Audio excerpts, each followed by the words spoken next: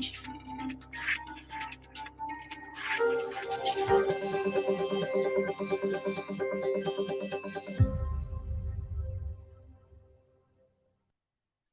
centre has submitted a detailed affidavit on the Manipur viral video in which two women were stripped, paraded naked, one of them brutally gang raped. I'm Barkha Dutt, you're with the Mojo story. In a few moments from now, we'll be talking to Justice Madan Lukur, one of the senior most jurists of the country, who's also, of course, retired from the Supreme Court, for his perspective on what the Supreme Court can and should do.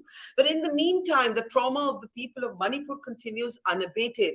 The Manipur viral video that jolted India has compelled the centre to go before the Supreme Court and argue that this particular case should A, now be investigated by the CBI, B, its conclusion must be done in a time-bound manner within 6 months of the submission of the charge sheet by the CBI, and 3, the centre has asked the Supreme Court to take a decision to transfer the case outside of Manipur. The centre has also assured the Supreme Court that the survivors of the sexual abuse and rape are being provided counselling, rehabilitation measures, security, as well as education and job opportunities. But the question is, this is one case. We ourselves at the Mojo story have documented not just one, but multiple cases of sexual abuse, sexual violence, as women's bodies become battlefields. We've also reported on the plight of children,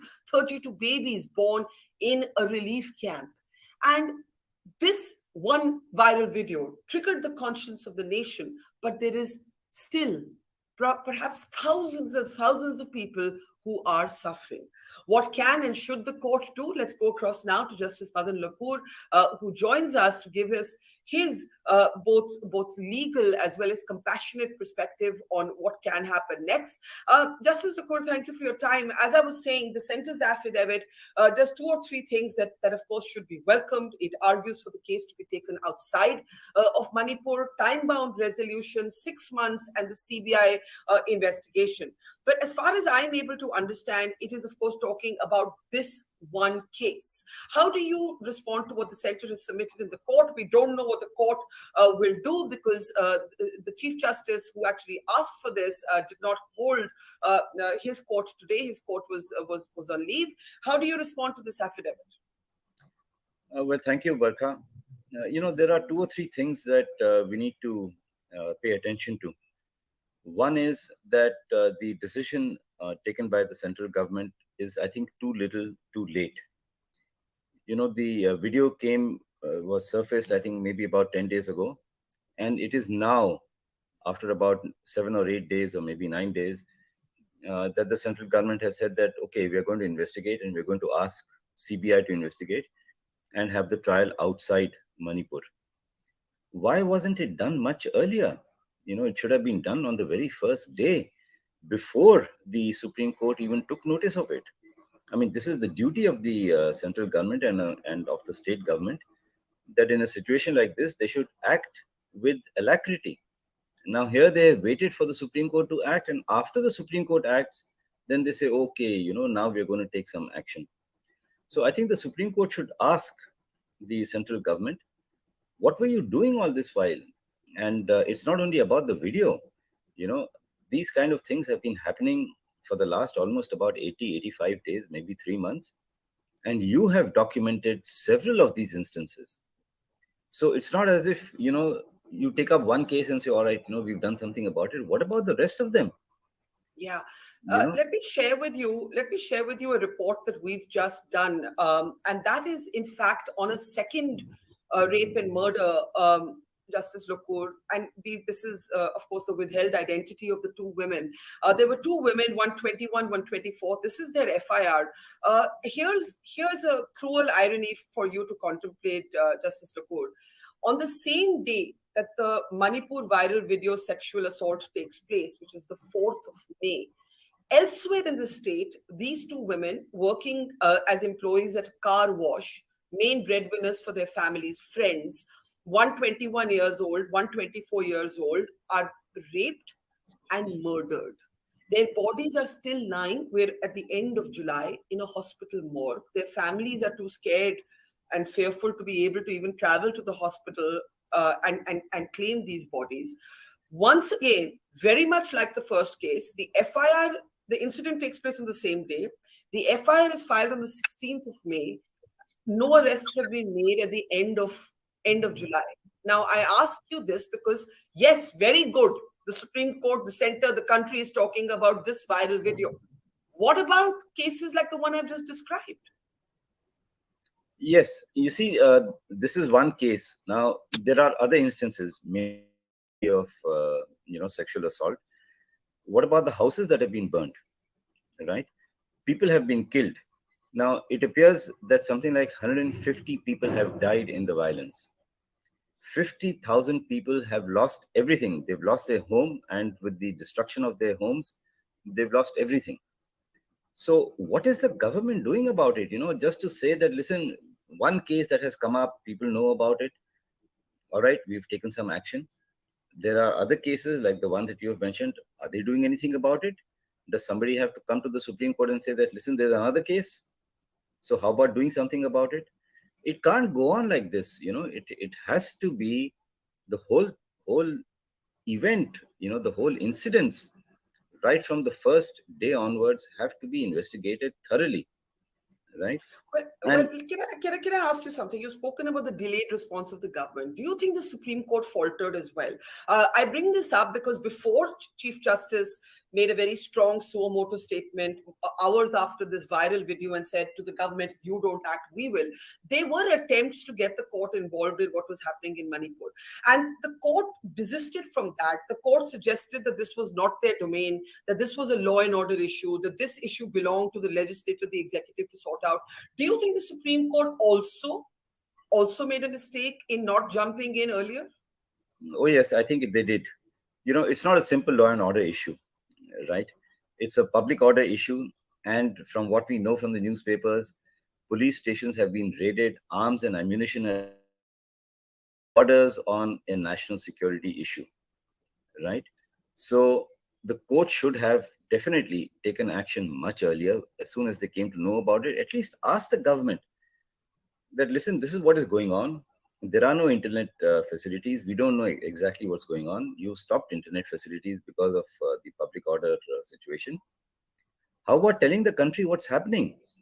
If you remember, during the COVID times, right, a statement was made on behalf of the government that, oh, there's not a single person on the streets, right? Not a single migrant Now, worker. Solicitor General made that statement. I can never right. forget it because I was on the street walking with the migrant workers at the time. I remember the Okay. statement. Yes, sir. Yeah. So there you are. And the Supreme Court believed the Solicitor General, right? Whereas the truth was far from what had been stated. Surely, with that background, the Supreme Court should have been far more circumspect and should have said that, listen, we are pretty, scared of your statements that everything is normal, there's no problem. You please show us that everything is normal.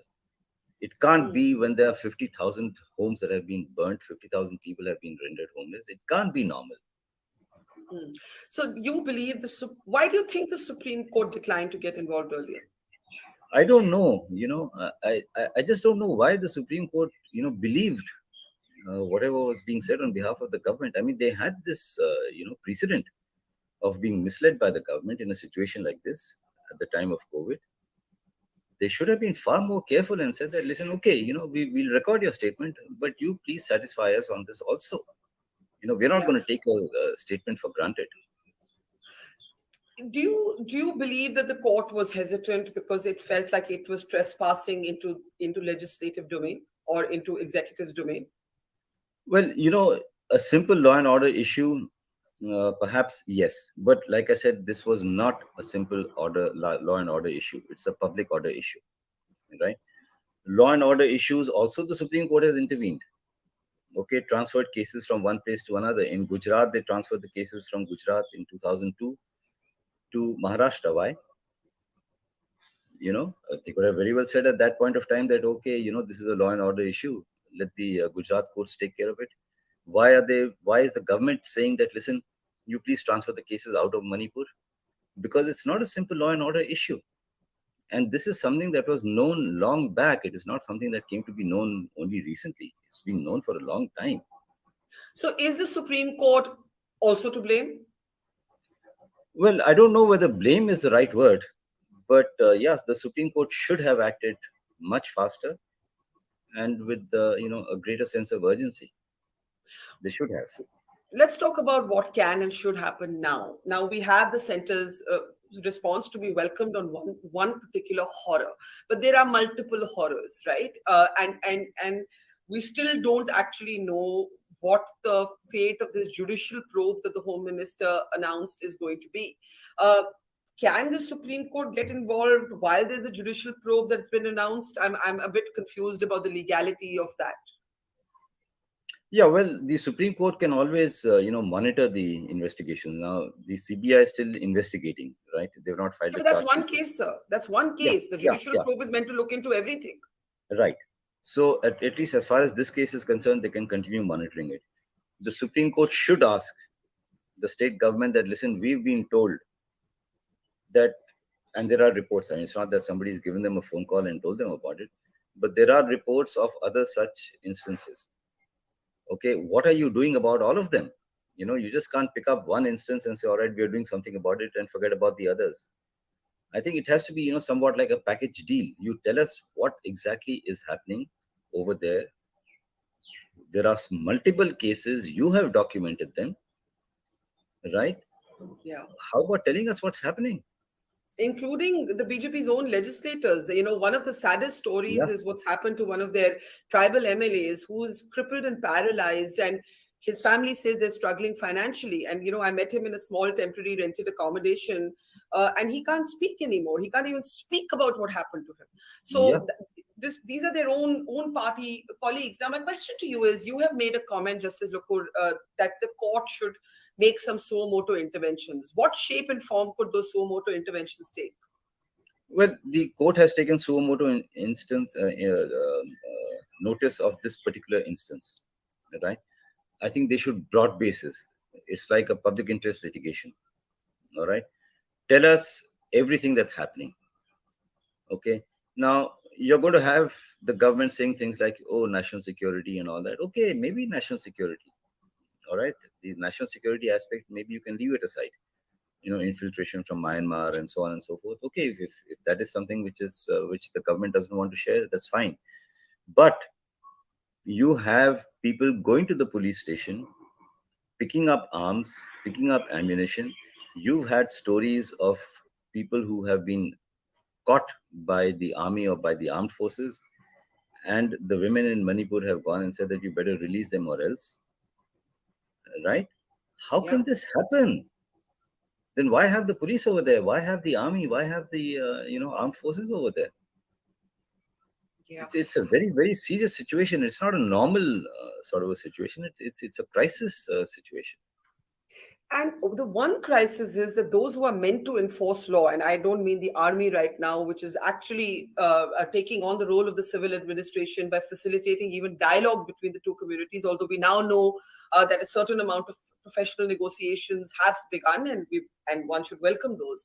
The breakdown of the police, either because of a lack of authority or because of bias. Every unit of administration at the moment seems split along ethnic lines. The husband of the sexual abuse survivor on that viral video told me that when his wife was being paraded naked, and he's a soldier, by the way, in the army, a veteran for 28 years, when his wife was being paraded naked, the police was there. And he said two things happened. He said, A, the police was outnumbered. It was outnumbered. The mob was bigger than the police. And he said the police did not want to do anything, right? So when you have a state where the police's moral authority has collapsed, where the Director General of Police's home has been attacked and assaulted, what should this highest court of the land do? You know, I mean, when I say you, I mean the court knows that the police's authority has gone. What is the intervention for the court to make at this point? Yeah, you see, all this, we can know only if the court says that, we want a full report. Okay. I can understand that you have 800 or 1,000 people in a mob, and they snatch these two ladies. Yeah. Maybe, I don't know, there may be half a dozen policemen over there, maybe 10 policemen. They obviously can't do very much when there's a 800 strong mob. What happened after that? I mean, it's not that the mob was there all the time. Yeah. They left after some time with these two ladies. What did the police do after that? Right? So I would say that the police also is complicit. Okay, they didn't do anything. Now, once the FIR was registered, a zero FIR was registered, it wasn't transferred to the jurisdictional court. Why? So you have to have all the facts. You can't just say that, well, this is what has happened. The police has not done this, the police has not done that, but you have to get to the bottom of it and find out why has it not happened. By Yeah. just saying that, well, these are the facts is not good enough, because this Should sort the of a situation, yeah, yeah. yeah, sorry, this sort of a situation, I hope it doesn't arise again. But should it arise again, it happened in 2002, it's happened now, 20 years later. It may happen, another 20 years later, one doesn't know, and I hope it doesn't happen. But can you say that, listen, we are not prepared? Should the court be directing the appointment of a truth and reconciliation panel, a fact finding committee? Should the court be overseeing the judicial probe? There are thousands of FIRs. There will be, if story after story, tragedy after tragedy, one can document about action that has not been taken on these FIRs. So there is a collapse, as it were, of law enforcement. What are the options legally before the Supreme Court right now to make a direct intervention? Yeah, you see, the Supreme Court, I think they can appoint a commission. If you remember in Hyderabad, when these four or five persons who had raped a doctor, they were killed in a fake encounter. The Supreme Court appointed a committee of with a retired Supreme Court judge and maybe one or two other people to give a report about what has happened. All right. The Supreme Court has appointed committees on various occasions. Why can't they do it this time? And give them an open mandate, you know, because we still don't know the extent of what has happened. We talk about 50,000 people, but out of those 50,000 people, maybe some of them were sexually assaulted. We don't know. Maybe children are missing. Maybe children have been killed. All kinds of things seem to have happened because it's a massive crisis. So, with an open mandate, I think the court should set up some kind of a commission, not a one-man commission, but maybe three, maybe five, so that the entire extent of everything can be known. And does that override the judicial probe that was announced by the Home Minister? No, that can go on. That can go on, because that judicial probe seems to be confined only to this one incident. No, the judicial probe, if I'm not wrong, was actually announced when the Home Minister had gone to Manipur, right? Huh. And it was announced in a more general way. But because everything worsened in a security situation after that, it could never it could never get off the ground, as it were. Yeah, okay. Now, if a Yeah. judicial probe was ordered At that at that time, point, at that time, yes. yeah. That Yeah. was, I think, if I remember correctly, towards the end of May or something. Yes. Yeah, whenever it was. Now, if what did the judicial probe do? Apparently nothing, because if the judicial probe had done something, it would have come to know about this video. It would have come to know about all the other horrors that have taken place. So, what's the point of saying, oh, we're having a judicial probe, and then the judicial probe does nothing? There's nobody Yeah. to monitor it. So, if the Supreme Court says that, listen, we are going to monitor it, they've done it in the past, we are going to monitor it. Let's see what happens. So, whatever investigation that takes place here on, not only about the Manipur viral video sexual assault case, but in general, uh, do you believe it has to be overseen by the Supreme Court? Yes, it has to be. It has to be. Because you are saying there was a judicial probe that was earlier announced, right? Yes. It seems to have done nothing. Okay, so the government can announce half a dozen judicial probes, they will all do nothing. That's not what anybody wants. Hmm. Why do So you it why do you has, say they will do nothing? well, you've got the precedent of this one judicial probe doing nothing. The one Hmm. judicial probe that was announced by the Home Minister, what has it done? What have they told you? They've not told us anything. It's only journalists, people like you and others who are coming out with these kind of stories of horror. But this is Let something me which the judicial probe should have told us. Yeah, I'm actually, we should check, whether the judicial probe was able to actually even begin its work. And I've just asked one of my colleagues to check that while I'm talking to you. There's no update. I've been told really we can't get any more details on what the probe, what happened. Was it not able to take off? Maybe because of the security situation in the state and so on. My question to you in the end is: there's a lot of talk about president's rule. That is, of course, not a decision of the Supreme Court. What is the limits or the confines within which the Supreme Court can and should be operating going forward? Sorry, I didn't get that question. I'm saying there's a lot of talk about president's rule, but that is, of course, a Uh-huh. decision that will be a political decision. Uh, what then are the limits or the framework within which the Supreme Court can and should be responding? Apart from a court monitored probe, that's one of the points that you've made. Obviously, you agree with the centre's submission that this case should be transferred out of Manipur. But as I remind you of the complexity of the situation, I think the chief minister himself said there are 6,000 FIRs. Now, Yeah. given you could be in a situation where you have thousands of FIRs, so Yeah. how do we proceed investigating in such a scenario? Yeah. You see, something like president's rule is a completely political decision, like you said, right? Yes. So you keep the political plane on one side, you keep the judicial plane on the other side. All right. Yeah.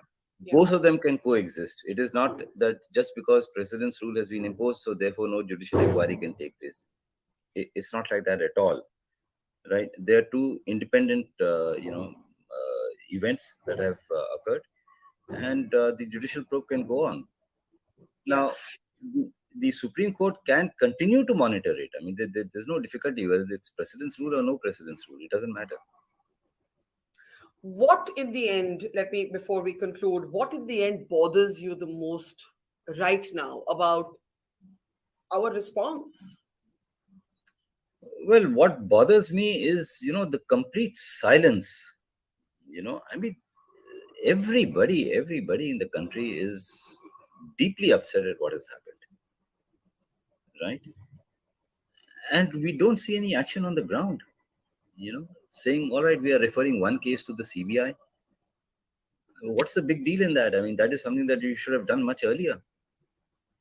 Now, it's not, like I said, it's not an average or a normal kind of law and order situation. It's a public order situation. It's a grave crisis, Yeah. which is facing our border state, right? And if what we are told is correct, there's infiltration from Myanmar and so on.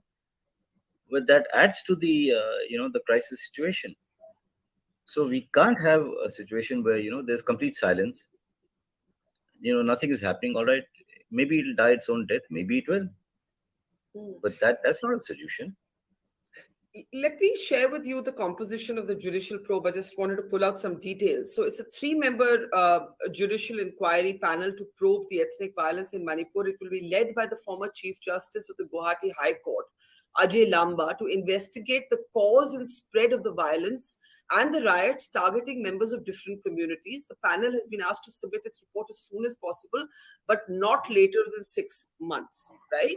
Also, we on infiltration, the infiltration continues. The Manipur government has made a statement saying in the last 2 days we've had 700 cases of infiltration from Myanmar. So I just wanted to put those two facts out there. Now, on the judicial probe being led by a former Chief Justice of the Guwahati High Court, once this detail is there and they've been given a 6-month deadline, does that limit the way the Supreme Court can act, or can the Supreme Court say, no, we'll monitor this probe, or will the Supreme Court set up a parallel committee? I'm just a bit confused. It can do either. It can say, all right, tell us what is the progress made by this judicial probe, right? It can do that and say that, all right, we're going to monitor it because we'd like to know what's happened. Or the Supreme Court can say, but if it does say that that we'll set up our own probe, or we'll set up our own commission, it shows a lack of faith in the existing probe. So I think for the time being, it would be a good idea if the Supreme Court says, listen, we are going to monitor this, right? Yeah. We want to know what you have done in the last, whenever you were constituted, 10, 15, 20 days, whatever it is. and we're going to monitor it. Hmm. Right? So yeah, it's Supreme Court has both options available to it. And you would hope that the Supreme Court takes over the investigation. Well, when I say takes over, monitors the Yes, investigation of not just the Manipur viral video case, but of the entire investigative process right. that this judicial probe has been tasked, panel has been tasked to do. Yes, yes, yes. And what are the remedial steps? You know, I have a technical question. If this judicial probe is being led by a former Chief Justice of the Guwahati High Court, but the center has asked for one of the key cases to be transferred out of Manipur, is there any contradiction in those two things? no, not necessary, not necessary. Uh, that the investigation into a specific crime is going to be investigated by the CBI, right? Then the trial will take place somewhere else, probably in Assam. I don't know, but I would imagine it will be in Assam. Yeah. So And yeah, go ahead, please. no, I was just going to say that if you had one wish of the Chief Justice at this moment, what would it be? Chief Justice of Of the India, Guwahati High of Court India, of of India. India, of yes. Well, I would like him to, bat on the front foot, and say that, listen, tell us what's happening. Don't just take us for granted. Tell us what's happening.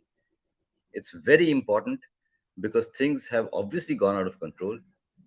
The police is not able to handle the situation. The government is not able to handle the situation. The army seems to be under pressure. The paramilitary forces seem to be under pressure. What's going on? Yeah. We'd like to know what's going on. Absolutely. Thank you very much, Justice Madan Lokur. And it would be very sort of important to see how the Supreme Court responds whenever it does actually hold a hearing, which I hope will be soon, because any delay is actually unaffordable given what's happening in Yeah. Manipur. Thank you very much, sir. Yeah. Thank you. Thank you. Thank you, sir. Thank you. It's great to see you here. Thank you for watching our work. If you haven't subscribed yet, don't forget to click the bell icon and subscribe to Mojo Story and support independent, robust journalism.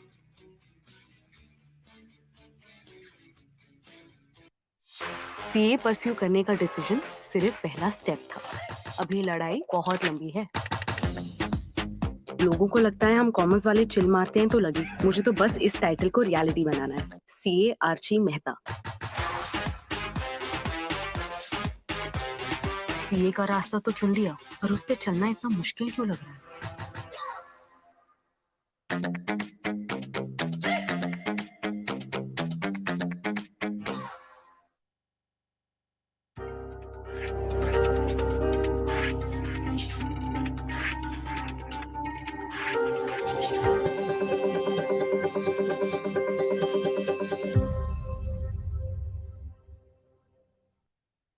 For the last 3 days, we have been reporting on the story of Manipur's forgotten MLA. Vungzagin Valte is a BJP MLA. He's one of the senior-most politicians of Manipur, and he's also been an advisor to the chief minister. A mob attack left him crippled and paralyzed, unable to speak, eat, or walk on his own. Yet for the last many weeks, Mr. Valte has effectively been left to fend for himself.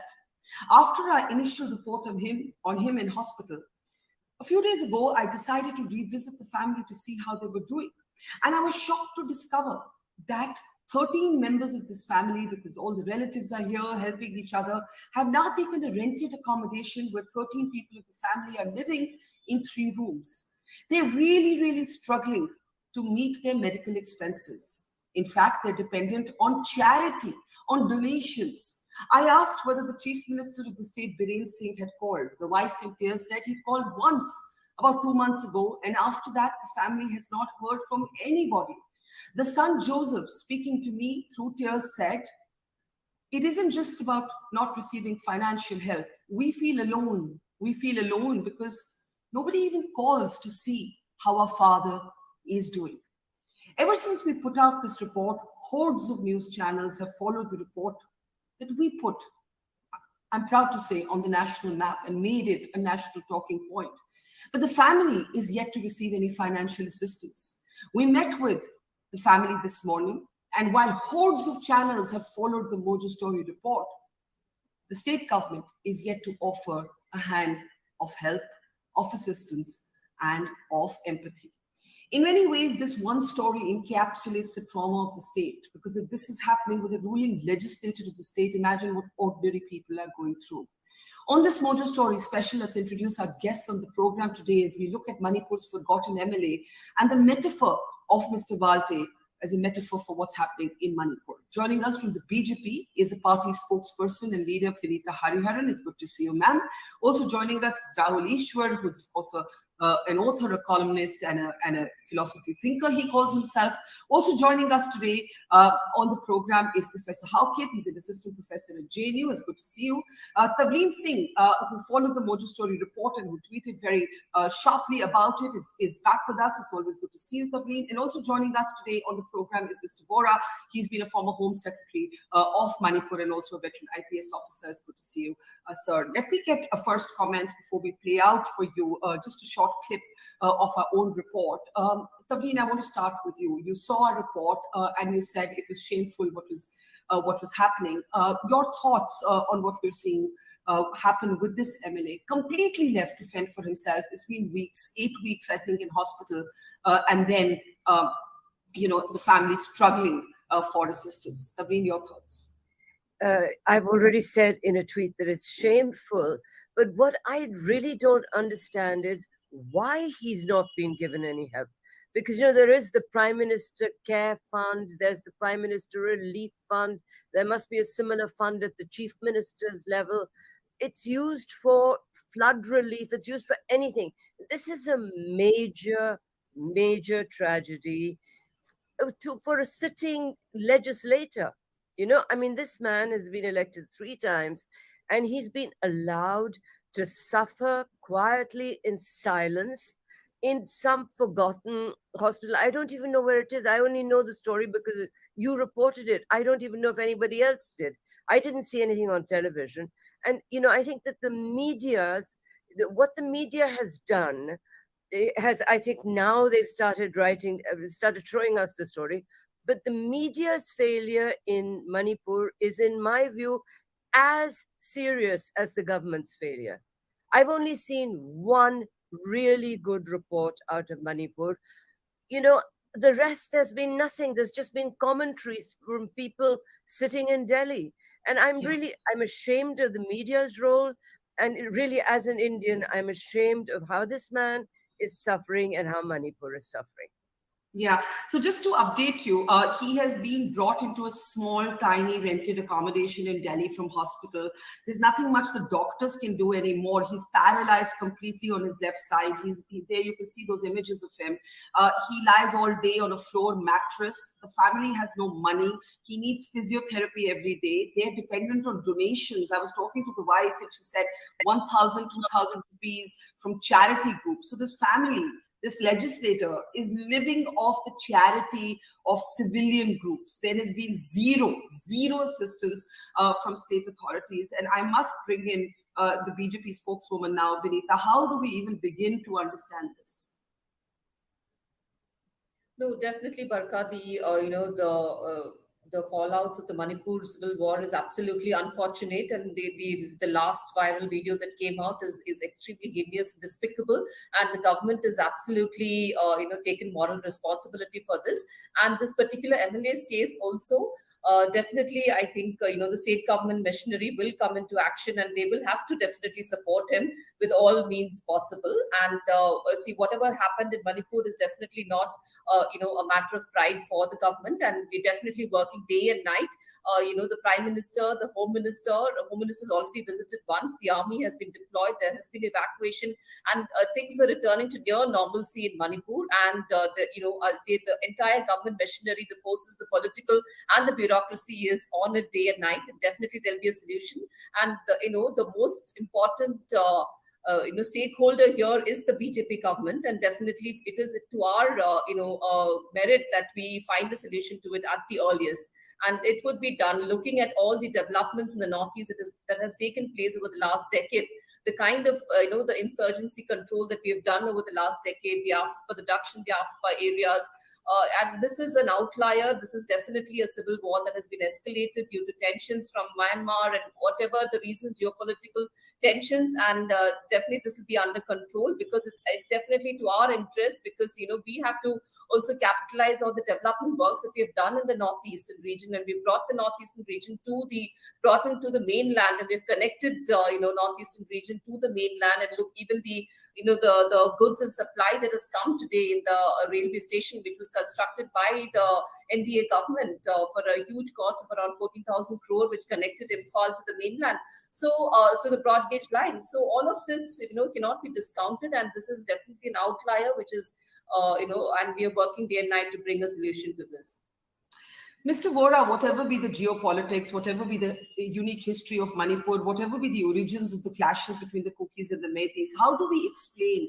What people looking at these pictures are saying is, if this could happen to a BJP legislator, what must be ordinary people going through? This is somebody who's a senior politician of the state. This is his wife Moinu on screen, and this is the MLA. And as I said, I found him, cramped in a little room, on a mattress on the floor, and they have no money, and they have got no phone calls from anybody except one call soon after he was airlifted from Manipur into Apollo Hospital in Delhi.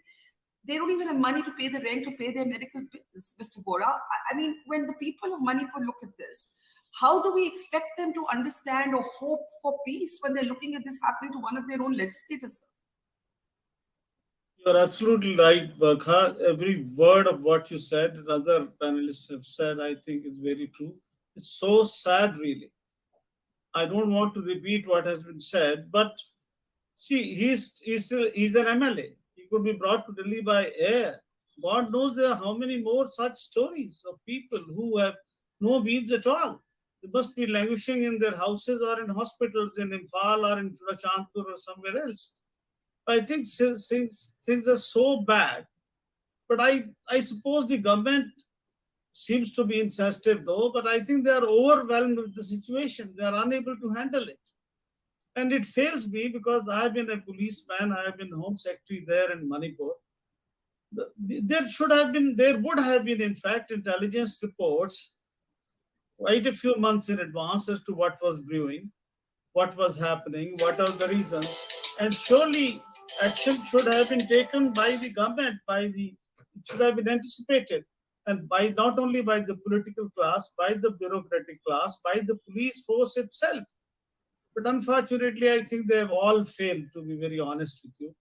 And I think situation has come to such a pass today that violence is continuing for 3 months. My 40 years experience of Barkha, the police tells me that at best you can have a 3-4 days violence. It can't continue that long. And actually, as I think you know by now, there are divisions within the bureaucracy, within the police, there are inefficiency, long stories of all kinds of things. I think it's time for hard decisions to be taken on all fronts, political, bureaucratic, police, all that is there. And I think in order of priority, stopping violence, getting weapons back, and reconciliation, some kind, some commission, some committee, because the present committee is not working. So there are eminent people in Manipur, like sports persons, Mary Com and others. There are doctors, there are academicians. They're all very, very, very highly placed people who would be heard, who are respected. But I think it's very important to for investigation of cases should be given to CBI or court-monitored probe, fast charge sheet, fast-track courts. I think there's so much to do. The hands are full. The border has to be taken care of. Should there be president's rule, sir? Should there be president's rule? Should there be president's rule? Well, as I said, I've said it indirectly by saying there's a need for hard political decisions. Well, whether they change the political dispensation or they have the president rule, it's up to the government to decide.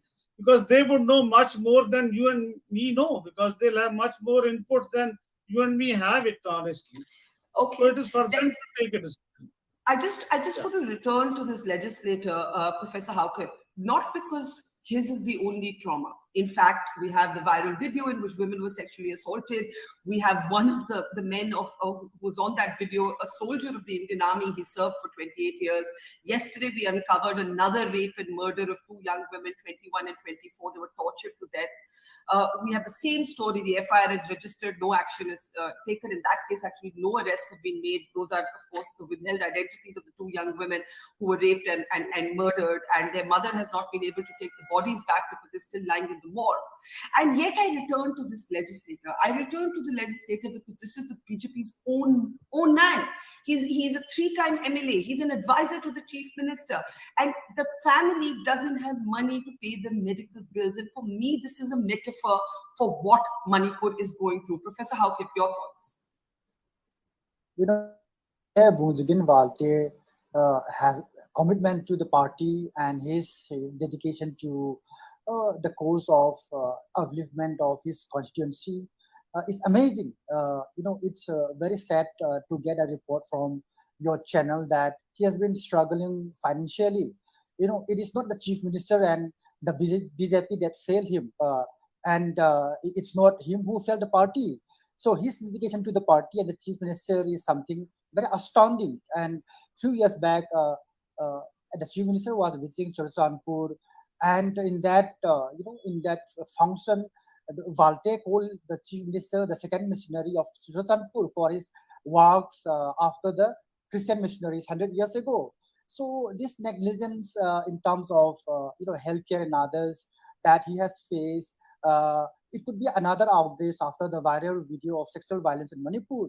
So this report, I'm sorry to say that I'm shocked to hear about the struggle that the family has to go through, and the party as well as the government of Manipur has to look after his his health as well as the financial needs of his day-to-day management.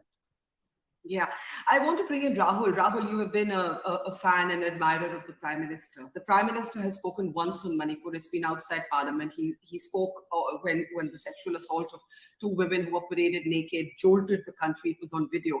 As I've said, we have now documented another rape and torture of two young women. We have documented what has happened to this MLA. There are 13 members of his family living in literally. I was there this morning.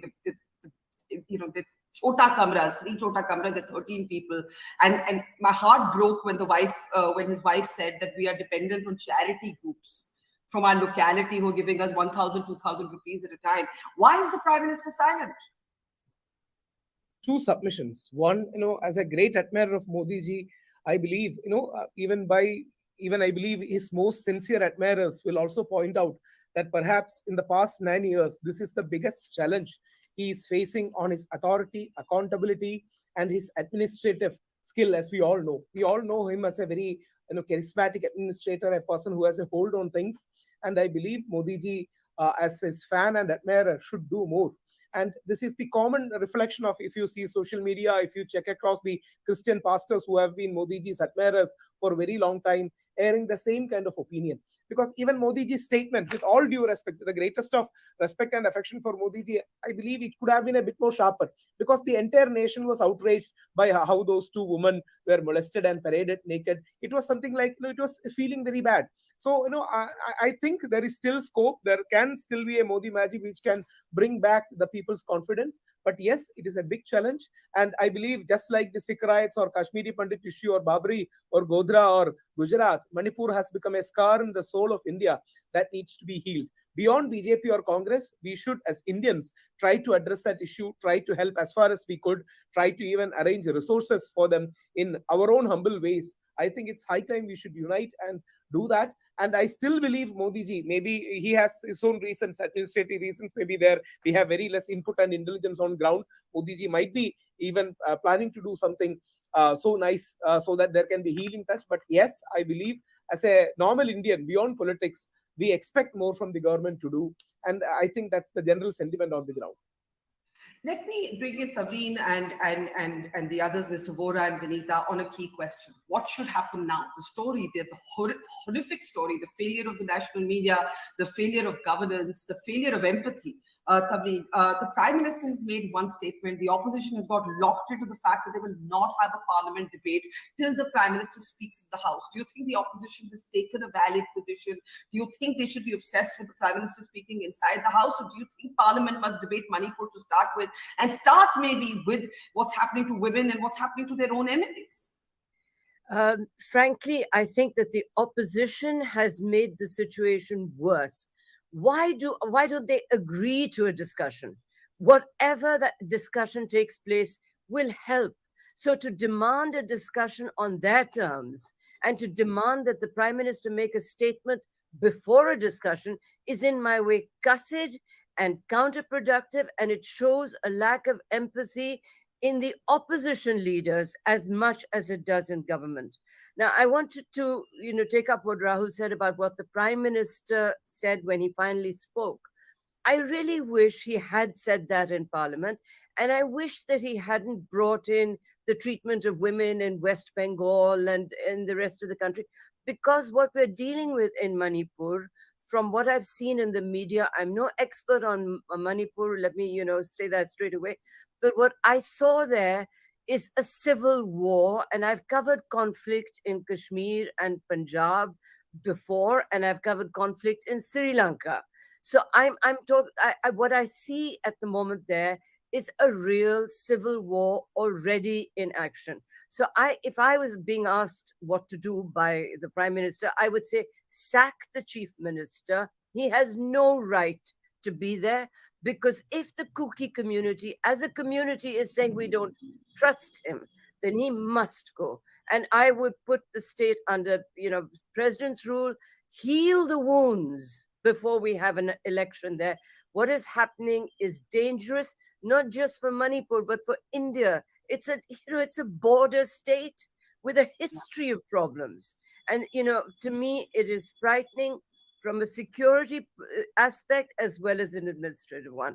But I think that the opposition should allow a discussion no matter what terms that discussion is held on. Absolutely. Mr. Vora, would you agree that the beginning has to be, you see, what's happening right now is you've got the army being asked to step in for civil administration. The police, and you've served in the police, you would agree. The police, in every case that we have documented of rape and torture, what we're told is the police didn't do anything. The army man married to one of the survivors of sexual assault on that viral video told me, he said, I felt horrible because I had fought wars for India, but I could not protect my wife. I asked him, where was the police? He said the police was outnumbered and helpless, or chose not to act. We don't know which one it is. So you're currently having the army substituting for Biren Singh. When you look at the fact that the Chief Minister cannot even offer empathy to his own MLAs, as we have seen with Mr. Valte, do you not think the beginning of healing has to be for him to be sacked? I entirely agree with you on every word that you have said. But I think we have to go ahead and see what can be done now. I think some of the things which I would like to mention is, one is, the first thing is the violence must be stopped. And if the government has to use its brutal force or peace initiatives, it must be done. This is very, very important. Getting weapons back, 4,500 weapons had gone. And I am told that many of these weapons were actually handed over from the police armories and the Assam Rifles armories, because there's a division among officers. The officers of the respective communities handed over many of these weapons. I have served in insurgency areas in Punjab, in Kashmir, in Tripura, in Manipur. Even 20 weapons are enough to create havoc. And here we're talking of thousands of weapons, only 1,000 have come back. Then I think coming of justice, investigation, I think it should be CBI probe or court monitored probe. There must be fast track courts. I think this is very, very important, because people will in the local police, let me tell you that. I mean, you also know it, I also know it. The hard political decisions are needed at the highest level, whatever shape they take.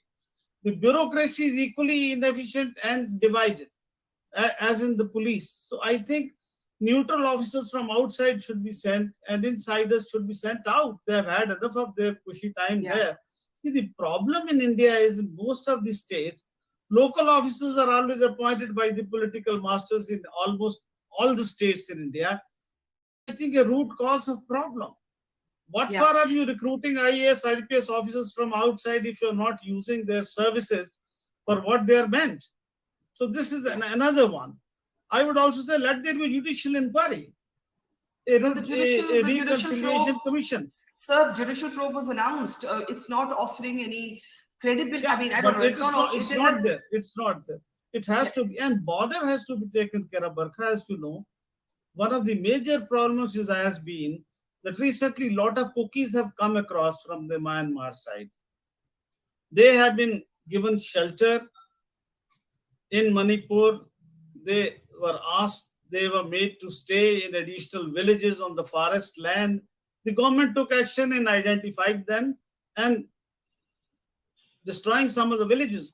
So that also angered the cookies. I mean, that is one very, No, very major reason. that is true, sir. But among those who've been targeted are Indian nationals. Yeah, this is patriots, bad. I mean, as I Cookies. said, I've already said every word of what you said, I support. But I'm saying that these Yes. drug lords, these borders should be taken care of. I think it's very No, I important. agree. But the beginning has to be, Vinita, in this chief minister who did some fuzzy resignation drama, having to go.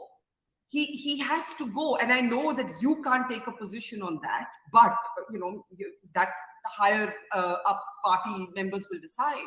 But when I look at this MLA and I say the most scathing indictment of Mr. Biren Singh is that he doesn't even seem to care about his political colleagues. He knows this man was airlifted. He knows he's paralyzed. He knows his driver has been killed. Mr. Valte will never have a normal life again, and nor will many, we don't know how many Manipuris. People who will not make it to the headlines. How can Mr. Biren Singh have any moral force to continue this man? Yeah, so Barkha, I think the issue is beyond sacking this CM. The priority now is to bring the peace and stability back in Manipur and in the northeastern region. And therefore, I think utmost priority is to bring peace and stability to end the civil war by expediting the efforts of the army and bringing it in greater force and might in Manipur. I think that is the first step. The second would be an all-party consultation, which the parliament, if the opposition allows a proper discussion, a face-to-face discussion, I think that would be one big important step forward. And also all stakeholder meeting, the MLAs of the Kuki and the Meeti. There are several MLAs in the Kuki as well as in the Meeti representation. So therefore, there has to be an all-party consultation between the MLAs of the Kuki and the Meeti and all other, the bureaucracy, the political forces, the civil society groups, the media. Everybody should come under one platform immediately and essentially to bring consultative and suggestive step forward, proactive and positive steps forward, because we cannot let the 10 years of development work that we have done in the northeastern region get it disrupted just because of this one particular outlier civil war case, which has gone out of proportion. So definitely, I think the utmost priority is to bring the civil war under control. Okay, Rahul, we're in the last few minutes of this program. I want, Mr. Vora, give me a second. Rahul Ishwar first. Rahul Ishwar, do go ahead. The Prime Minister doesn't like, this is my analysis, I can't prove this, but it seems to me that Mr. Modi doesn't like reacting to criticism. He wants to probably set the terms for his own response. But he needs to respond. Yes, I agree with Tavleen. The opposition should not hold up a debate. They're also scoring political points. I agree with Vinita. There should be an all-party consensus. There needs to be an all-party meeting, an all-party delegation. But the Prime Minister must speak. See, Modi ji is always looked upon as a solution provider, a person who can bring solutions to the table. But in this particular crisis, I believe he was not at his best self bringing the solution. No, I'm sorry to bring a political angle to it. I mean, beyond party politics, look at the Kerala, especially coming from Kerala, the entire Christian community was enamored and charmed by Modi ji, say 6 months ago. They were all singing, great gaga regarding Modi ji, and all the major, Christian pastors and fathers were meeting Modi ji, and there was a huge Christian BJP alliance going on. The entire thing changed, and even all those people who were looking up to Modi ji, they were even starting comparing it to unfortunately 2002, the Gujarat one. So I believe still Modi ji can turn around. Maybe I don't know, they have their own stature and their own inputs to react to, but still he should show that he is in control.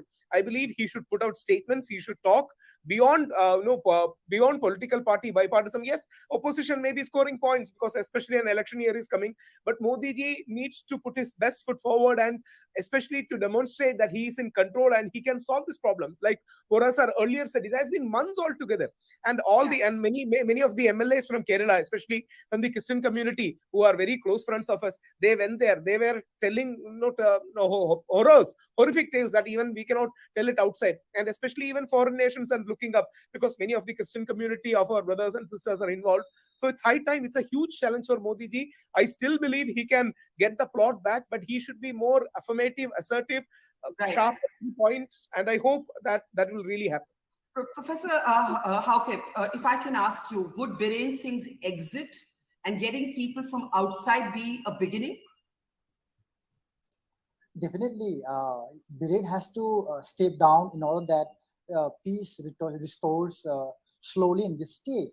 We have been demanding president's role from the first week of violence, and this has not happened. And after a month, we have been seeing the political situation and the reluctance of BJP to put Biren down. And we have been demanding that at least change the chief minister, or change the head of government. But that has not been taken into account again. Instead, there has been a peace committee that has been formed by the Home Ministry, and the chief minister is the head of that peace committee. How could someone who is believed to be, instigating violence, the cookies believe that he is complicit in this violence? So how could the cookies talk with someone whom they believe that he is a part of the the conflict, the problem, part of the problem, so and not he's part of the problem, and the exit of Biren could slowly provide some space where same voices could come from both sides. It is befuddling why the government is attached to keeping him on. I don't know. Before I take last comments from all of you, I just want to play out just 2 minutes. 2 minutes. It's a longer story, a longer conversation with the family is available on our platform. But just 2 minutes that will give you a sense of what Mr. Valte is going through, what his family is going through. A story that we have been following assiduously for the last several days now. Take a look.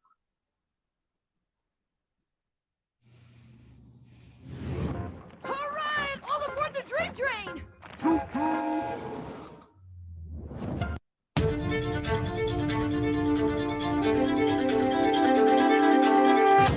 Mojo's story sets the agenda. Our report on Manipur's forgotten BJP MLA, Vungzagin Valte, is now being followed by every other channel. From morning till 9, my tears can't stop.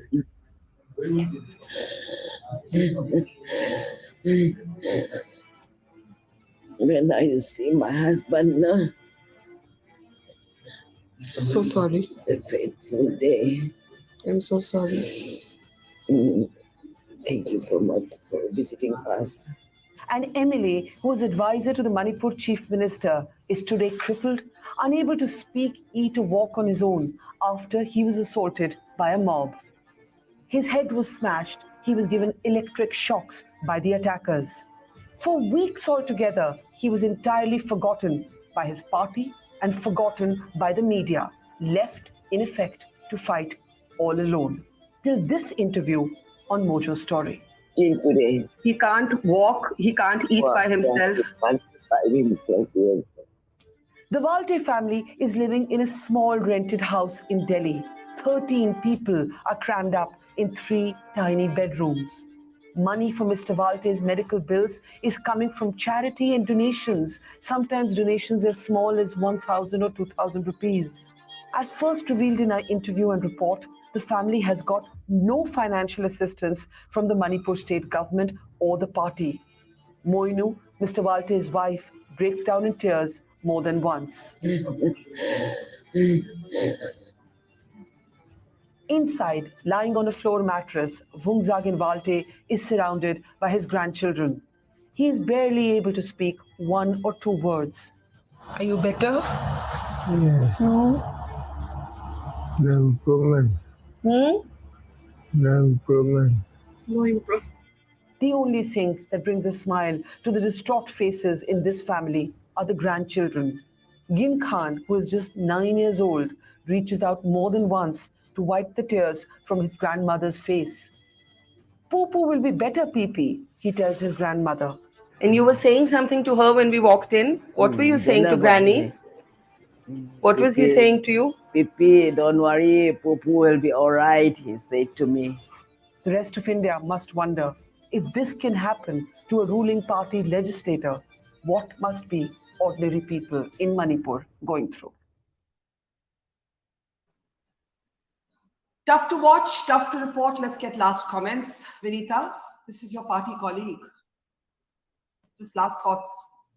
No, definitely. I mean, the government will come into action, and I mean, they're already in action, and we will ensure that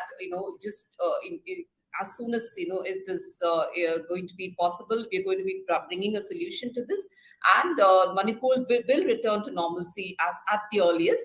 Because we cannot let all the 10 years of hard work that we have done in the northeastern region be destroyed by one civil war. We will definitely not let this happen.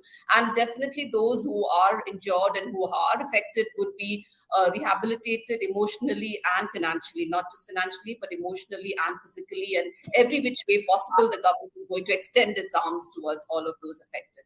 I just hope as a horde of channels now try and report on Mr. Valte after our report that the MLA gets a call from somebody who matters, who's able to provide him assistance. Mr. Vora, last thoughts, sir, quickly, briefly. One is, see, about this relief measures, I think government should have announced by now relief fund. Every state government does it, and people pour in and they help from all over India. I don't think it has happened so far. You would know better perhaps. But the main point I want to make is that the administration there, I mean, all, including political, bureaucratic and all, I think they seem to be groping in the dark. Even the political people are groping into the dark. They don't know what to do. My suggestion will be there's no dearth of officers who have served there for ages in all ranks, in all services of all kinds. I think the government should at least talk to them, consult them. No harm in taking suggestions from people. Yeah. So I think that will help. Even if it helps a little, it's worth it. But showing empathy, showing compassion, I think this is most important at the moment where everybody's so hurt. I think it's very, very important. It must be done on priority. Tableen, you wanted to come in there? Tableen? All of this will happen later. By tonight, this MLA should be moved into Manipur House in Delhi. The best doctors in India for head injuries should be put at his service because you can heal head injuries. He's speaking, he responded to you, so he can be given treatment. There is no, forget the healing later on and all that. But if the Prime Minister wants to show leadership and empathy, the first thing that must happen is this. And the second thing that must happen is that Biren, whatever his name is, should be sacked. Absolutely. I have to agree on both points. This man needs help and he can be helped. And Rahul, quickly. Barkhaji, beyond any rhetoric, I hope if Mojo, ordinary people like us would love to contribute, because I was so moved seeing that story. If you can run some kind of a resource allocation campaign, whatever little we can amass, because it is not charity, it is our patriotic duty to stand with Manipur. It's our patriotic duty towards every Indian to stand with Manipur, and whatever a little we can all amass, I think it would be good for the family. So please think of such a thing, and many people, including me, would like to contribute immediately. Let me give the last word to someone from Manipur, Professor Hauke. Where does the healing begin, sir? I think given the scale of violence and the deep divide that existed between the two communities now, it is only political solution that could reduce, this kind of divide. Eventually, look into the demands by the Kukis, look into the demands by the Métis, and what could be there. Because right now, these two communities could not come together in the form of civil society organizations. They don't want to meet one another. So somebody from Delhi, the Home Minister, the Prime Minister has to intervene and initiate political dialogue, and political solution has to be arrived up to bring peace. But I think, as Mr. Vora said, the solution now has to come in partly from the outside, or at least for now, it has to come in from the outside. The second thing I'd like to say in conclusion is the bottom line is, I think, as Tableen Singh said, two things must happen immediately. Mr. Valte must get assistance. He must get medical intervention. He must get the backing of the state that he has served. And it is just shocking. It is really shocking that he has not been given that. And secondly, I think there's no ambiguity. I know we put Vinita on the spot here as a BJP spokeswoman, but I think the consensus, even within everybody I've been speaking to in the BJP, is that Mr. Biren Singh has lost the authority to actually preside over the state, and it is befuddling why the BJP has not asked him to go. Our heart goes out to the family of Mr. Valte and to everybody in Manipur who's suffering. Our continued relentless reportage on the state will continue. Thank you to our panel, and thank you to our audience for watching. Take care. Thank you. It's great to see you here. Thank you for watching our work. If you haven't subscribed yet, don't forget to click the bell icon and subscribe to Mojo Story and support independent, robust journalism.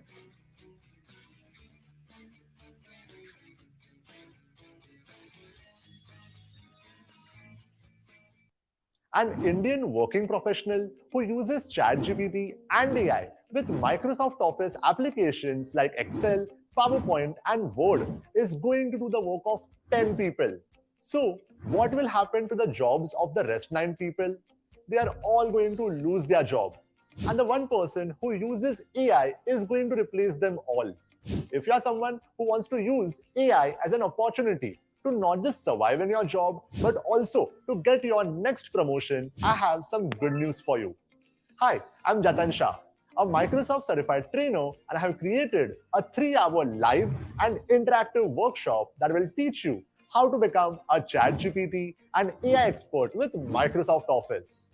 The AI skills that you will learn in this workshop will help you save at least 2 hours of your hard work every day. The free AI tools can boost your productivity by automating your work and increase your monthly salary by 3 times. You don't need to have any prior technical experience, and you don't need to learn any coding.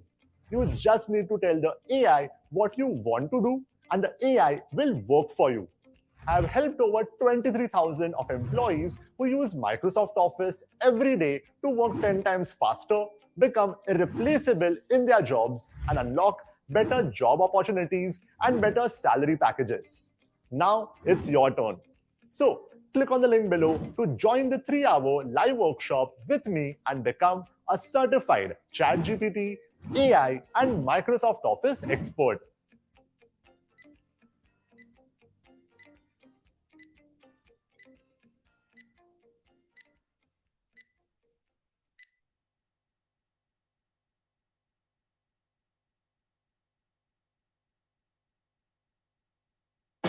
Training is strategic, and it impacts your bottom line. Businesses need to train their customers to build loyalty.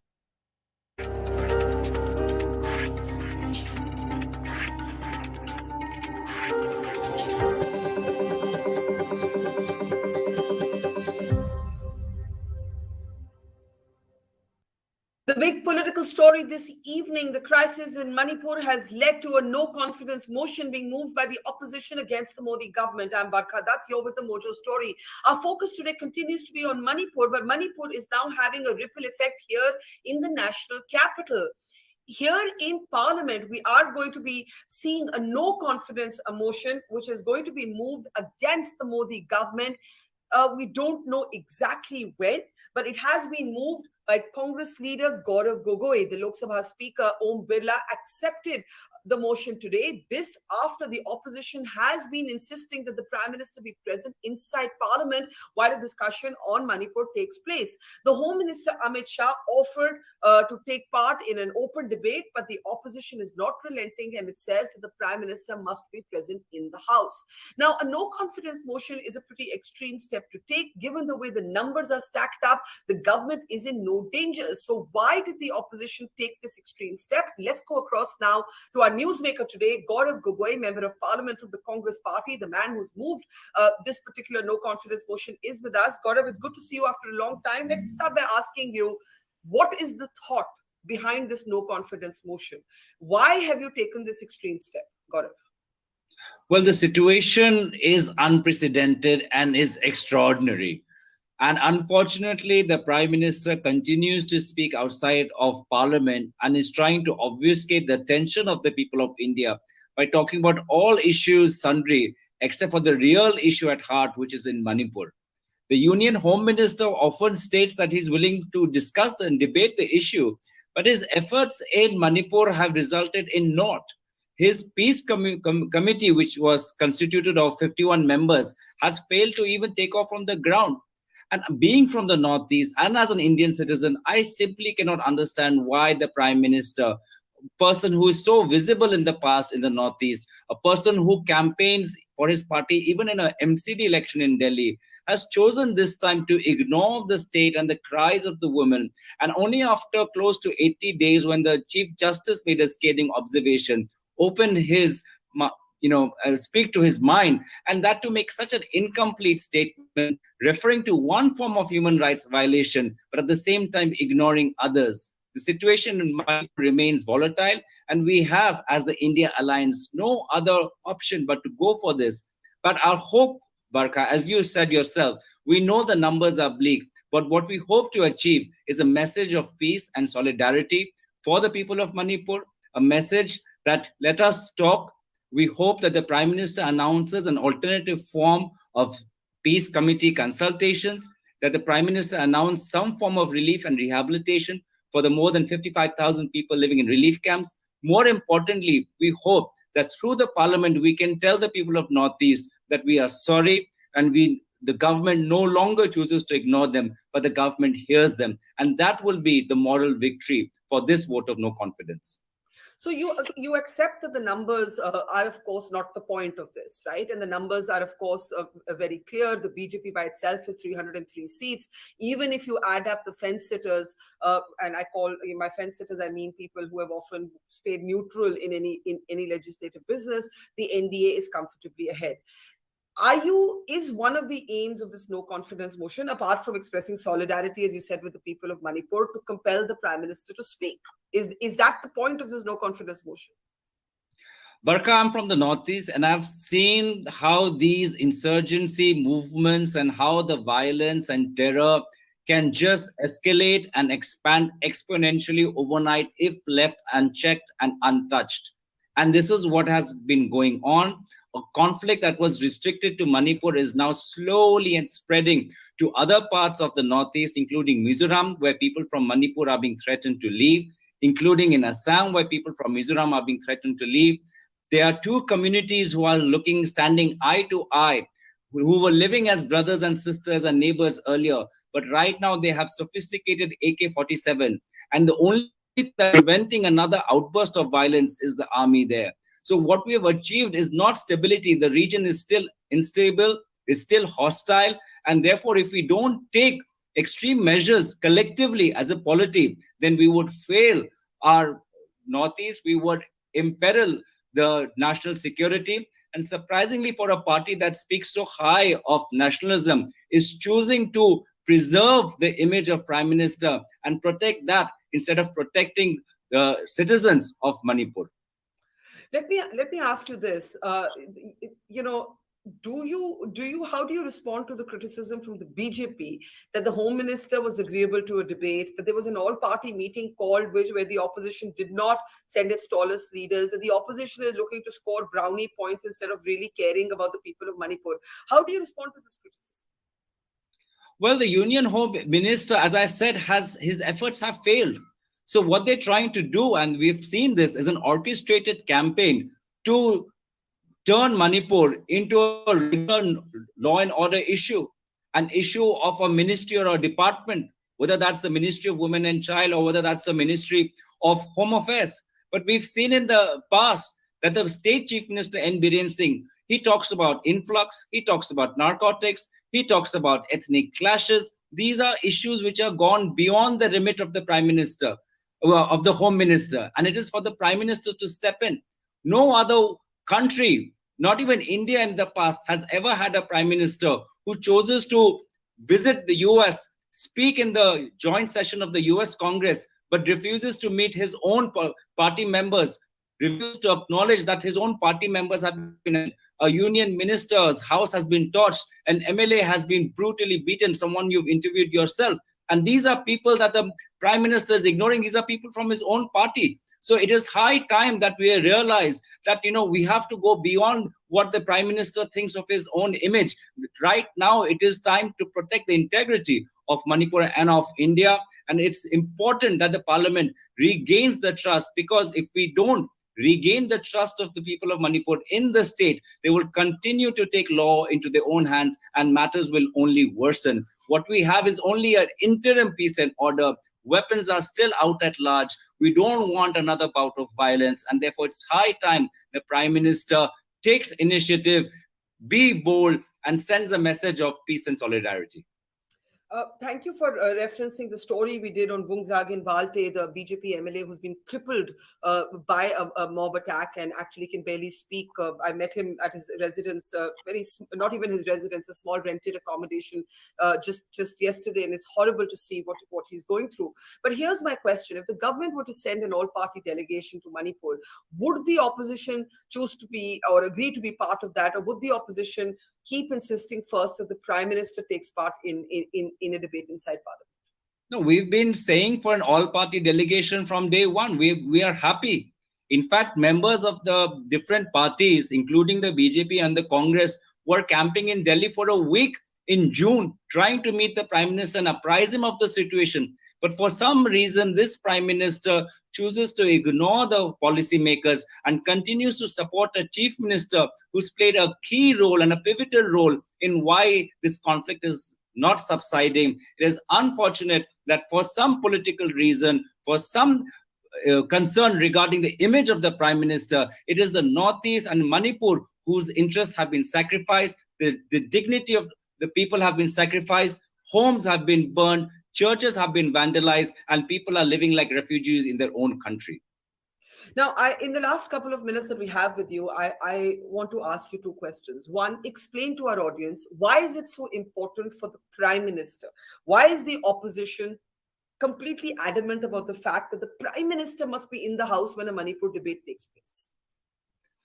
In this government, it is the actions of the Prime Minister which holds the most weight. His words have a meaning that no words from a minister can match. It is the Prime Minister who leads the government and leads the nation in times of conflict. When it was COVID, it was this Prime Minister who put his face on every vaccine certificate. So why is this Prime Minister shying away from his responsibility? What is this political design that they are following in which they're supporting a Chief Minister, a Prime Minister who has been so visible, talking about all forms of social issues, whether that it's mission life or whether that it's for yoga, chooses to ignore human rights abuses that are going on day in and day out. And as I said, Cookies and Metes, they were at conflict with each other in the past. But for the last 23 years, for the last 2 decades, we have not seen this scale of violence that we are witnessing now in Manipur. This has the potential to explode into a much more volatile situation. The last time we saw this scale of violence was in 1998. That's more than 24 years ago. So what is this Prime Minister doing? Why does he not care that he has such a blemish on his record and the nation is suffering because of his indifference? This Prime Minister's actions and words mean a lot more. When the people repose their faith in the government, it's not government as an entity, but it's on this Prime Minister that people vote in the elections and have their faith on. And therefore, it is incumbent upon this Prime Minister to regain the faith and to appeal to the people to give up their arms and start a process of healing and dialogue. Now, a united polity is very important right now because there's a national security dimension to this. There's Manipur's border with Myanmar, there's drug mafias, there's illegal infiltration. There's all of that as an added dimension. There's the army operating without the Armed Forces Special Powers Act, but literally holding the state together. Are you demanding president's rule or is your demand something else? We're absolutely demanding for president's rule because the people's faith in the administration has gone. You can have all the troops on the ground, but if you don't have the support of the local people, then our efforts of the troop will not yield in the success. And therefore, if you want to win against all forms of unorganized crime or organized insurgency, then you have to have the support of the people. You have to win the trust of the people. And that this is something that this government has failed This government in the state has failed the Meiteis, the Kukis and Nagas. Everybody has lost someone. Everybody has suffered in the last 2 months when the internet was shut down. And therefore, it's necessary, if you really want a strong effort at peace, that the government must consider the option of imposing president's rule. Thank you, Gaurav. I think the no confidence motion, the outcome of it is a preordained fact in terms of numbers. But I think if India's parliament can finally have a serious discussion on Manipur and the crisis in Manipur, that is something that we desperately need. That certainly the people of Manipur will want to hear. And as you've said, what happens in Manipur doesn't stay in Manipur. It has a ripple effect across the Northeast. Thank you very much, Gaurav. We look ahead to the debate in Parliament. Gaurav Gogoi moving that motion of no confidence today against the Modi government. Thank you, Gaurav. Thank you. Thank you. It's great to see you here. Thank you for watching our work. If you haven't subscribed yet, don't forget to click the bell icon and subscribe to Mojo Story and support independent, robust journalism.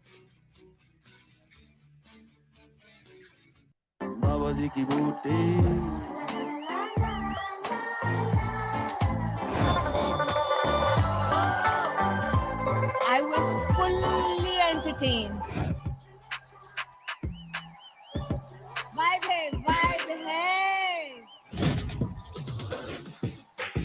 ये है ना, ये underground की real vibe है.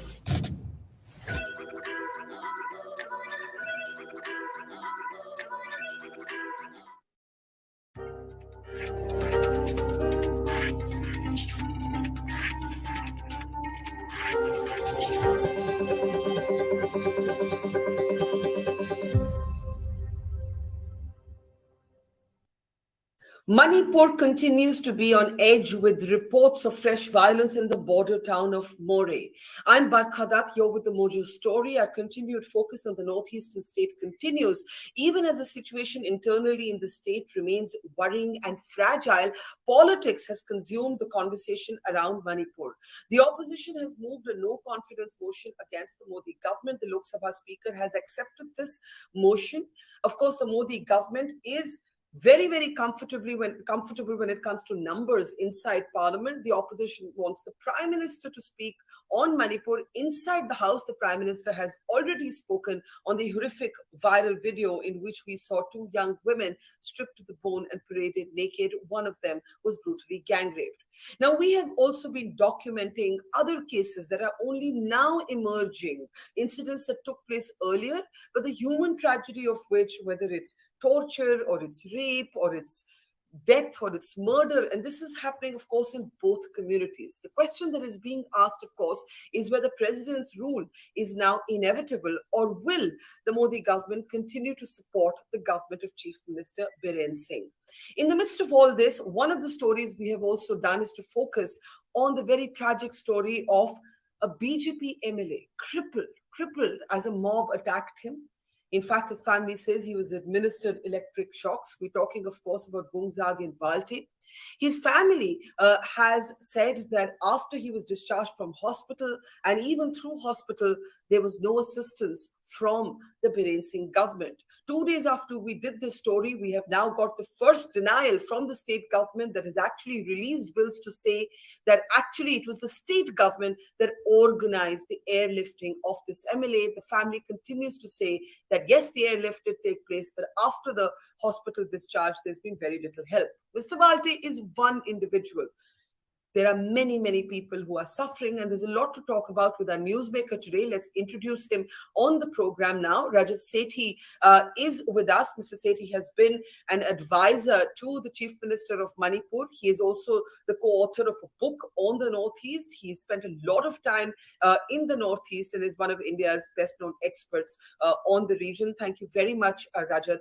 Let me actually start, and we'll come to the big picture, but I want to start with the report that we have done on the BJP MLA Vungzag in Valte, somebody I know you have known quite well personally as well in your time that you have spent working in Manipur. Now, of course, the images are horrible. What happened to Mr. Valte is horrible. But Mr. Valte's family made an allegation, and the allegation that they made to us and to other channels was that there was no assistance that was forthcoming once Mr. Valte was airlifted. They are not denying, of course, that the airlift was organized by the state government. Now, while these images are very disturbing, I want you to come in on that. We also do have the documents that have now been released by BJP leaders, which show, and we can please bring those documents up. There they are, the cost of the airlift, which is close to 50 lakhs. But the human tragedy remains in focus, and the family continues to feel what they call abandoned. I want you to respond to this particular report that we and others have done. Well, Barkha ji, at the outset, let me share with your viewers that when I was serving as the advisor to the Chief Minister, Valte, he was somebody I had looked up to. He was one of the senior leaders coming in from the Kuki community, from Churachandpur. And I have personally spent endless hours just understanding the complexity of Churachandpur, the politics there, the insurgency movements there, all of that. And he's been almost like a teacher to me, helping me understand about the geography and the landscape. However, he has been through absolute hell. There is no denying that. What he's going through, may God, give him absolutely fast recovery. But at times, when there is an economic, an ethnic clash of this magnitude, a lot of things get, obliterated. A lot of facts go missing. What I have learned, because ever since he was airlifted and the way he was attacked, I inquired a lot out of just sheer curiosity. There was a cabinet meeting organized at the CM's bungalow. Among that cabinet meeting, there were other Kuki leaders also present. And there was an indication from the security establishment that please don't allow the Kuki leaders to go and leave the CM bungalow at that time. There were other Kuki leader, Nemcha Madam, who was also cabinet minister. She stayed back, but then unfortunately Valteji left and he went in far away into an unsecured area and he was attacked by a mob. Once the attack happened, he was immediately shifted to one of the local hospitals in Manipur. And thereafter, he was, realizing his condition is not improving, he was immediately airlifted. In the midst of an absolute mayhem on the streets of Imphal, he was airlifted, and as soon as he landed, as in the pictures, as you can see, is the OSD to the Chief Minister of Manipur, Dr. Vikrant. He's also, incidentally, one of the doctors at Apollo Hospital. He takes care of a lot of Manipur cancer patients who come to Delhi.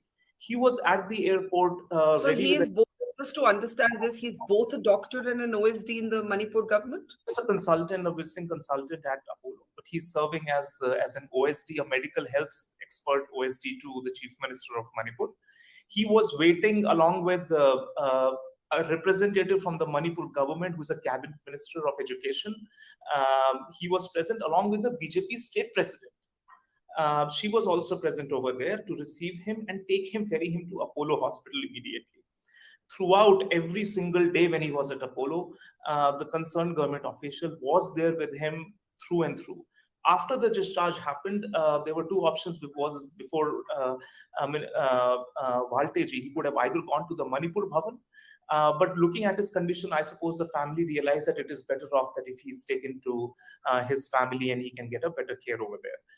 But through this period of hospital stay, etc., all the bills are going to be eventually submitted and get covered. That's the usual procedure of any state government employee, or in this case, he's a very senior member of Legislative Assembly. All these medical bills, on usual, will be covered by the Assembly's funds eventually once, Can I clarify what you just said? Because that's an important point that you're making. Because when we were asking the family, they said so far, the hospital bills have been paid by them. You are saying these bills will be covered by the state government. Barkha ji, yeah. So this is not something which is a special case scenario here. I mean, usually all bills of all Legislative Assembly members gets covered by the Assembly. If there is somebody who is a member of the state cabinet or something like that, they'll be covered by the state government. These are the usual norms. I think let the dust settle, these bills would be submitted, and that's how it will get eventually processed. I don't see, a lot of hue and cry was made that there was no assistance whatsoever. This is what I principally disagree with, because there are facts to oppose it. The charter was arranged. Though the state government was completely obsessed with handling the violence on the streets, but still it was made a point was made that he gets the best treatment possible. And he was airlifted to Delhi, and at Apollo, he was given all the medical care that was required, and every day he was visited by a representative of the state government. These are the facts which cannot be refuted. Okay, I'm very glad to hear these facts. But when you say a hue and cry was created about Mr. Valte, I assure you that we reported what the family said. And why do you think the family feels this way? That's what I want to understand here. Of course, Mr. Valte himself can't speak because of his paralysis. But Mr. Valte's wife Moinu and his son Joseph, they say that they've spent about close to 50 lakhs because, of course, after the discharge also, Rajat, as you know, there are medical bills and so on. I know some BJP leaders have also said that a few lakhs was also given as in monetary compensation. We did try and ask the family this. The family says that they got this through a doctor. They don't, in their understanding, they have not yet got any money from the state government, but they've applied, they say, for reimbursement, which you also just mentioned. I want to understand from you, why is this? One of the senior most leaders of the state, he's also been an advisor to the chief minister like you. Why is his family feeling like this? I mean, as a journalist, I'm only reporting what they're saying to me. So why are they feeling like this? And we did try, before we got to talk to you, we called several MLAs in Manipur after this report, and we were not able to get them to give us a response on this story. Otherwise, we would have definitely accommodated it. Why do you think they're feeling like this? Well, I can empathize. I mean, they're not going through a normal situation. Valte is in a condition where we can all pray for his swift recovery. But he looks completely shattered and broken down himself, what he has gone through. I mean, such a senior leader, being attacked by a mob so ruthlessly. I believe the entire shock of the event that unfolded on the 5th of May has still jolted the family. And I am all with them, barring the technicalities, those could be put aside. But let me tell you, right from the chief minister, I've had a discussion with him also earlier when Valte was attacked. And every single cabinet minister there, all senior erstwhile leaders also across party line. I mean, everybody is deeply empathetic and deeply shocked as to what happened. It is just that, every single leader is right now handling their own constituency.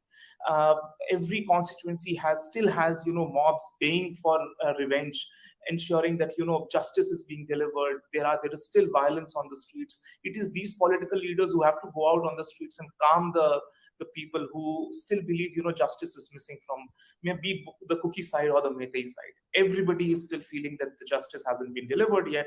And it is these political leaders, it's very easy to blame them, but it's hard to be a politician at the end of the day. They are on the street, handling people, ensuring that, no emotive response comes in and snowballs into yet another controversy. I think once all of this settles down, Valteji and the respect that he carries in the top echelons of Manipur society will be there. He is still respected and will continue to get that respect. I think this is just a very, very bad time that Manipur hasn't seen in several years. So I think just keep that thought in mind that this is not the normal times. And any story that we pull out of that context might seem very odd, but putting things back into the context of Manipur, you would see that things are not good. And this is just one that should be seen in the context. And we'll certainly convey what you have said to the family. I'm sure they'll also be relieved to hear it. We're also relieved to hear that the hospital bills will also be, as a matter of course, which is what you're clarifying, be footed by the state government. Let's zoom out now, Rajat, if that's okay with you, and to look at the larger situation in the state, right? Now, politics are being played. The BJP and the opposition are hammer and tongs at each other. The BJP says, the Home Minister has said in Parliament, we are ready for a debate. The opposition is adamant about the Prime Minister being in the House. Now it's resulted in a no confidence motion. And we've seen the sort of political sloganeering or rhetoric on either side. Leave the politics for a moment. As someone who has spent time in Manipur, who has worked in Manipur, I want your understanding of what could diffuse the crisis. Let's talk about that. Let's have a productive conversation. What can be the small or the big step to diffuse or begin the process of diffusing this crisis? Well, this is what I wanted to highlight in the conversation, that a lot of technicalities which go into resolving this, where you have professional negotiators negotiating this situation, this impasse, is already happening. There are several closed-door discussions happening with civil society leaders, with the insurgent leaders, with who are being ferried from Manipur repeatedly to Delhi to have those conversations. Every small inch of land is being of argumentation, of demands is being gradually looked into. Everybody's position is pretty stiffened at this point because they believe they are representing the community and they can't be seen budging from the core demands of each of the sides. But still, sense is being instilled in them. A broader picture, a bigger picture is being discussed. By the way, right from the intelligence side to people who have been interlocutors, to people who have served earlier as the interlocutors, are round the clock discussing with each of the community representatives that is out here. I know for sure, I have myself been part of a few such deliberations here in New Delhi, and I can tell you that honest efforts are being put in to at least find a small runway for peace. Thereby, when the tempers are down, you can have a more reasoned discussions with both the sides. And this problem is so protracted, and by now, largely all people interested in that subject know and understand that there hasn't been. This is not the first sort of this deep ethnic clash that has happened. There have been at least 5, 6 very, very big ethnic clashes which has happened in the state. It's, by the way, not a Hindu-Christian clash, because by putting those frames, international community has belittled the crisis. They have shown their grotesque understanding of the crisis. Nobody is attacking anybody in the name of a Hindu god or a Christian god. Therefore, this is not a persecution issue. I can go on and give you so many examples that in the past 4 or 5 ethnic clashes that have happened, in no scenario has there been a religious prism to the whole thing. Cookies and Paites have fought. Cookies have also gone against the ultra micro minorities, the Gorkhas. Kangkokpi had significant population of Gorkhas, but they were attacked by Cookies. There was huge clashes between them and the Kuki community in the past. Cookies and the Nagas have had a clash. Both are Christian communities. Today, Naga as a community is not party to this ethnic clash. They are also Christians. So how does this and they're 24% of Manipur. The Naga groups are 24% of Manipur. These religious lenses is a very sort of a lazy understanding of what is happening over there, and therefore I don't give any weightage to people who are trying to sit in European Parliament or United Nations trying to do a judgment scenario here. Can I ask you a question though on this? There was this horrible report, and we have the image of that child, of a 7-year-old boy. One of the many human tragedies in Manipur. And as I said, there have been tragedies in both communities. Can we just take the banner off? He was burnt alive with his mother in an ambulance. Now, his case really stayed with me, Rajat, because he was half Kuki, he was half Meitei. His mother was Meitei. She was also killed along with him. The father was Kuki. Now, what the Kuki groups, and I'm asking this as a follow-up to what you said. What some of the Kuki groups said was that the mother, though she was Meitei, was targeted because she was a Meitei Christian. It's important now for our audience to understand that Kukis are mostly Christian, but not exclusively so. Meiteis are mostly Hindu, but not exclusively so. So, when people see, tragedies like this, I think they begin to see it through a religious prism. When you say this is not a Hindu-Christian conflict, can you elaborate a little bit more on that? See, when there is a religious conflict, the conflict's core cause is that you worship a specific god and you believe in a religious system which I abhor and I don't believe in. And that's the principal cause of violence on the streets. That's not the case here. As I've told you repeatedly, there are Meitei Christians who practice in Meitei churches. Those churches have been attacked by the Kukis. One big attack that happened, that where 9 Meitei villagers were also attacked, was inside the church by the Kuki militants. So those things are there. And in this scenario, in this in this lady and the child who was attacked in an ambulance, it is one of the most gruesome killings that has happened in Imphal. But over here, a Meitei community, when they were attacking, they thought that she's almost an outcast. She has gone to the other community. Understand that all these 3 communities, though are different, they have been, pretty conservative. They have not had marriages cutting across different communities. That intermingling hasn't happened. And she was seen as somebody who who left the Meitei practices and joined the Kuki community, and eventually she was seen from those lenses, however unfortunate that may be. But I don't see she was, in the impassioned mob that was there. She was seen again from a Christian lenses, that she's practicing and she believes in Jesus, and all of that is the reason why she's being attacked. She was attacked because she left the community and joined the Kuki community, and that's. I take on board what you explain about the complexity, the history of these clashes. Now, here's my one other disturbing dimension of this crisis is women. What's happening to women? We have an 80-year-old woman burnt alive. She's from the Meitei community. You have the women on the viral video that the Prime Minister and the Chief Justice commented on. They're from the Kuki community. So grief is not a competition. You can find very disturbing dimensions of what's happening in both communities. But we are also getting reports documenting more instances of sexual violence, where women's bodies have been used as a battlefield. And one of the things the former Director General of the Assam Rifles said to me, Director General Shaukin Chauhan, he said, I've never seen this happen in the Northeast. Women have such a different position in the Northeast. How is this happening? We must ask ourselves, how is this happening to women? So how do you tackle that question? See, I don't see this being an outlier community from that perspective. I mean, women and their bodies have been used for political, what's the right word? And have been weaponized in conflict from partition downwards. If I think about it, I don't see any community anywhere in the world being an outlier to that. So in this particular scenario, there was a buildup of anxiety from all communities. Nagas are under talks with the government of India.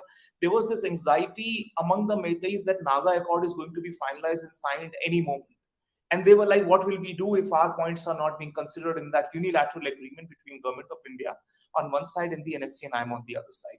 Similarly, an anxiety was there among the Meiteis that what if there is a resolution on the Sioux arrangement between Kukis on one side and the government of India on the other side.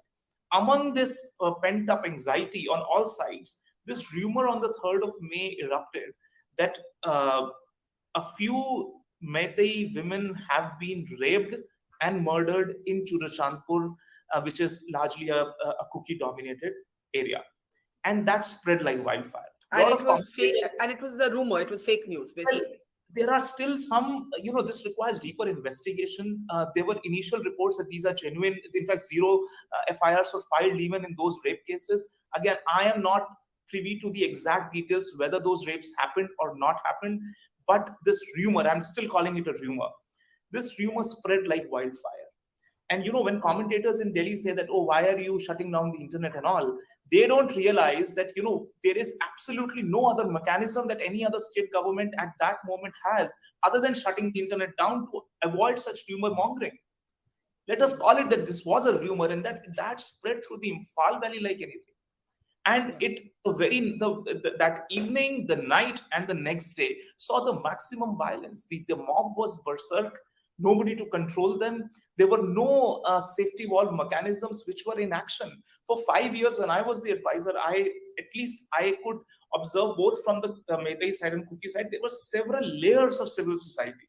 Churachandpur, we used to, joke that Churachandpur is a city of presidents. Because there were just so many small communities, and each one of them was a president of one community or the other.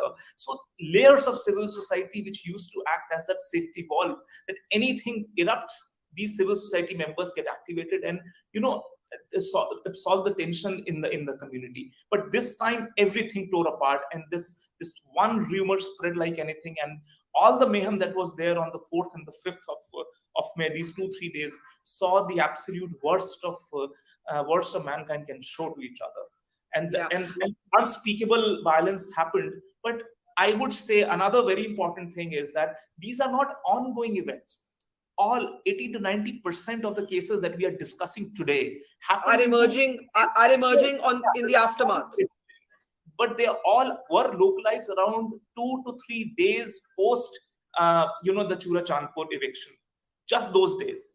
After that, it has largely been on the foothills where Kuki militants as well as the Meitei villagers were armed.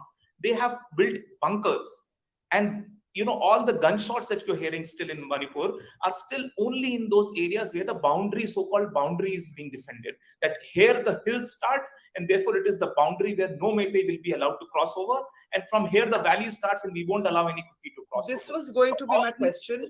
Sorry, yeah. I'm interrupting you because it's related to what you're saying. This was going to be my question, that while you're right that the peak of the violence took place, let's say on the 4th, 5th, 6th, thereabouts, you now have weapons in circulation.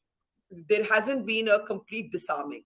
You have the army that has to patrol these so-called buffer zones where the Meitei neighborhoods end and the Kuki hills begin. And you have the army arguing that, though they've not officially said so, but military veterans are arguing that you now need to bring back AFSPA, the Armed Forces Special Powers Act, into pockets, because otherwise they have to bring out judicial magistrates every time they're deployed. Is that a matter of concern? Well, going back into the AFSPA days is something that I cannot comment on. That would be a regressive step because, net the Northeast has moved out of AFSPA. We would not want to see that regime come back so soon. Arms is a concern, but more than that, having a peace roadmap is important. Today, Meiteis have stolen arms, they've snatched it from the police or were handed over by the police. I don't know the facts. There's an inquiry commission for that. But then the Kuki community has equal number of sophisticated arms. They also got it from across the border. They did not snatch it from the police. So they got it from somewhere else. Who is ensuring that there is no cross-border supply of these sophisticated weapons into India? Those can at least be protected. Number one, those borders have to be protected by a professional force. Simultaneously, every weapon that was looted from the police or handed over by the police should be, there has to be operations to comb out such weapons and collect it back. But in order to do that, you need to ensure those bunkers all around the periphery of the valley area was still existing, both by the Kuki side and few by the Meitei sides as well, have to be first destroyed so that these people wielding weapons don't find a shelter to wield it. You've made a very grave allegation, and you of course speak from more knowledge than certainly I have in Delhi.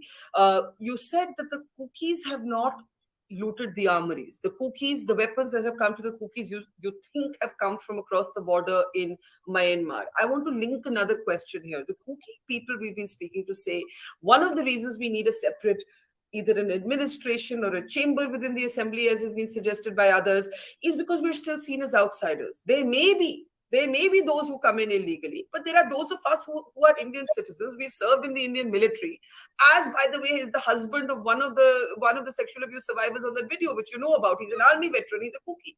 So this problem of, they say, of looking at the Kukis as outsiders, what would you say to that? Well, that is 100% true what you said. I mean, I would say that illegal migration is certainly a problem, but not every Kuki is an outsider. I mean, they've been here for the past several centuries, if nothing less than that. And they need to be, accounted for as genuine citizens of this country and of the state.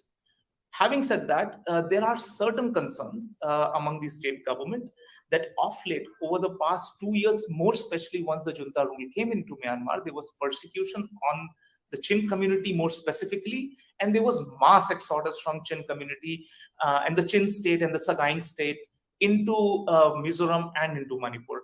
The UN Refugee Commission has issued public numbers. Those reports are in public domain. And they say that an official number of 54,000 illegal migrants have crossed over into India. That's a UN report with who have their people on the ground documenting this.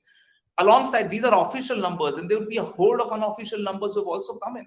And there are reasons why people are crossing over because of perverse incentives. You cross over, you join in as a tribal community, you get the ST status, you can get an Aadhaar number, you can immediately apply for a passport and become a bona fide Indian citizen and enjoy the reservation facilities that you get because of being a member of the ST community.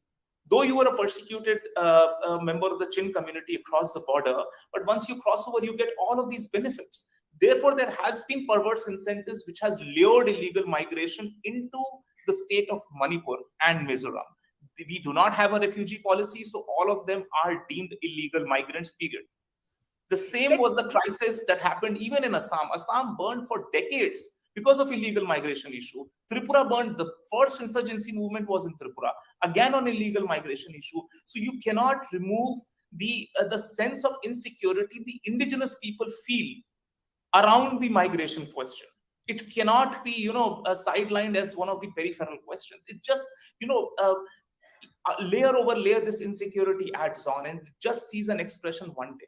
So if you have to solve this crisis, having a permanent stoppage on illegal migration, weapons crossing border, all of this has to stop. This is why I said maybe the government of India back in those days around Kargil time had a policy, had a framework to look at manning the entire borders through one force, something like ITBP. So Assam Rifles could possibly, this was one of the written proposals which was being discussed, that Assam Rifles focus should be counterinsurgency and the borders should be given to a professional border management force. So those questions, those very important questions has to be thought through. It's not an easy thing. Navigating the Indian bureaucracies and the bureaucracies of the military forces also isn't easy. Who is going to do that? These are the important things nobody in the country is discussing. Even the opposition party, nobody has tears, genuine tears in their hearts and minds for Manipur. They're all trying to do a political positioning. Otherwise, when outside the parliament and all party meeting was there, none of the tall leaders went there. There was no Kharge, there was no Rahul Gandhi, there was no Sonia Gandhi, there was no Mamata Banerjee, there was no Akhilesh Yadav, there was no Uddhav Thackeray. None of these top leaders had the time to actually do sensitive understanding of that position and come out with a white paper that this is what we think should be the solution of it.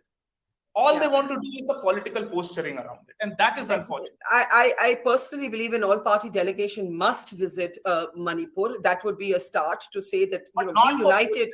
Not for photographs. Ask all of them to keep their cameras aside. Go there with a genuine intent to solve the problem. Agreed. I agree with you on this point, definitely. I want to ask a last question because we're out of time. Looking ahead, there's been a lot of debate over whether president's rule is the solution. The reason this has been raised is because so many units of administration have been split along ethnic lines. You've had the Director General of Police's house attacked. You've had the House of Ministers attacked, state ministers attacked. You've had MLAs attacked. We've seen all of this, right? Now, quickly, if you want a concluding thought on this, do we need president's rule? Is that the answer? Is status quo politically the answer? Where do you weigh in on that question? Well, it's certainly in the realm of one of the possible solutions to come out of this crisis.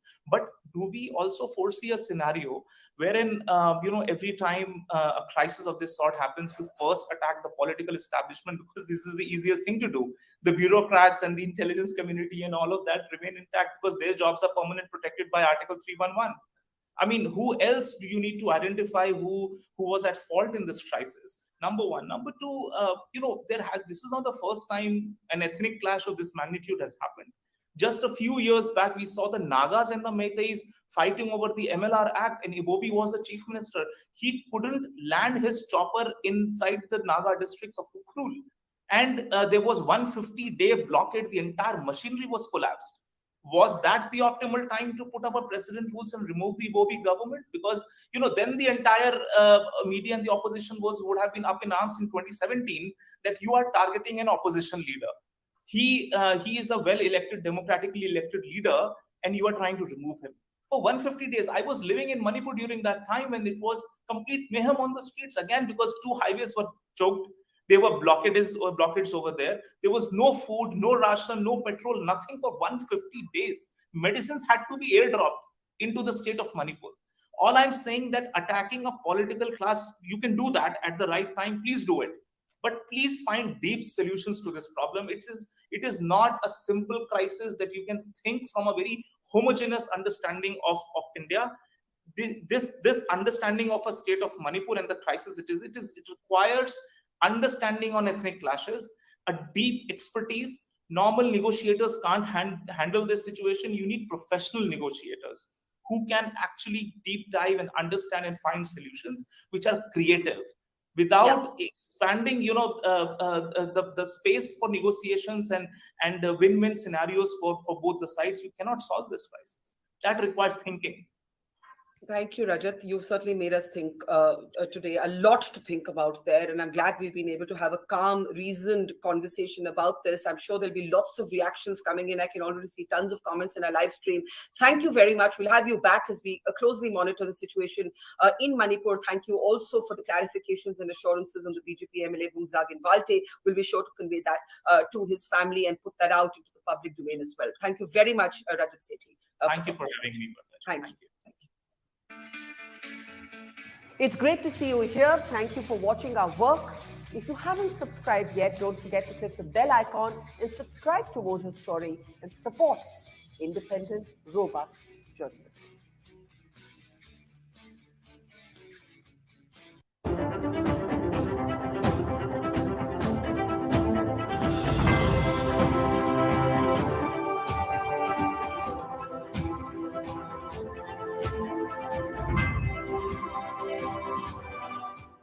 As the nation reels from the horrific viral video that came out of Manipur with 2 young women being stripped and paraded naked, another incident of violence against women from the state has been reported. This time the rape and murder of 2 young Kuki-Zomi women in Imphal. We speak to the mother of one of the victims with the help of a tribal rights activist, Jangolun, about what really happened to her daughter. Okay, firstly, I wanted to talk about what had happened. They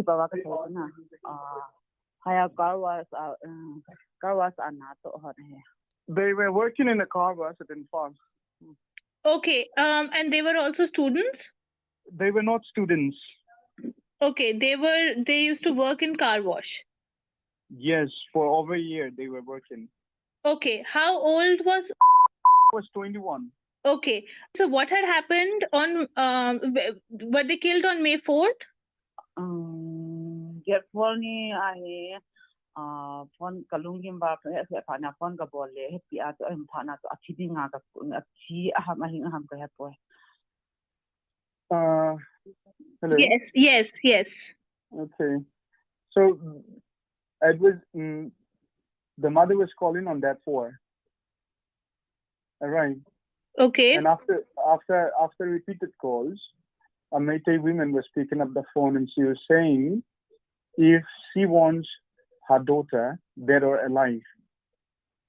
And after which the mother doesn't really know whether she was alive or dead, and she only came to know later. Okay, so the mother was calling the girl constantly. When the mother was kept on calling constantly, a woman picked up the phone and said that if you want your daughter to be dead or alive? Yes, that is true. And later on, she was killed. Yes, that's what we believe and heard later on. Okay.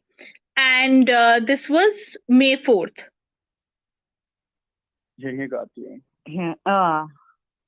Yes, it was on May 4th. Okay. See, the one thing we should not misunderstand, the incident on which the mother called her daughter was on May 4th. Yes. Right, but we don't exactly know on which date she was killed, how she was killed, and how she was tortured, and all of that. But as far as we see videos, the daughter was being taken inside to be raped. The men were encouraged by the women folk to rape them, so they were taken inside the room. That is as far as we can see from a video that circulated.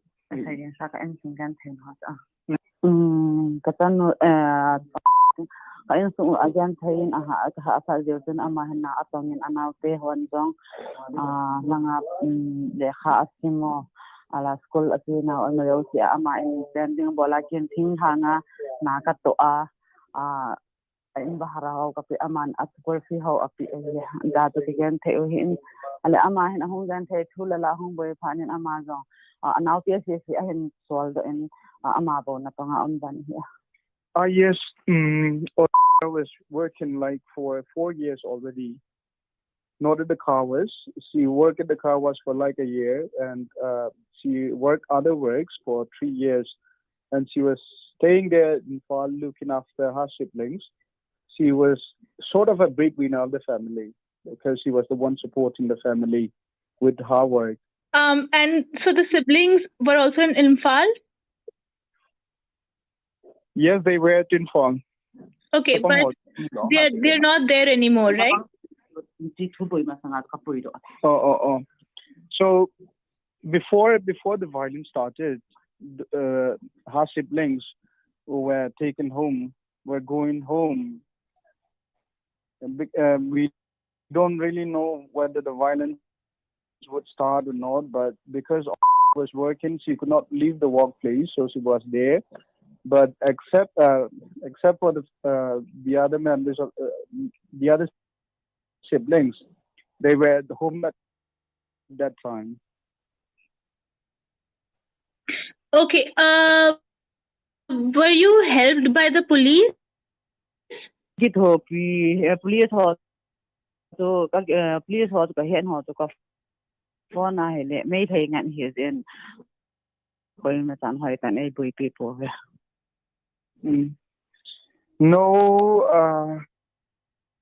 as per her mother, the police are not as cooperative because if they were, they would be able to at least clearly identify their daughters, which they believe that are now at jail.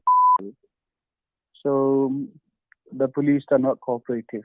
And why can't they go to Imphal? Dan sugari yung kati thay povin at le may thay ngan ke ho na to may thay apa na kilometer khat do hin na ati mat na ho ita apa na to in na pa na to noi lang ke phat thay lo hi. See, no cookie Joe community can go to Imphal as of the situation right now. I hope you understand that. Yes. And see, you must have heard of the MLA who was almost lynched by the mob. Yes, Mr. Valte. Still repeating, yes. That is the condition. If even the MLA's representative are not safe, there is no way for an ordinary people like us to go there and reclaim our bodies. Okay. Okay. Another one. So the daughter's father is unwell and in the hospital, and so the mother is all alone. How is the mother feeling today? Ke gen thei ma ring na ko nau yong dilip kia ma yong net wa lo di na ngai gan thei akan dal kin hen na kholang au pi to e ho de sai dan mo don he dong he lo tin hen na azin anyau azin mo to he. There is really no way to express such feelings right now because she's hit by the trauma. You know, she cannot express everything. She only says that it is like out of something which you can even possibly imagine. And so what happened to the father? Why is he in the hospital? Appa he the hospital ama he song very athin pon. Okay.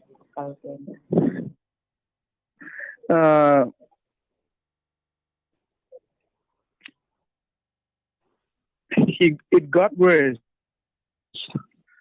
after the news of certain incidents. Actually, it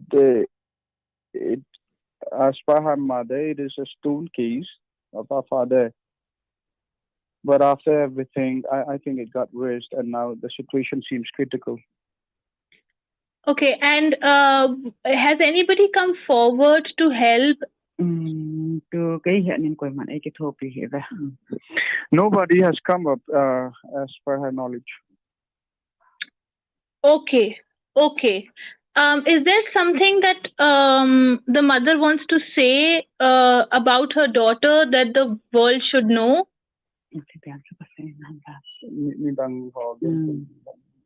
tu adingen kay maan ka giala to kay tanu banghen ni tanu da danghen koi hi tong le kay tanu ke bol banghen koi ma ke bol da hanten hiti aki bol he appa nang atsai nang hiong hilekate ken. She still couldn't accept the fact that her daughter is treated that miserable, and then she could not take the whole idea of everything in. She could not still take hold of everything, and she just wants that a case as this is the last thing that would happen to any woman. Not and all the things that happened to her daughter, she wishes that it doesn't happen to any other women or any other sister or any other daughter. It's great to see you here. Thank you for watching our work. If you haven't subscribed yet, don't forget to click the bell icon and subscribe to Mojo Story and support independent, robust journalism.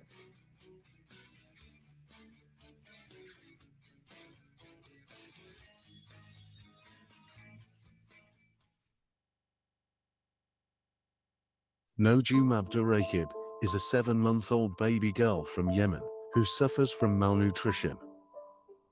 Her family struggles to provide even the most basic needs, like food and water, and they can't afford the CT scan she needs. نجوم ايوه نجوم عبد الرقيب عمري 7 شهور. ليش يعني نجوم؟ أنا هم من سوء التغذية ولا عندي لا حاجة ما أقدرش خلاص أنا مدورة هدر لازم أهدر للناس.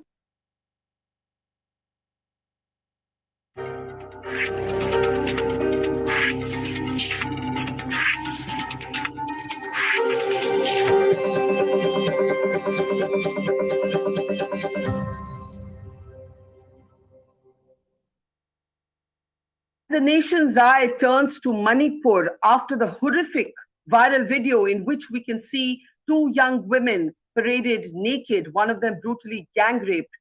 Demands are growing, especially from the Kuki community, but also from other quarters, for Chief Minister Biren Singh to step down and for President's rule to be imposed in the state. Whether this happens or it does not happen, one of the most indicting details that are emerging from Manipur are the fact that the Chief Minister and his administration was not even able to protect their own colleagues. This includes BJP legislators. One of the most painful and disturbing stories that we have reported, but that needs to be brought into the focus of national attention again, is what happened with BJP MLA Vungzagin Valte. I don't know how many of you know that for the last many weeks, he was actually strapped to a hospital bed. His skull was smashed. He was crippled. He was barely able to speak. He's trying to recover bit by bit, but his distraught wife told us that she could never think of going back to Manipur again. Turning the focus back on what happened to this Kuki BJP MLA, someone who's been an advisor to the Chief Minister, let's go across now to his family members who are joining us today to share their pain. We are joined by Joseph, who's the son of Vungzagin Valte, and his wife, Moinu Valte. And you saw in that video how Moinu was breaking down and saying that she could never ever go back to Manipur. I must start by asking you, Joseph, how is your father? Is he doing better? Yes, he's doing better and he's improving a bit day by day.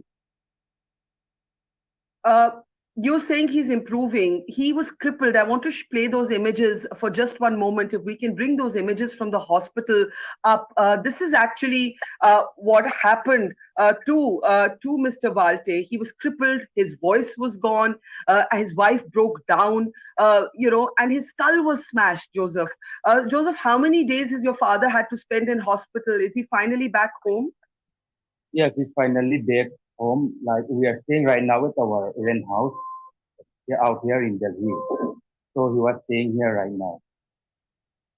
He does. But we are still doing treatment and we went to hospital for his medical checkup and all every week. But he was still unable to stay and still unable to work and still unable to eat food by himself. So you are saying that he is still not able to eat food by himself? Yes, still in a full case. Is he able to walk? No, not yet. Will he ever be able to walk again?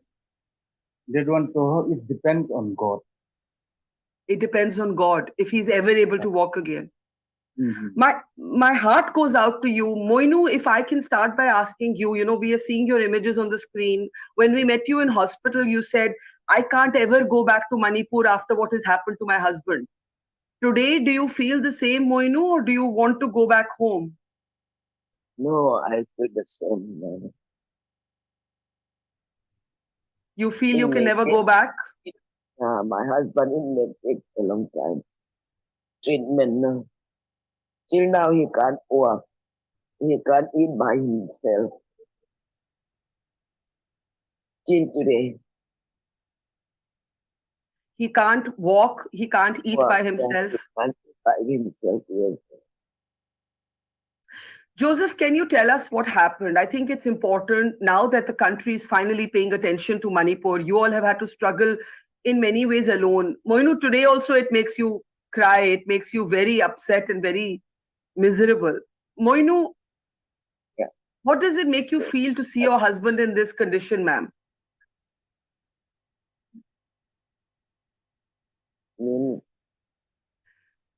Meaning, what do you want to say to people about what your husband has gone through, his suffering, his pain? Yeah.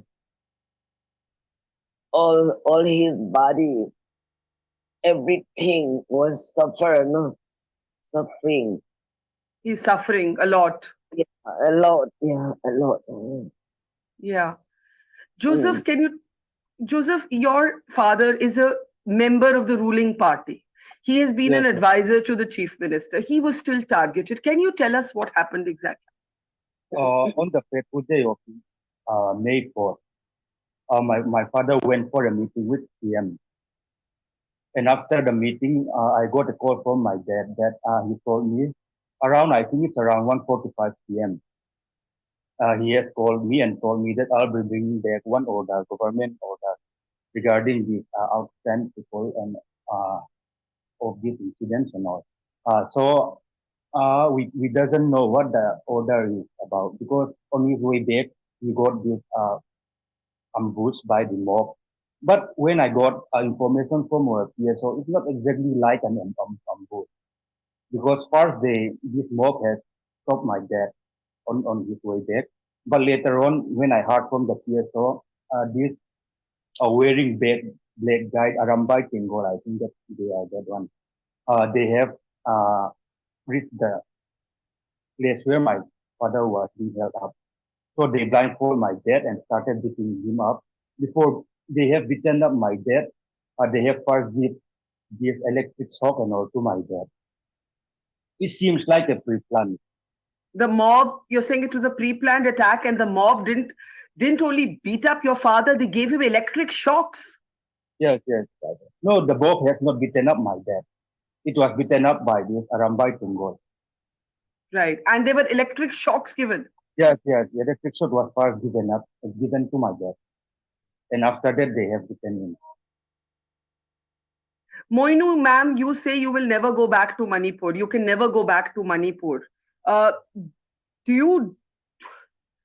Do you feel that, a lot of kooky people are asking for a separate administration? Some are asking for president's rule. What do you say, ma'am, Moinu? What is the way forward? So if he was recovered, we can go back to our land, Lamka, no? Not Imphal, Lamka. If my husband recover, if he's recovered, we can go back to our. Yes, Moinu, ma'am. Yeah. Moinu, ma'am, as a wife, to watch your husband crippled, his skull was smashed. He's not. Is he able to speak? Is your husband able to speak now? Yeah, he able to speak some little bit, not long, not a little bit. He can speak, but he can't. He can't eat on his own. He can't eat on his own, and he can't walk yet. Yeah, he cannot. Our left side, left leg, and left hand was like paralyzed, no? Yes, I'm He so can't, he sorry can't for help what yeah. I'm so Mm. sorry for what he's been through, and I really hope he gets better soon. But as a wife, Yeah. to watch your husband go through this, how would you describe your emotion today? Are you scared? Are you angry? Are you sad? Are you all of these things? But it is that we can't do anything, no. But no, God knows everything, no, sister. God knows everything. Yeah, God will heal. I pray to God, no, God will heal my husband. When he Yes. was healed, we can go back to our land, Lamka. Yes. Joseph, Yes. there are demands for the chief minister to step down. Do you feel the chief minister did enough, or the government did enough to protect your father and others like him? No, I don't think so. They have done like that. Do you think the chief Because minister? Yeah, go ahead. yeah, because if they have done that, why would my dad suffer on that day? Because there are lots of security out there in politics. And even when the PSO has called the police and all, they didn't went to the spot directly. That's all. You're saying that even when the PSO to your father called for help, the police did nothing. Nothing at all. Do you think it's time for president's rule in Manipur? Yeah, it will be better. Yeah, if there is a president rule. Moinu ma'am, would you want your husband to remain in politics, remain with the BJP, remain in politics, or leave politics? Till today, I do not think, because he was so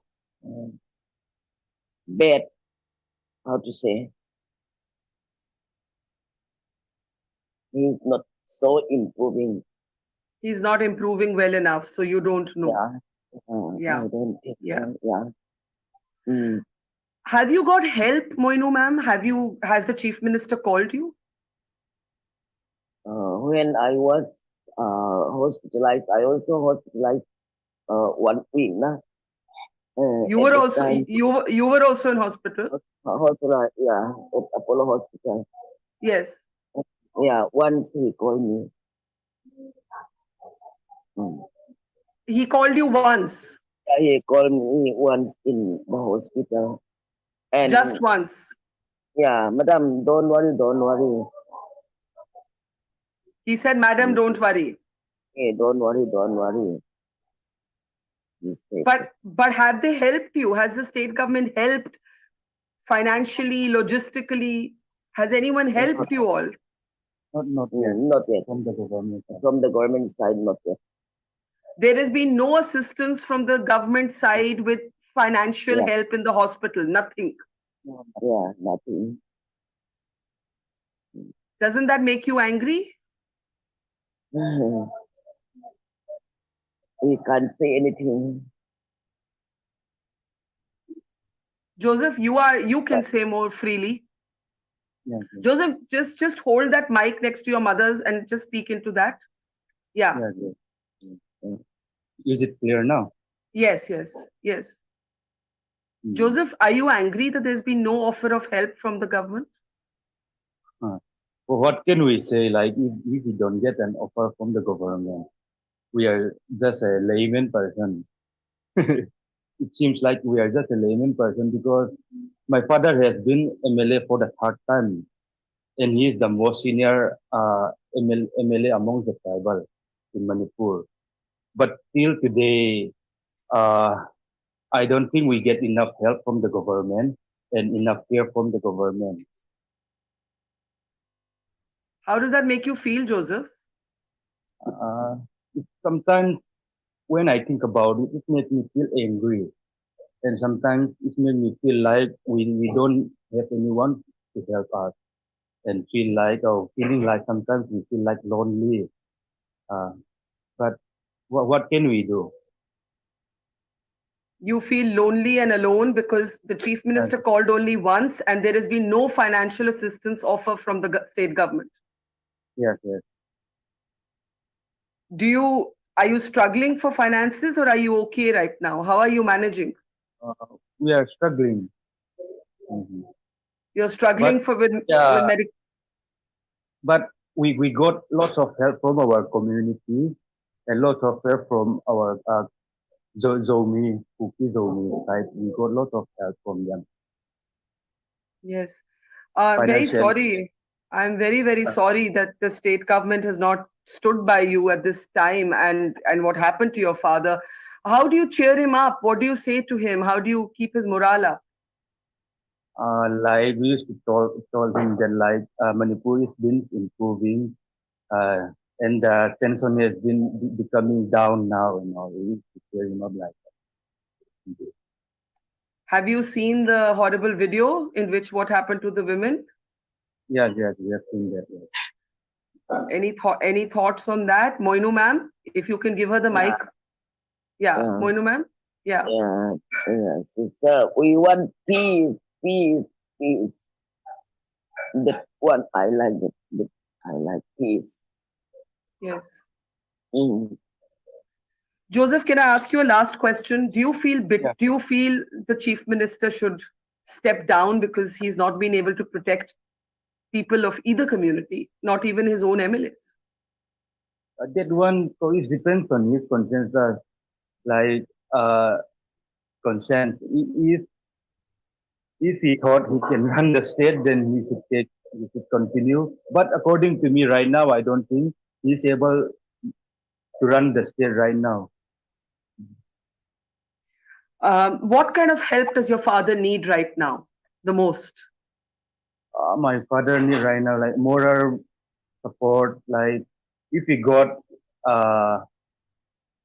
moral support from the government, even if they can't help in financially also, like at least if they have sometimes call up and sometimes like what happened to your dad or even from the party side, from the BJP side also, if we even got call up or even if we got like at least ask what happened to your dad and all, then nobody has called you? Nobody has called from the party? No. Last time, the union minister, Reddy, has visited us. He's just the first person and the last person who has visited us. How long ago was that? When he was admitted in hospital. I think so it's in 1 month now. So now for a few weeks, no financial assistance and nobody calls to see how your father is doing. Yes. That must make you very sad. I think Moinu ma'am is wanting to say something. Moinu ma'am, can you give her the mic? Yeah. Sister, when I was in the hospitalized, education minister was visited me with BJP president. Okay.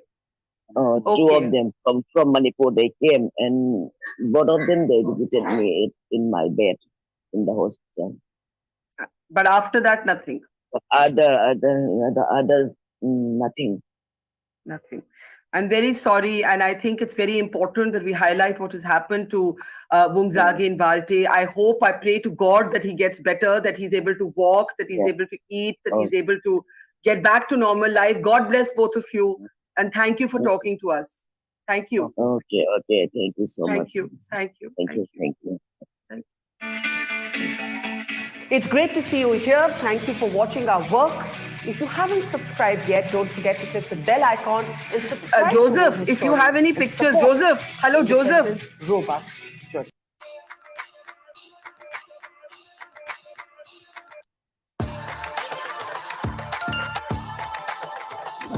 Hold up. Well, okay, fam. It's the steady picture with the no shake cam. Well, there must be a monster. Must be a monster. Well, there must be a monster. Must be a monster. Well, there must be a monster. Must be a monster.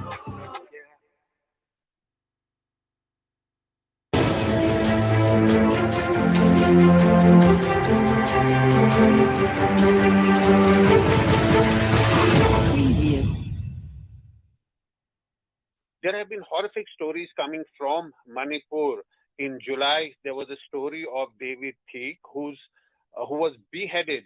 We're joined by Marina. She joins us now. Marina, what can you share with us? It was a horrific incident. We saw those visuals. It was a very graphic image. Actually, that incident took place at July 2. Right. the And month how of did July. you get to know about it? Through phone calls and all, we heard that one through phone calls. Okay, you were not present there at that time?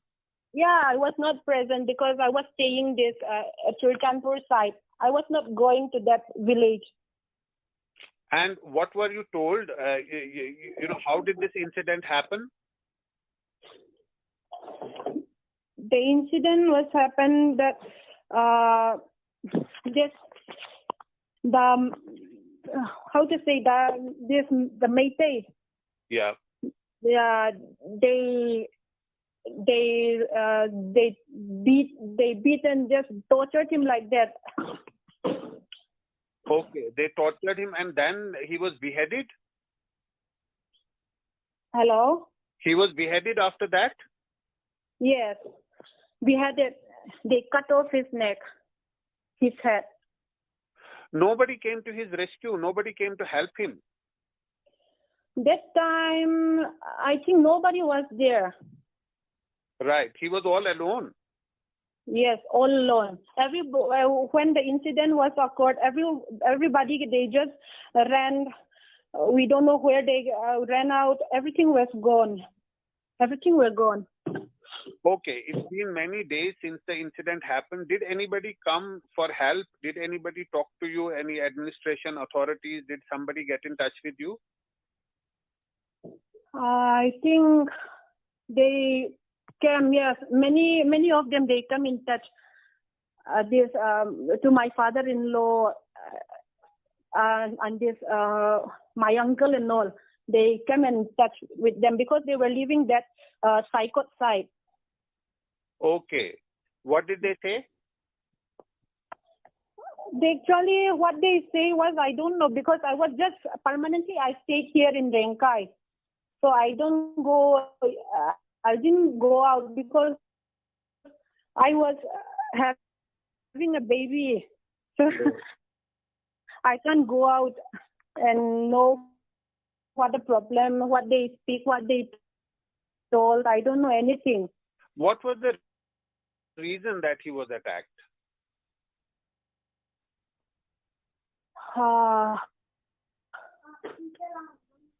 Means about the David. Yeah.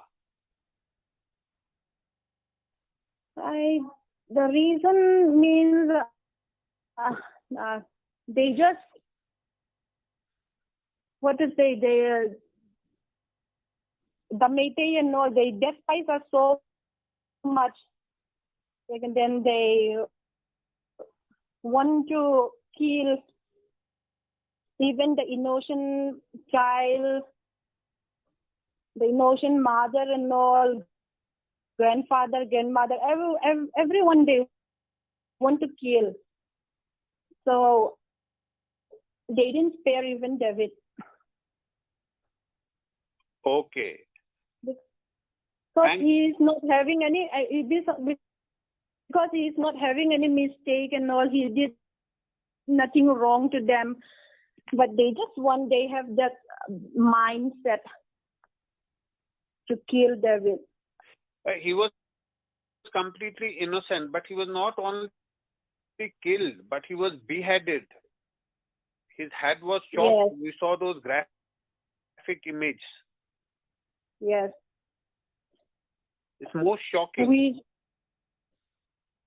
We shocked very much, and we till now we can't explain how they did like that.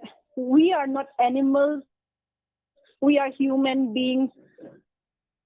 So we can't bear the pain, even right now. Do you want that justice should be done, and it should be done promptly? Yes. We want justice. We want the right justice. Are you hopeful that justice will be done? Till now, yes. We are immensely we hope someday we will be in peace and will be in justice. How is the family coping with this disaster that has taken place? Pardon? How is the family coping with this big disaster that has happened? A person in the family was beheaded. Everyone, we are damn sad. We didn't able to bear the pain. How they beheaded, and they put his head over this small wooden bamboo. They killed. We are very much disappointed. Absolutely. Was it specifically he was attacked, or others were also attacked there at that time? Others, we know about David. Others, one of his friends, he ran to the mountainside. We know that one. But others, we don't know about them. I think they escaped from that enemy, from the Métis. But unfortunately, David couldn't escape, so they killed. They killed him. And now, do you want to go back to that place ever?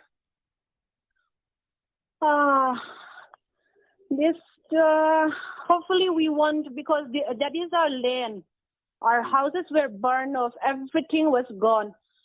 We want to go back to that village, but I don't know how they will come in our future, how they will maintain. I don't know with that one.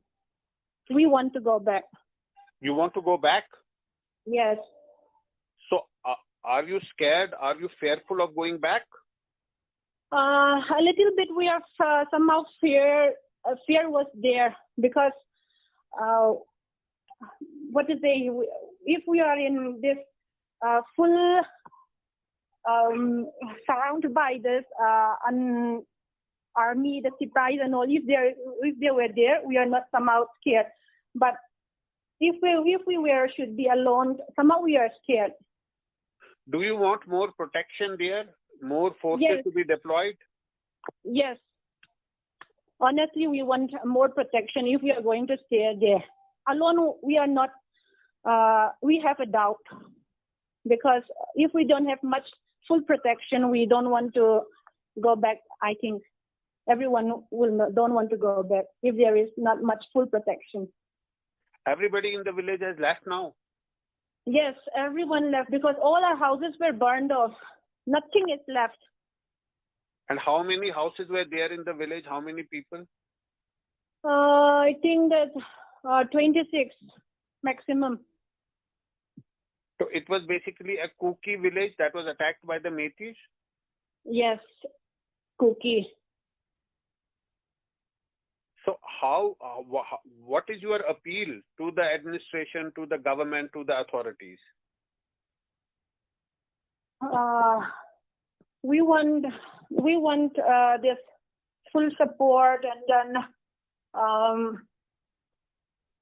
so that we can go back to our place and live peacefully with full protection. So we want full protection over there. Okay, Marina, it's a shocking incident that shocked all of us when we saw those images, the most brutal way that he was killed. But we only hope that justice will be done, and it will be done soon. It's great to see you here. Thank you for watching our work. If you haven't subscribed yet, don't forget to click the bell icon and subscribe to Mojo Story and support independent, robust journalism. CA pursue करने का decision सिर्फ पहला step था। अभी लड़ाई बहुत लंबी है। लोगों को लगता है हम कॉमर्स वाले चिल मारते हैं तो लगी। मुझे तो बस इस टाइटल को रियलिटी बनाना है। CA Archie Mehta. सीए का रास्ता तो चुन लिया, पर उस पे चलना इतना मुश्किल क्यों लग रहा है?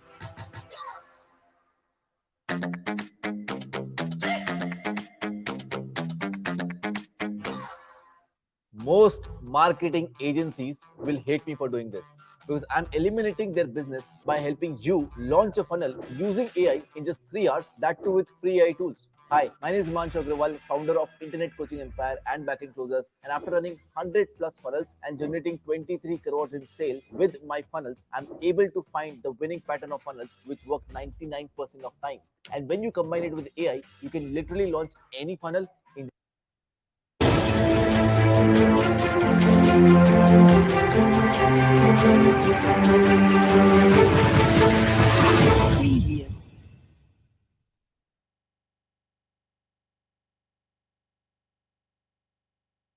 Extremely heartbreaking story from Manipur, where a freedom fighter's wife was burnt alive. In fact, we are joined by the grandson of S. Churachand Singh, who died at 80. He was a freedom fighter honored by President Kalam. What's your name? And you are the grandson of the woman who was burnt alive? Yes, sir. What's your name? Surakhatam Premkanta. Premakanta. Premakanta, tell us what happened exactly on that day. On that around in morning 2 a.m. and 3 a.m. bit में वो firing हो रहा था वो queen village में. हाँ. और around our village number ये बहुत जगह से फायरिंग हो रहा था. इसके लिए सब लोग एक सेफ्टी जगह में जा रहा था. जो लड़की लोग और women, mainly women and the person, almost all are trying to go in the safety place. Then after some time उसका बहू है ना हम आपका नानी का उसका बहू ने बोला वो हमका गाना अंदर है, घर का अंदर है. इसके वजह से बताने के जाने के टाइम पे वो घर पूरा चला ग्लो करके जला के मार दिया था वो 15 मिनट में. तो घर पूरा जला दिया. कितने लोग थे? ऑलमोस्ट 10-20 तो होएगा. पूरा बराबर तो हमें मालूम है. और मैंने ऑलमोस्ट 5-10 ऐसे देखा. तो आपकी नानी भी घर में ही थी जब ये हुआ, हमला हुआ? तो वो उनको जला दिया, वो जिंदा जल गए वहां पे? हाँ, वो हमका नानी तो घर का अंदर ही है. और जिंदा वो लोगों ने चला दिया पूरा घर के. फिर आप लोग अपनी जान बचा के कैसे निकले?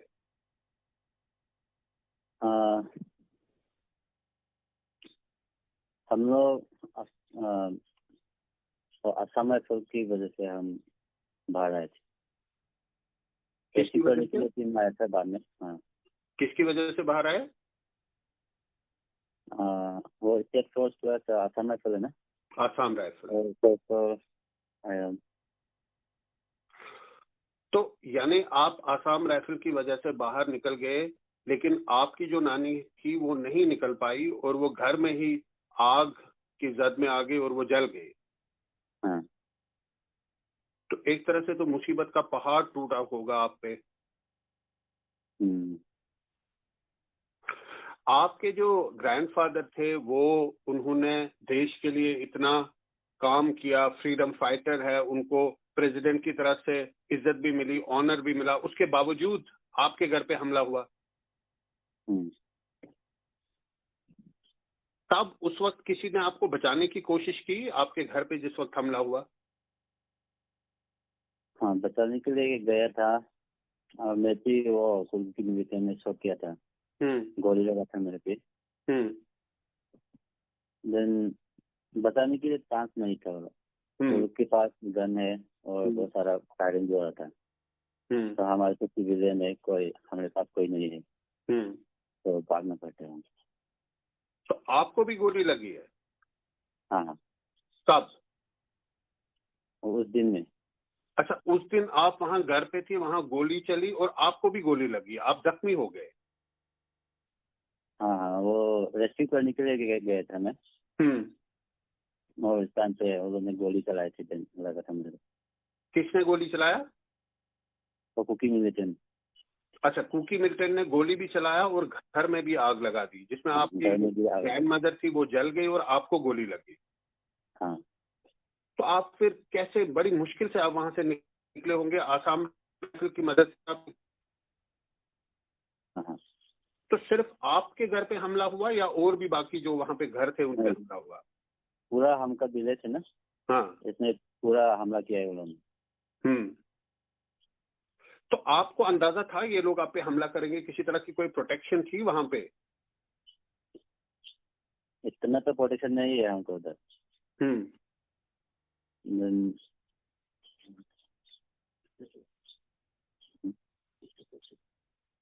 कोई प्रोटेक्शन नहीं थी वहां पे? हाँ, वहाँ कोई प्रोटेक्शन ज्यादा भी नहीं है, और तो थोड़ा सा वहाँ पीछे पीछे, इसीलिए हम लोग इतना प्रोटेक्शन भी नहीं लेते और इतना सेफ्टी भी नहीं है हम लोग। तो आप वहां से आप निकल के कहाँ पे हो अभी? अभी वहाँ से निकल के सीधा हॉस्पिटल में पहुंचा था मैं। देन अभी तो मैं अंकल के घर पे रहता है। तो आपको गोली कहाँ पे लगी? एक हाथ में लगा है और एक लेग में। 2 गोली लगी है आपको? गोली तो एक है मेरा बॉडी में, और ये हाथ पे बोलने पर निकल के गया था, और पास आउट हो गया था हम। यानी आपके परिवार में तो एक तो आपकी जो ग्रैंड मदर थी वो जल गई और आपको भी गोली लगी और घर भी जल गया। हाँ, यानी पूरी मेहनत, जिंदगी भर की मेहनत तो वो भी जाया हो गई, और और ग्रैंड मदर की जान भी गई और आप भी जख्मी हो गए। क्या कह सकते हैं हम, बहुत बहुत दुख भरी दास्तान है ये। तो बहुत है, हम लोग के पास अभी घर नहीं है, घर चला दिया है, और सब लोग कहाँ रहे मालूम नहीं है अभी विलेजर्स। कोई रिलीफ कैंप पे रहे, कोई अंकल के घर में, नानी के घर में, कोई पूरा अभी कोई नहीं है विलेज में। और सब अभी तक वो कुकी मिलिटेंट जो हमको हमला किया है ना, वो लोग अभी तक भी है हमारा ये पीछे का माउंटेन में। तो आपको अभी भी खतरा लगता है कि वो दोबारा से हमला कर सकते हैं? हाँ, अभी भी बहुत खतरा है। वो लोग अभी तक है जो उन लोगों ने हमला किया ना, उधर भी है वो लोग अभी भी। आप लोग जो है गांव वाले लोग, आपका आपस में संपर्क है, कोई कम्युनिकेशन है? गाँव वाले, हाँ। तो अब तमाम गांव वाले नहीं करते हैं, अभी तो कोई मिले नहीं है। तमाम गांव वाले वहां से निकल गए? हाँ, पूरा गांव वाला निकल गया। अभी गांव पे ज्यादा कोई नहीं है। तो आपके जो ग्रैंडफादर रहे हैं, उन्होंने देश की आजादी में हिस्सा लिया, एक फ्रीडम फाइटर का उनको ऑनर मिला है, और उसके बावजूद ये सब हुआ। काफी काफी शर्म करने वाली घटना है ये। आपकी क्या अपील है सरकार के साथ, एडमिनिस्ट्रेशन के?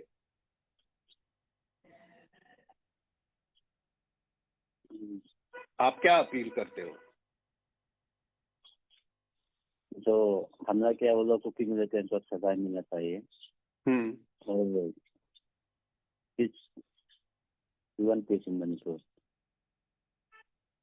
आप दोबारा से अपने गांव में जाओगे, दोबारा से बसने वहां पर? वो मालूम नहीं है, अभी तो जाने का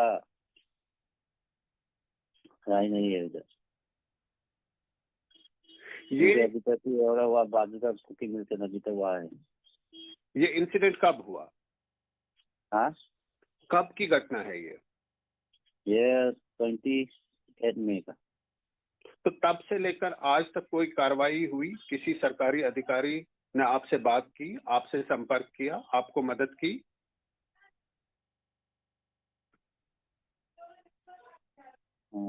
किसी ने आपकी मदद की अभी तक? हॉस्पिटल में उन्होंने किए मदद। किसने? ये हॉस्पिटल में ये सरकार ने, जो इंजर हुआ था ना, हाँ, इसके साथ सरकार ने रेस्पॉन्सिबल लिया है।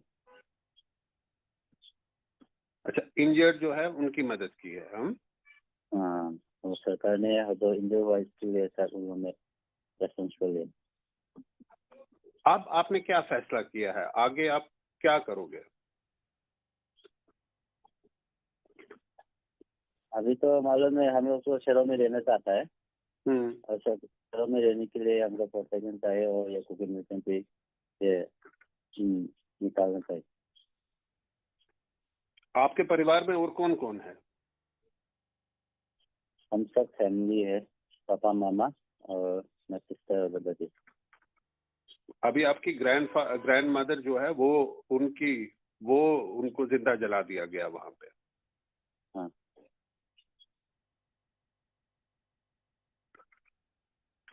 ठीक है, आपके जो पेरेंट्स है वो कहाँ पर है? और दूसरा एक अंकल के घर पे। आप सेफ है ना अभी? हाँ। तो और जो वहां पे जो गांव के लोग थे उनके क्या हालात है? वो लोग अभी कोई रिलीफ कैंप में रहता है, ऑलमोस्ट रिलीफ कैंप।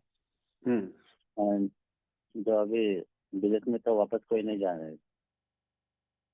कितना दुख होता है आपको कि आपके जो ग्रैंडफादर है उन्होंने इतना कुछ किया देश के लिए और आज आप ही दर दर की ठोकरें खा रहे हो, आप जख्मी हो गए हो, आपकी जो ग्रैंड मदर है उनको जिंदा जलाया। कितना दुख हो रहा है आपको? ये दुख तो एक्सप्लेन नहीं कर सकता है। बिल्कुल। सब घर तो घर है, सबका प्यार रहता है घर पे। जो घर का प्यार कोई दूसरा जगह में नहीं मिलता है। वो प्यार भी जला दिया है और ये ह्यूमैनिटी का सब खत्म हो गया। वो हाँ, सब पूरा खत्म हो गया।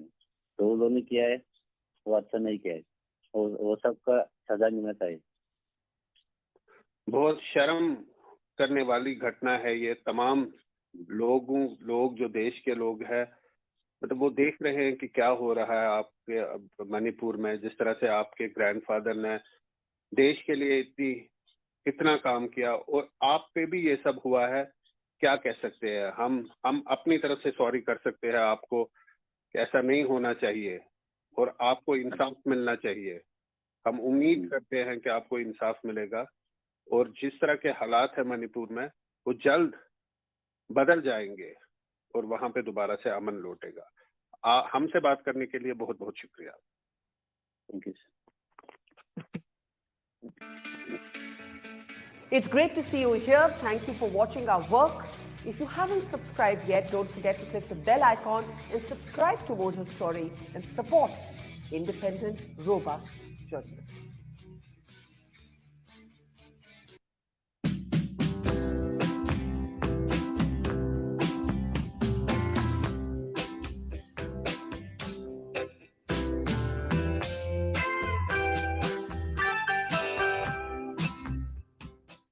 Sleeping comfortably has just gotten smarter. Introducing India's first and only smart grid mattress, Sleep Company's mattress. This mattress gives you softness and firmness at the same time. Isn't that cool? And it has over 2,500 plus air channels so that you don't have sweaty nights. This is a patented technology specially developed by DRDO scientists. And guess what? You can have a 100-night free trial. Kya baat hai?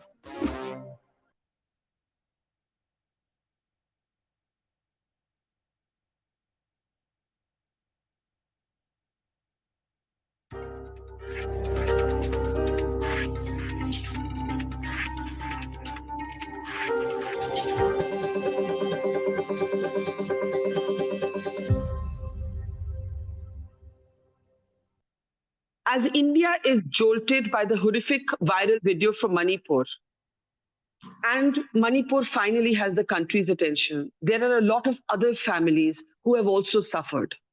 We have been talking about clashes between the Kukis and the Meiteis, but what about a family that has both a Kuki and a Meitei member? Is that family exempt from the violence, from the strife? Of course not. Today we focus on the very, very tragic story of how a 7-year-old son of a Kuki father and a Meitei mother was killed. We focus on a heartbroken father, Joshua Hangsing, who lost both his child and his wife. He's a Kuki member of community. He's from the Kuki community and he is married to somebody from the Meitei community. And as I said, he lost both his child and his wife because the ambulance they were traveling in was burnt. Joining us now is this heartbroken father, Joshua, and also his other son, Paukhan Lal, is with us. And Joshua ji, Paukhan Lal, सबसे पहले तो बहुत बहुत sorry आपकी family के साथ क्या बीती। अभी आप लोग कैसे हैं? पौखन लाल, आपकी मदर की भी डेथ हो गई, आपके भाई की भी डेथ हो गई, अभी आप लोग कैसे हैं? जोशुआ आप कैसे हैं? पौखन लाल आप कैसे हैं? क्या हाल है आपका? अभी हम बहुत दुखी है और मेरे भाई और मेरे माँ की भी बहुत याद आती है। भाई और मम्मी की याद आती है ना? मुझे बताओ, आपकी मम्मी मेती, आपके फादर कुकी, फिर भी आपकी फैमिली बच नहीं पाई। वो लोग सब जानते थे, लेकिन वो लोग ने जानते हुए भी जानबूझकर एम्बुलेंस जला दिया। एम्बुलेंस जला दिया। और आपके भाई जो सिर्फ 7 इयर्स ओल्ड थे, है ना? हाँ। क्या नाम था भाई का? टोन सिंह। और मम्मी का नाम क्या था? मम्मी का नाम मीना। मीना। और मीना जो आपकी मम्मी थी वो मेती कम्युनिटी से है ना? हाँ। तो मुझे बताओ कि आप क्या भाई और आप सब तो आधे मेती हुए फिर? हाँ। तो जब ये आपस में ये इतना ऐसा लड़ाई देखते हैं, तो आज आप क्या कहना चाहेंगे अपने लोगों को, मणिपुर के लोगों को, देश के लोगों को?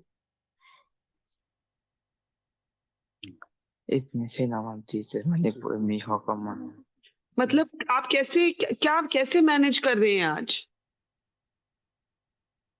अभी आपके पास, आप कहाँ हैं अभी? आप लोग अपने आप को सेफ फील कर रहे हैं कि आपको डर लग रहा है? हम सेफ फील कर रहे हैं और हम कांगपोकपी डिस्ट्रिक्ट में एक लेन हाउस में रहते हैं। अच्छा, और आपकी फैमिली क्या करती है पौखन लाल? मेरे पापा अब कुछ नहीं करता, वो मिस्ट्री होता था। अभी आपका पापा तो बहुत, उनका दिल टूटा होगा। हाँ, बहुत टूटा। आप मुझे ये बताओ कि लड़ाई अभी कम हो गई है, अभी थोड़ी शांति है, शांति की उम्मीद है? अभी शांति की उम्मीद नहीं है। अच्छा, क्यों? अभी भी बहुत टेंशन है? हाँ। घर में और कौन कौन है? घर पर सब गांव वाले अब नहीं है, सब गांव छोड़कर चला गया। सब गांव छोड़ के चला गया? हाँ। और आप लोग कैसे मैनेज कर रहे हैं फिर? आप गांव में ही रहेंगे कि आप भी छोड़ के जाएंगे? हम भी छोड़कर गया।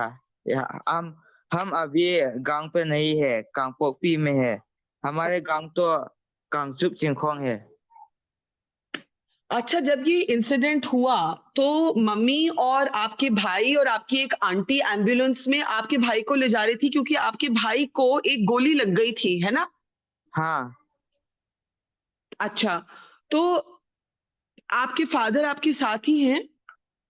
हाँ, मेरे पास बैठा है। उनसे बोलो, पूछो अपना भाषा में कि वो क्या कहना चाहेंगी, और फिर हमें बताना, हमारे पूरे ऑडियंस को, कि वो क्या कह रहे हैं। उनका तो बहुत दिल में दर्द होगा अभी।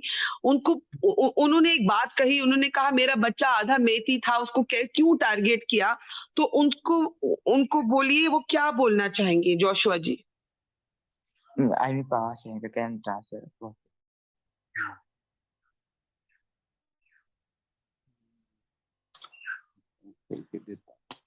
बेशक अपनी भाषा में बोल लीजिए और आप बता देना।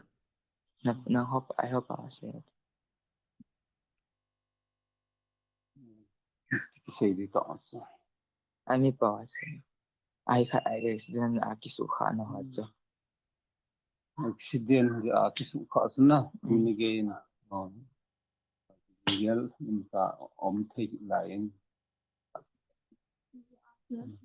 वो मेरा पापा बोले उस एक्सीडेंट में मेरे माँ और मेरे भाई जो मर गया, उसके लिए अभी उसकी मन में कुछ भी नहीं है, बोलने के लिए भी कुछ भी नहीं है। मतलब वो इतना दिल उनका टूटा हुआ है। हाँ। पुलिस ने कोई मदद किया? पुलिस वाले की नहीं। पुलिस ने कुछ भी मदद नहीं किया। और मतलब पुलिस थी वहां? पुलिस कमांडो है, पर कुछ नहीं किया, किसी ने, पुलिस ने मदद नहीं किया? हाँ, कुछ भी नहीं किया, सब देखते ही रह गया। सब देखते ही रह गया। मुझे ये बताओ कि अपना मम्मी जो थी वो अपने भाई को हॉस्पिटल लेके जा रही थी, नहीं? हाँ, लेकर जा रही थी। और आप आगे क्या दिखता है? आप भी इतने तो बड़े नहीं हैं, आपको आगे क्या दिखता है? क्या आपका सपना अभी है जब भाई भी चले गए, मम्मी भी चली गई?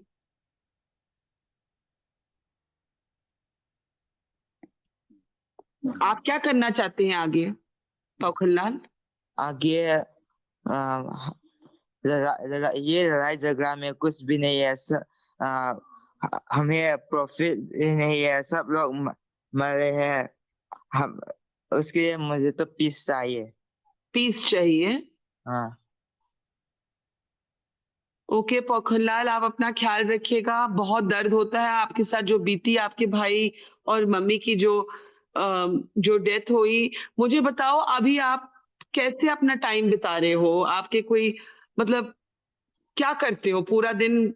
क्योंकि पीस तो है नहीं अभी, तो अभी क्या करते हैं? आपका फैमिली पूरा दिन अंदर ही रहते हैं, क्या करते हैं? पूरा दिन घर पर ही रहते हैं हम लोग, कुछ भी नहीं करता। फैमिली में और कौन है? फैमिली में एक छोटी बहन है और पापा हैं? हाँ, बस ये दोनों हैं। और पापा को कैसे आप थोड़ा बेटर कर रहे हैं? मतलब पापा तो बिल्कुल ही नहीं बात करते होंगे, नहीं? थोड़ा थोड़ा करते हैं। अच्छा, तो आप अभी गांव छोड़ गए, आपको लगता है आप कभी अपने गांव वापस जा पाएंगे? नहीं लगता। अब तो हमारे पड़ोसी गांव भी सब जल गया है, पड़ोसी गया। अच्छा पोखनलाल, मुझे ये बताओ कि लोग कहते हैं ये फाइट को कुकी और मेती के बीच में है, लेकिन आपकी मम्मी तो मेती थी और आपके भाई आधे मेती थे आधे कुकी थे, लेकिन फिर भी उनको नहीं छोड़ा गया। वो लोग कह रहा था मेरे माँ क्रिश्चियन है, उसके लिए वो लोग ने जला दिया। अच्छा, क्योंकि वो मेती क्रिश्चियन थी। हाँ। तो अभी मणिपुर में ही रहना चाहते हैं कि लगता है कि कहीं और कुछ दिन जाना पड़ेगा? Manipur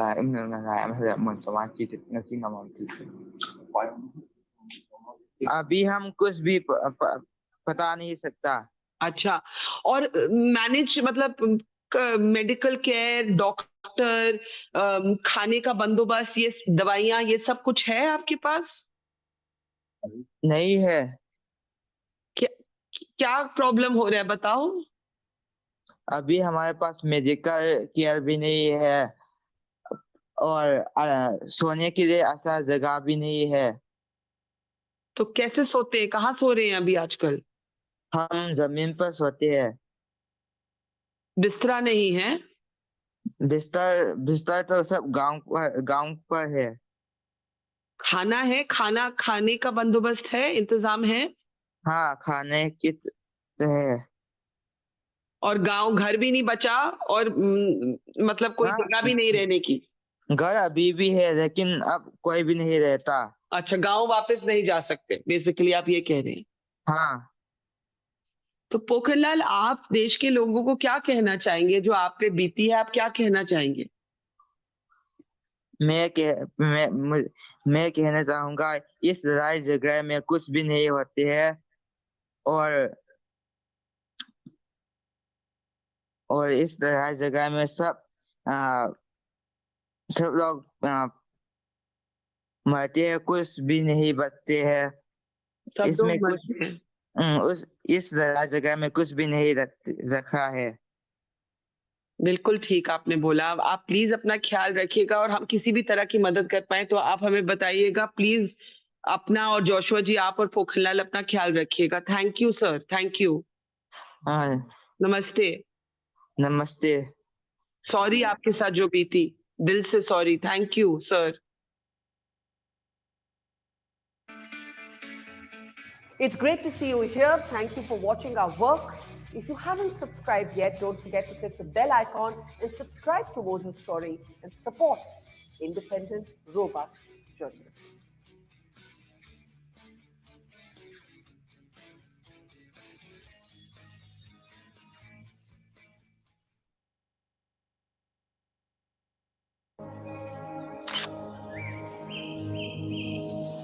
Are you tired of taking blurry and unimpressive images? Have you ever wondered how professional photographers capture such stunning and beautiful images? You struggle to get the most out of your camera and you want to learn more about it. We all know how frustrating it is to envision a perfect image in your mind, but struggle to get it to reality. Whether it's due to blurry images, poor lighting, lack of creativity, bringing life to these stunning images can be a challenge. Hi, I'm Sudhir Shivaram, a wildlife photographer and a photography mentor with over 25 years of experience in the field. And I know how to overcome some of these challenges. Over these years, I have mentored a lot of students, IT professionals, business people, and even professional photographers to overcome some of these challenges based on my vast experience and knowledge. I'm excited to introduce to you my comprehensive online photography courses. It consists of around 20 plus courses, 500 plus videos, and 80 plus hours of learning. So you will learn everything from the basics of camera settings, fundamentals of photography, to even advanced concepts of post-processing. And all these various techniques, what I'm going to teach, you can use it to capture some really stunning images. In addition to these course materials, you also get access to an amazing platform of passionate photographers where you can post your images, get critic, feedback, and learn on the go.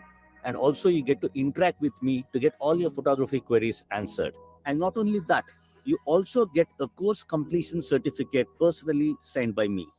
And for a limited time, I'm offering all these things at a discounted price of just 2,500 rupees and lifetime access to all these things. Don't miss this incredible opportunity to transform your photography skills. Start capturing stunning images which you can share on various social media platforms which you can be proud of. So, what are you waiting for? Go ahead right now and enroll to it.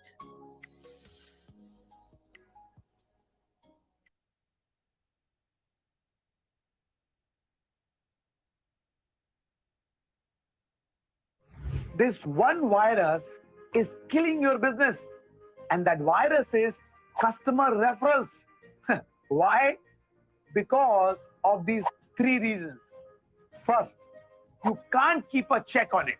Your business will grow on the basis of how many people talk about you. Well, they can spread good or even bad things about you or your business.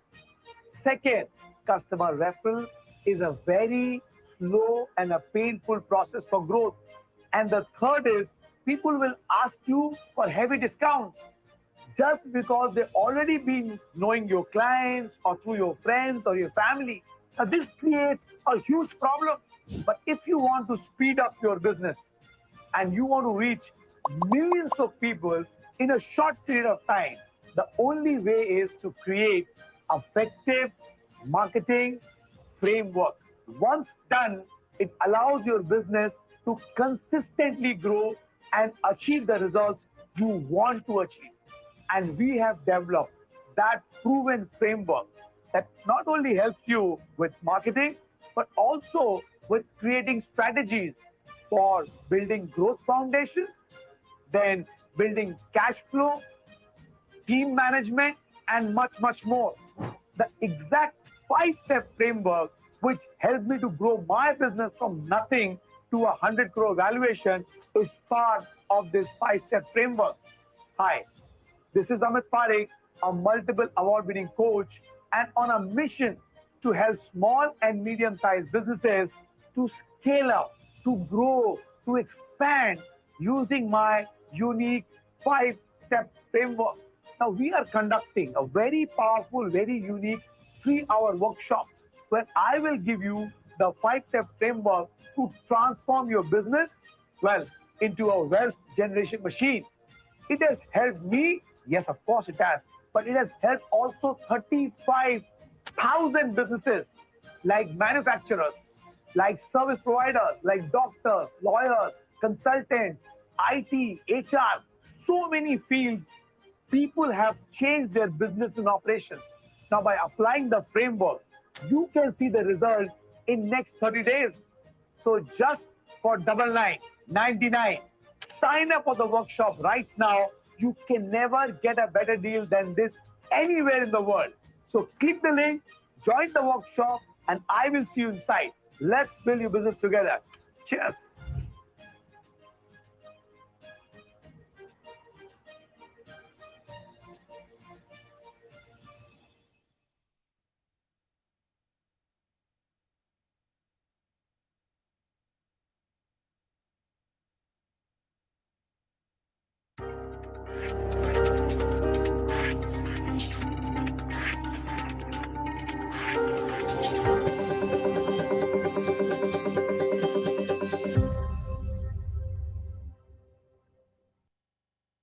India is outraged and anguished by the images we have seen from the Manipur viral video, a video in which two young women have been stripped, paraded naked, one of them brutally gang raped.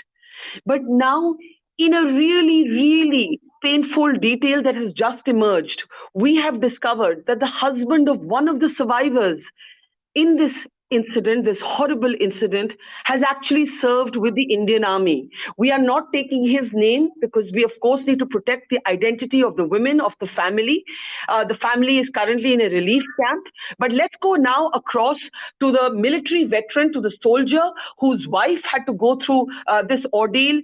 Namaste और हमसे बात करने के लिए धन्यवाद. सबसे पहले तो मैं हाथ जोड़कर एक तरह से सबकी तरफ से माफी मांगना चाहती हूँ आपके परिवार के साथ जो बीता. सर, आप अपने बारे में थोड़ा बताइए, नाम मत बताना, लेकिन आप फौज में कितनी देर तक थे, कहाँ-कहाँ सर्व, कहाँ-कहाँ ड्यूटी की आपने सर? अच्छा, मैं फौज में 28 साल नौकरी की है और श्रीलंका में भी IPK में था और करगिल में भी मैं जो उसमें भी लड़ाई में हिस्सा लिया है और मैंने अपना जिंदगी 28 साल कहीं नौकरी के अंदर कई जंग में जो CI ऑप्स में हिस्सा लिया है. तो मतलब आपने वॉर श्रीलंका में भी देखी, कारगिल में भी देखी सर? हाँ जी. क्या जो आपके साथ बीती, जो आपकी वाइफ के साथ बीती, आप एक सोल्जर रह चुके हैं, आपके दिल में मैं तो इमेजिन भी नहीं कर सकती कि क्या बीती सर. ये जो बलात्कार हुआ है और मेरा बीबी है और ये मेरे गांव का एक लड़की है, यही है जो लड़की से मेरा बेटी नहीं है, वो जो औरत थी मेरा बीबी है. इसको ऐसे हुआ शुरू में चुरचनपुर में 3 तारीख को जो रैली हुआ था, लेकिन मैं कांकोपी डिस्ट्रिक्ट का रहने वाला हूँ. वहाँ से दिन को 3-4 बजे तरफ चुरचनपुर में जो कि गड़बड़ हुए, लेकिन रात को मेरा गांव में सबसे पहले 2 मैते और हम लोग एक ही जगह में रहता है. रास्ता के नीचे की तरफ मैते है और ऊपर की साइड में हम लोग रहते हैं. उसमें रात को ये लोग उम्मीद नहीं था कि ऐसे अचानक हमला हो गया और घर जलाना शुरू कर दिए जी. और रात को सुबह फिर 1-2 मकान जलाने के बाद जो सुबह 4 तारीख को फिर हमला हुआ है, जो कि आसपास में रहने वाला है, जो मैतेई ग्रुप है, जो ग्राम पंचायत का प्रधान, जिला मेंबर, ये लोग आकर मेरे पास मेरा घर में आए और यही बताए कि जो चुरचनपुर में जो गड़बड़ हुई और यहाँ पे हम लोग एक साथ रहने वाला है और हमारा कई साल पहले, इसलिए हम लोग पीस कमिटी एक बनाना चाहिए बोल के हमारा पास आए। और इसी गांव बुरा भी है, और अब आसपास जो अपना पड़ोसी वाला अपना जातीय, उनको भी बुलाए, इनको कमिटी किए। उसके बाद थोड़ा देर के बाद जो फिर ऊपर से दूसरा गांव से गिरजा में आग जलाना शुरू कर दिया। चर्च को एक चर्च में आग जलाना शुरू कर दिया, और गांव में आग जला, घर घर में आग जलाना शुरू की। तो आप लोग फिर भागे वहां से? हाँ, भागे हम। जो एक छूट गया रात को, जो गड़बड़ी हुई उसमें मैंने जो पुलिस अपना नजीक में 2 किलोमीटर लगभग दूरी पर पुलिस स्टेशन है, इनको इन्फॉर्म किया। ये लोग आए हैं, फिर ये लोग में संख्या कम थी और ये लोग में कुछ नहीं कर पाए। सुबह भी जब बैठक होने के बाद हम लोग फिर ऊपर गांव से चर्च जलाना शुरू किए और आग जलाने शुरू किए, और एक एक करके मकान जलाने, कोई भाग गए। और जो कि वहां पर जानवर है, सुनोर पाला हुआ है, गाँव करने वाला है, गाय भैंस पाला है और बकरा पाला है, ये एक एक करके मार के ये लोग लेके जाते हैं। जो मेरा गांव की तरफ जो आ रहे थे, एक जंगल में जो ऊपर साइड में जो आग जलाना शुरू किया, हम अपना बीबी और एक जो 1-2 परिवार है मेरा गांव के, इनको एक जंगल में छुपा जी। उसने जो डेड बकरी जो है एक इनका मारने के लिए पीछे किया है, और छोटा सा पहाड़ी है, जंगल है, जहाँ हम लोग जहाँ छुप के बैठा है, उसी इन लोग ने पीछे भागा इनको मारने के लिए। तब उसी सीधाई में हम लोग जहाँ छुपी हुए है, वहां पर ये बैर बकरी है, सीधा आ गया। तभी तो हम लोग छुपा हुआ देख के ये लोग ने हम लोग को पकड़ा, लेके गए। और आपको पकड़ के लेके गए? हाँ, अपना बीबी को भी, जो 2 परिवार है हमारा संग, और मेरा बीबी है, हम 3 परिवार है जो ये लोग ने पकड़ के लेके गए जी। और जो एक लड़की थी, उसका पिताजी और छोटा भाई जी, ये लोग जो है एक साथ लेके गया। और मैं जो लड़की एक डर के मारे उसको चलना दिक्कत हो गया था, उसको मेरा बीबी और इनका पिताजी और छोटा भाई इनको लेके गया, और मेरे को अलग से लेके गया। और एक परिवार है जो मेरा भाई लगता है, इनको परिवार को भी अलग अलग लेके गया जी। तो हजारों ही संख्या था ये लोग ने, जो कि वो लड़की एकदम जो डर के मारे बेहोश के तौर पर हुआ था, इनका छोटा भाई ने उसको पीठ में लेके गया, और इनको जो उनका पिताजी और मारा, और ये लड़की को बलात्कार शुरू किया था। उसका छोटा भाई ने बचाने के लिए जो किया था, तभी उसका छोटा भाई को भी उधर से मार दिया जी जी। और वो लड़की को भी ऐसे कपड़ा उतारा के इनको नंगा से रखा, और मेरा बीबी को भी वहाँ अपना कपड़ा उतरने लगाए, और उस आदमी ने घेर के रखा है इसको, ऐसे छेड़खानी की जी। उसके बाद जब ये लोग ने इज्जत में हाथ डालने के बाद, जो कि ये लोग कुछ आदमी ने बताया कि आपका कपड़ा कहाँ है।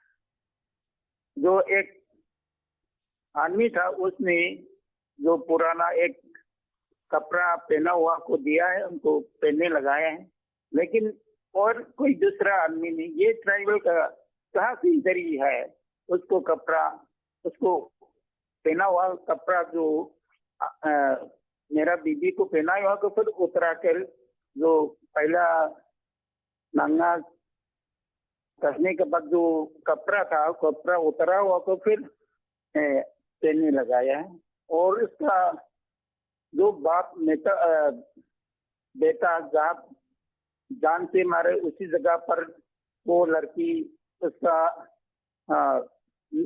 नजदीक में गया है। ये लोग खास दूर नहीं है, लेकिन मेरा बीबी और जो लड़की है इनका जो जान से मार रहा है बाप बेटा, उसी पास में जाने के लिए कोशिश की। यह है तो उधर का रहने वाला जो बाप बेटा को मारने वाला तो कुछ आदमी लोग में है, आप लोग यहाँ से भाग जाओ, आप मरना नहीं चाहता है तो आप इधर छोड़ के भाग जाओ। यही जी। उसके बाद ये लोग छोड़ के वहां से भाग के आए हैं। और ये ही और मेरा बीबी और जो लड़की ये है, इनको आप कपड़ा नहीं उतारेंगे तो आप लोग जान से मारेंगे। ये डर से लोग कपड़ा उतारे, इनका जो छेड़छाड़ी फिर शुरू की है। उसके बाद ये लोग वहां छोड़ के अपना जान बचाने के लिए फिर भाग के आए हैं। सर मतलब बिल्कुल दिल को तोड़ने वाली डिटेल्स आपने दी हैं। मुझे गुस्सा भी आता है, इतना दुख भी होता है, तो मैं क्या बोलूं तो क्या बोलूं। लेकिन मैं आपसे पूछना चाहती हूँ सर, आप तो फौजी हैं, आपने जंग देखी है, वॉर देखी है, और आपको तो एक तरह से क्या लगा होगा कि मैंने कॉन्फ्लिक्ट देख लिया, वॉर देख लिया, श्रीलंका देख लिया, कारगिल देख लिया, लेकिन मैं ऐसे सिचुएशन में हेल्पलेस हो गया। मैंने सपना में भी ऐसे होगा सोचा भी नहीं है, और मेरा दिल में ऐसे दुख लगा है। मैंने अपना देश रक्षा करने के लिए इतना जिंदगी बिताया है, और मैं अपना इतना दुखी लगा कि मैं रिटायर आने के बाद सोचे अपना परिवार, अपना बीवी, अपना इज्जत नहीं बचा पाए, मेरा पड़ोसी वाला गाँव और अपना घर रक्षा नहीं कर पाया, इसलिए मैं इतना दुखी हूँ, कह ही नहीं सकता है। मुझे शर्म आती है आज आपके साथ ये बीती, आपकी वाइफ के साथ ये बीती सुनने में। आपने देश के लिए पूरी जिंदगी डिवोट की है। सर मैं आपसे पूछना चाहती हूँ कि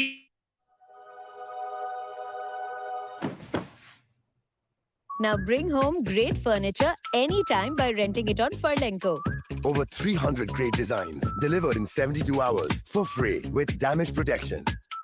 Furlenco, great homes start with great furniture. Rental starting from rupees 399 per month.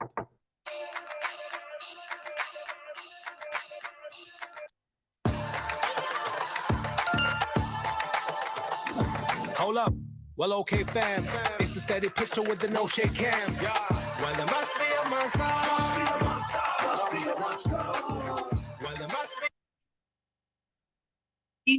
आपकी वाइफ और जो दूसरे रेप सर्वाइवर है, कोई डॉक्टर से मिल पाए? अभी हालात कैसे हैं? How are the women? क्या हाल है उनका?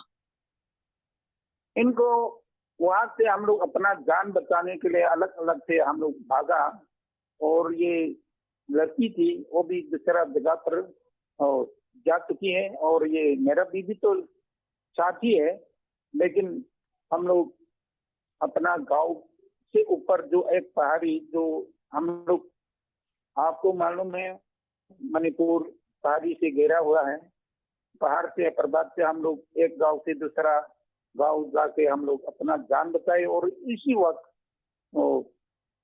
नजदीक में डॉक्टर में दिखाने का सुविधा भी नहीं है, और इसलिए हम लोग डॉक्टर को इलाज भी नहीं कर पाए ऐसे।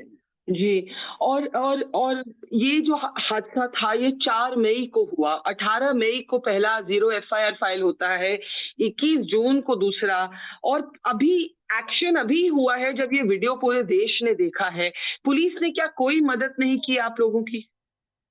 पुलिस ने कोई मदद नहीं किया, क्योंकि 4 तारीख को जो हुआ है, मैं अपना गांव को जलाने के बाद अपना जो संपत्ति है पूरा सारे जो जलाने वाला जला दिया, उस अपना घर का संपत्ति है पूरा उठा के ले गया। लेकिन हम लोग अपना जान बचाने के लिए गया है, हम लोग जो नजदीक वाला मैदान में मैत्री के बीच में जो पुलिस स्टेशन में जाने के हिम्मत नहीं पड़ा, और इसलिए हम लोग गांव छोड़ के आके जो हमारा नजदीक वाला पुलिस स्टेशन में जाने का हिम्मत नहीं होने के कारण अपना एक गांव से दूसरा गांव जा करके बहुत कुछ दिन के बाद हमने पुलिस में जाकर, जो काफी दूर है, वहां से मैंने FIR करवाया है। जी, और उस दिन क्या पुलिस थी वहां जब आपकी वाइफ और दूसरी जो औरत है? हाँ, पुलिस थी। हाँ, पुलिस, इनको बीबी लोग, उसका नजदीक में एक पुलिस गाड़ी भी थी, और पुलिस ये लोग ने पुलिस वाला को, कुछ आदमी ने पुलिस जो जिप्सी है, जिप्सी है, उसमें कुछ आदमी ने इसी पुलिस में गाड़ी में बैठाओ तभी तो होगा, तब पुलिस उसी गाड़ी में बैठा है, और पुलिस वाला गाड़ी नहीं चला पा रही थी, हमारा चाबी खो गई, ये लोग छीन लिया, और ये पुलिस गाड़ी से ये लोग फिर जो कुछ आदमी लोग ने इसको हाथ में पकड़ के उतर के फिर ये काम शुरू किए। तो पुलिस कुछ नहीं की आपकी वाइफ को बचाने के लिए, और बाकी कुछ नहीं की? पुलिस भी संख्या कम थी और पुलिस ने कुछ भी नहीं किया, मदद नहीं कर पाए। उसके बाद जब आप लोग FIR दर्ज किए तो 2 महीने तक पुलिस ने कुछ एक्शन नहीं लिया, तो आपको क्या बोला वो कि क्यों नहीं कर रहे थे कुछ? पुलिस तो, हम लोग ये पैर में दूसरा जगह में चले गए, और पुलिस तो क्या आपको सुना होगा, और स्टेट फोर्स तो हमारा पक्ष में नहीं हो रहा है, इसलिए बहुत इनमें क्या करना है नहीं करना है वो तो इनका हाथ में है, इसलिए हम लोग को, और हम लोग वहां से छोड़ के फिर अपना जान बचाने के लिए जो भाग करके दूसरा डिस्ट्रिक्ट कानपुर डिस्ट्रिक्ट में पहुंचे हैं। जी सर, सरकार, बीरेन्द्र सिंह की सरकार की तरफ से आपको किसी का फोन आया, कोई आपको मिलने आया, नेशनल कमीशन फॉर वुमेन से कोई आपको मिलने आया? हाँ सर, गवर्नमेंट जो मणिपुर सरकार के साइड से तो मेरे को मिलने के कोई नहीं आया, और कुछ अपना जो इसी के बारे में कोई नहीं आया। सर आज आप अपने आप को अकेले महसूस करते हैं? हाँ, महसूस करते हूँ। ये दुनिया में ऐसे कभी कभी सोचता हूँ कि जो जाति संख्या कम है, इसको जो ज्यादा जाति है इनपे ऐसे दबा के जान से मार रहे हैं, और जानवर की तरह ऐसे किया है। कभी कभी ऐसे दुख लगता है कि ये हम एक ही देश है, भारत का रहने वाला हम लोग हैं, लेकिन जो दूसरा देश के साथ ऐसी नहीं। इसलिए सोचता हूँ कभी कभी ऐसे दुख लगता है कि ऐसे कैसे इनका कैसे रहूं। और ये हम लोग मैत्री पार्टी है मणिपुर में, ये लोग जनसंख्या ज्यादा है जी, तो हम लोग कम है, जो कुकी और जनसंख्या कम है, इनको दबा के रखा है, इनको जानवर की तरह ऐसे मार रही है जान से, और खिलौना कर रही, बलात्कार कर रही। इनका साथ कैसे रहूं, कैसे जिंदगी बिताए, हमारा जिंदगी कहाँ रहूं? आप तो फौज में रहे, आप तो फौज में रहे हैं जहाँ सिर्फ यूनिफॉर्म और भारतीय होना सबसे बड़ी चीज है। आज आपके साथ ऐसा हो रहा है, आपको इंसाफ की उम्मीद है सर? हाँ मैडम बोली, इंसाफ की उम्मीद है? ये तो गवर्नमेंट का ऊपर में यही कहूंगा कि इंसाफ दिलाना तो गवर्नमेंट का हाथ में है, लेकिन एक अभी ये सोचता हूँ इनसे जो मैते और हम लोग ट्राइबल जो की कुकी जो है ऐसे जाति कम वाला तो एक कैसे रहेंगे एक साथ, अलग अलग से रहेगा तो इनका हम लोग का जीने के लिए थोड़ा सुविधा होगा। तो ये इंसान के तौर पर ये नहीं, जानवर की तरह हम लोग ऐसे भगा के मार रहे हैं और ये कसूर और खिलौना जैसे औरत को छेड़खानी कर रहे हैं।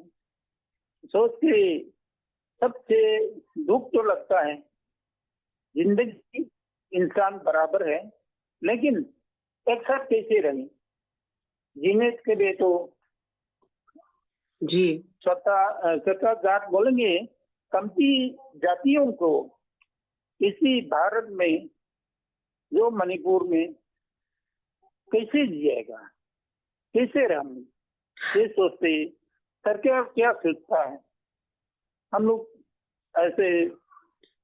जी सर, मैं आप मणिपुर में रहना आप कहते हैं हम इकट्ठे नहीं रह सकते, लेकिन अभी आपको और आपकी वाइफ को सबसे ज्यादा जरूरत क्या है? क्योंकि आप अभी अपने गांव में भी नहीं है, आप एक कैंप में हैं और आप कह रहे हैं सरकार की तरफ से कोई मिलने नहीं आया। अभी सबसे ज्यादा जरूरत क्या है?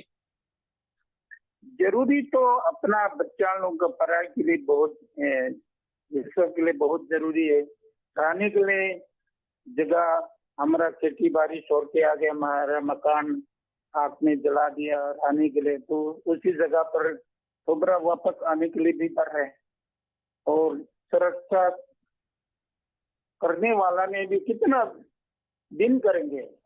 और इसलिए मणिपुर के अंदर जो कि अलग अलग से जीने के लिए सरकार सोचे और उसका कैसे प्रोवाइड करने से अच्छा होगा। जी सर, मैं आपको मतलब मेरे वर्ड से कोई फर्क तो नहीं पड़ेगा, लेकिन मैं कहना चाहती हूँ कि पूरे देश ने जब ये वीडियो देखा तो इतना गुस्सा, इतना दुख सब में है और सब लोग आपके साथ खड़े हैं, आपके फैमिली के साथ खड़े हैं। और मुझे बहुत दुख है कि आपके साथ ऐसे बीती, एक ऐसे इंसान के साथ जिसने भारतीय सेना को अपने 28 साल दिए। मैं यही कह सकती हूँ सर कि मैं धन्यवाद आपका देती हूँ कि आपने ऐसे समय में हमसे बात की। आप प्लीज अपना ख्याल रखिए और हम लगातार आपसे बात करते रहेंगे। बहुत बहुत धन्यवाद सर। थैंक यू मैडम, बहुत बहुत धन्यवाद। It's great to see you here. Thank you for watching our work. If you haven't subscribed yet, don't forget to click the bell icon and subscribe to Mojo Story and support independent, robust journalism. CA pursue करने का decision सिर्फ पहला step था। अभी लड़ाई बहुत लंबी है।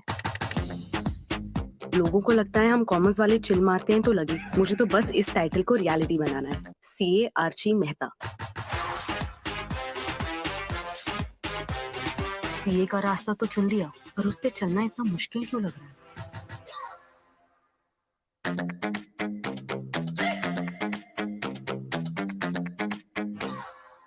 Hey, are you someone who faces problems in remembering Excel formulas? What if I tell you that from today onwards, you don't need to remember any Excel formula?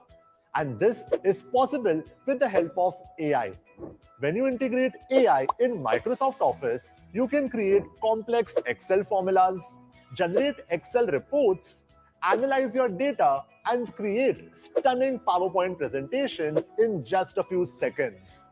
Hi, I'm Jatan Shah, a Microsoft certified trainer, and I have created a 3-hour live and interactive workshop that will teach you how to become a ChatGPT and AI expert with Microsoft Office.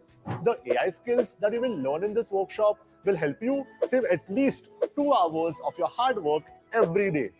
The free AI tools can boost your productivity by automating your work and increase your monthly salary by 3 times. You don't need to have any prior technical experience and you don't need to learn coding for it. You just need to tell the AI what you want to do and the AI will work for you.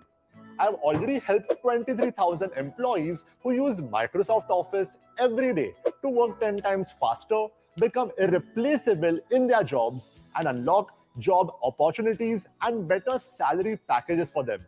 Now it's your turn.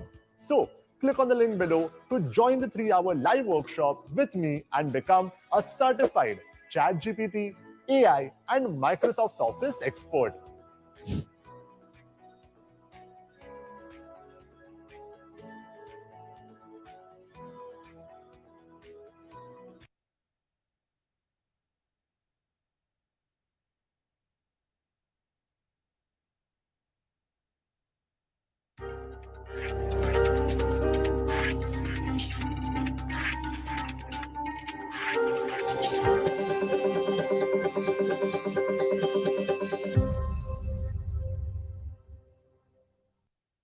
The Chief Justice is furious.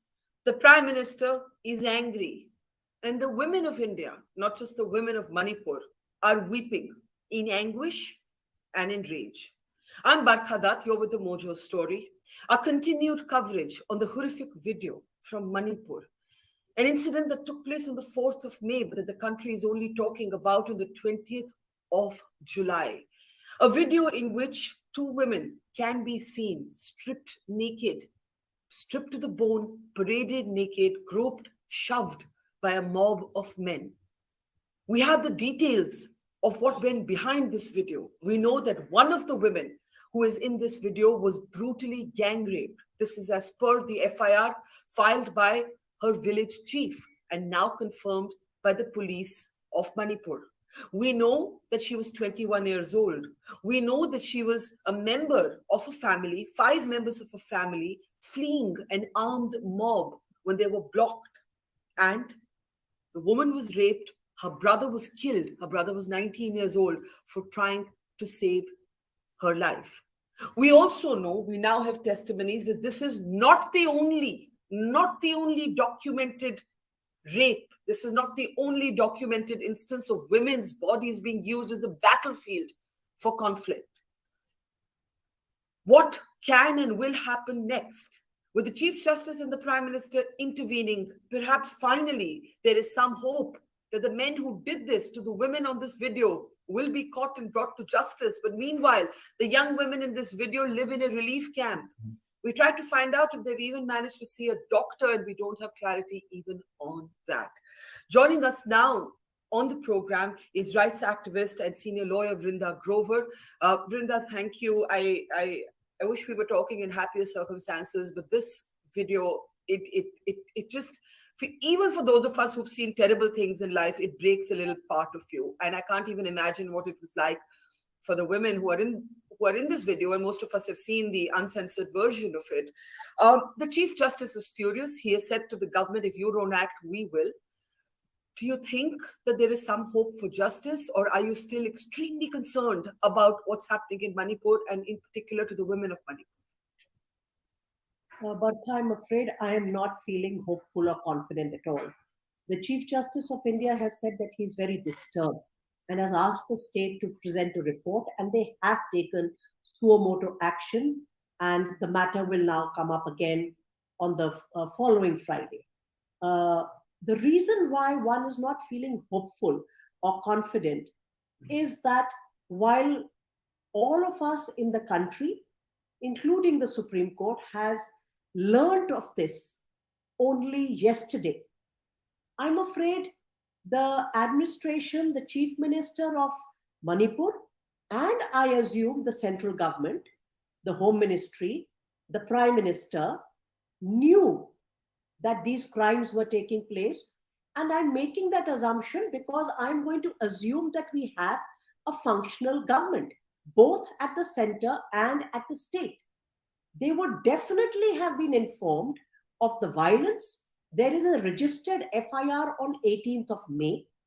These matters would have been communicated as of great priority and importance in a state which has now seen violence for 2 months. So the Prime Minister and the Chief Justice of India, we cannot say in the same breath in this instance, because the Prime Minister would have known of what is happening. In fact, the Solicitor General on behalf of the center has, in matters relating to Manipur, and cases have come up before the Supreme Court, have said that the security forces are out there, situation is continuously improving. The Chief Minister, hours after this, less than 24 hours after the video goes viral, and therefore what is most important is it was the citizens' anger and agony which has finally made the government respond and say something. The state machinery failed the people of this country and definitely the women and people of Manipur. And it took outrage of the entire people for them to think they should do what they should normally have been doing. Yeah. Now a test has been made. In this video, men's faces are visible. The arrest was made. Suddenly they knew who it was, and an arrest has to be made. And of course, complete stuff that we've all heard before. Oh, we will give severe punishment. This is not acceptable, death sentence, etc., etc. As you said, have those women received any attention? Medical, other form of help that they need? They are languishing in a camp. They have lost family members. Barkha, please tell me, does this not remind you of Bilkis Banu? Have we not seen this before in this country, where women of the targeted group are hounded, men are killed, women are sexually assaulted? This is not new in this country. Why do we not know that when there is mob violence, when there were fake videos going viral, why is the administration not taking preventive steps? If the administration has failed, if the chief minister suddenly wakes up, how are we as citizens to understand this? Yeah. You mentioned that the FIR was registered on the 18th of May. We were trying to find out exactly when the FIR was filed. And from what I understand, a zero FIR, you can explain the technicality to me, was filed on the 18th. And then it takes till the 21st of June for the full FIR to be registered. Can you explain to our audience what that means? Well, zero FIR is when, supposing a crime was to take place in a particular place, you go to the local police station because that police station has jurisdiction to investigate the crime. However, if you are unable to go to the local police station, where of course, if you're being hounded by a mob and family members are being killed and you are being sexually assaulted, you can't return to that police station. You can go to any police station and a zero FIR is registered because the exact number of the FIR is not given by that particular police station. It is then the responsibility of the police to ensure that the investigation is done by the concerned police station. And in a case like this, since of course the entire state machinery, and I'm assuming that there's great coordination going on between the center and the state, when a state is in crisis for sure, they would have got somebody to be investigating this. And as you're saying, on 21st June, the full FIR has been registered. We should therefore not be, 21st May. Oh, June. 21st June is okay. My understanding. I will need to clarify that this is initial. Correct. There's a little bit of haziness about the FIR, but this is my understanding that the incident takes place on the 4th of May. 18th May is the zero FIR, and 21st June is when the full FIR gets registered. But again, health warning, these are hazy details. We've not been able to get the exact accurate official version on this FIR yet. So that in itself actually tells two very important things to us, that this kind of delay between 4th May to 18th May, that's the date that even the chief minister has said on a television channel. So we will assume that there is some accuracy attached to it. When this incident takes place, the women and their family members are not going to be in a position to go around lodging FIRs. They are fleeing for their life. The authorities know. There are police people present. What is the law? The law says if the police has information about a cognizable offense, it doesn't say the rape victim dying and molested has to turn up at the police station and only then an FIR will be lodged. Why was the FIR not lodged till 18th May? There is no answer. To say, oh, we lodged the FIR on 18th May is not an answer. And if the further registration, etc., is taking greater time, then that in itself is showing that the administration is absolutely dysfunctional or as far as protecting basic lives and dignity is concerned. Yeah, I want to play out for you a short clip from a rights activist from the Kuki community sobbing as she said, she had two questions. She said, will India stand with us? Will India now stand with us? And her second, not question, but comment was, she said, I would rather die than go through what these women went through. Now, of course, it's a rhetorical comment. We don't want women to think their lives are over after sexual assault, but it captured her pain. And I want you to just for 1 minute listen in and I'll come back to you. This is Gladys Hunjun, a Kuki tribal rights activist leader speaking about this video.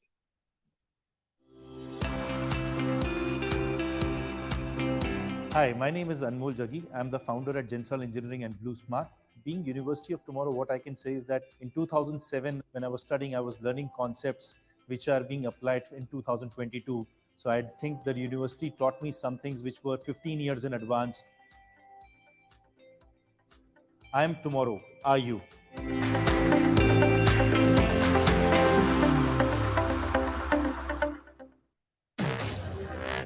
रात के 2 बजे दिन के 12 बज गए Say goodbye to the 1950s की technology वाले memory foam mattress को. Meet India's first and only smart grid mattress. इसकी patented technology, there's softness that relaxes your pressure points and firmness that supports your back. Memory foam में बकवास. Sleep Company mattress is log on to the sleepcompany.in.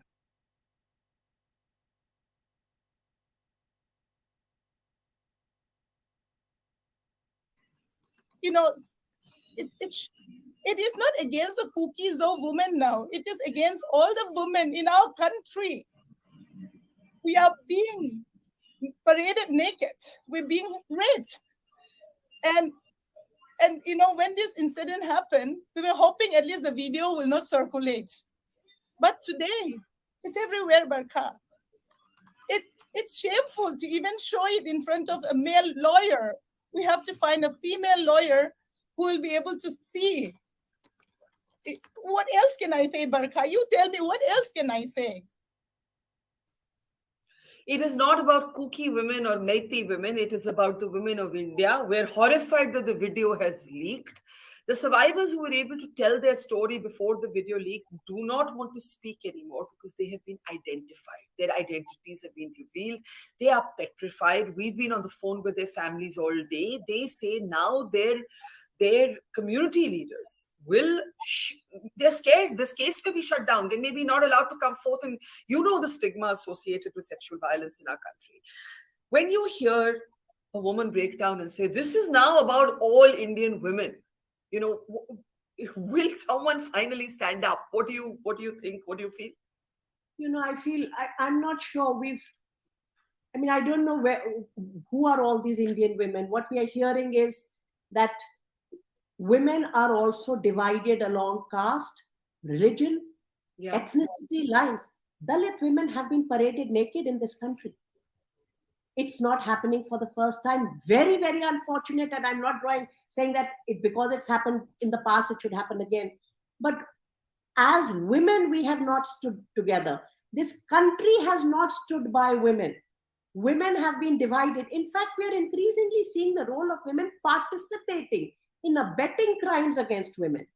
So I don't know when all of us as human beings, our consciousness will be raised, but we will have to understand that women's bodies are targeted. And it's actually a vicious trap we are in. Women are seen as a repository of honor. Then the body is targeted to humiliate and degrade the entire community. Then the community says now we have to remain silent because we have all been shamed, and those very women are further silenced. So it is about all of us together breaking out of this and women understanding that they will not win in this pitting between caste, religion, ethnicity. We are not going to win this. And to the community leaders, we've seen this over and over again. To the community leaders, one would say, this is not, the wrong is not of the women. This is not the shame of the community. This is about injustice and crimes. And together with all of us, in fact, those women should be honored to be able to give them the courage to come forward. That is what Bhavari Devi did.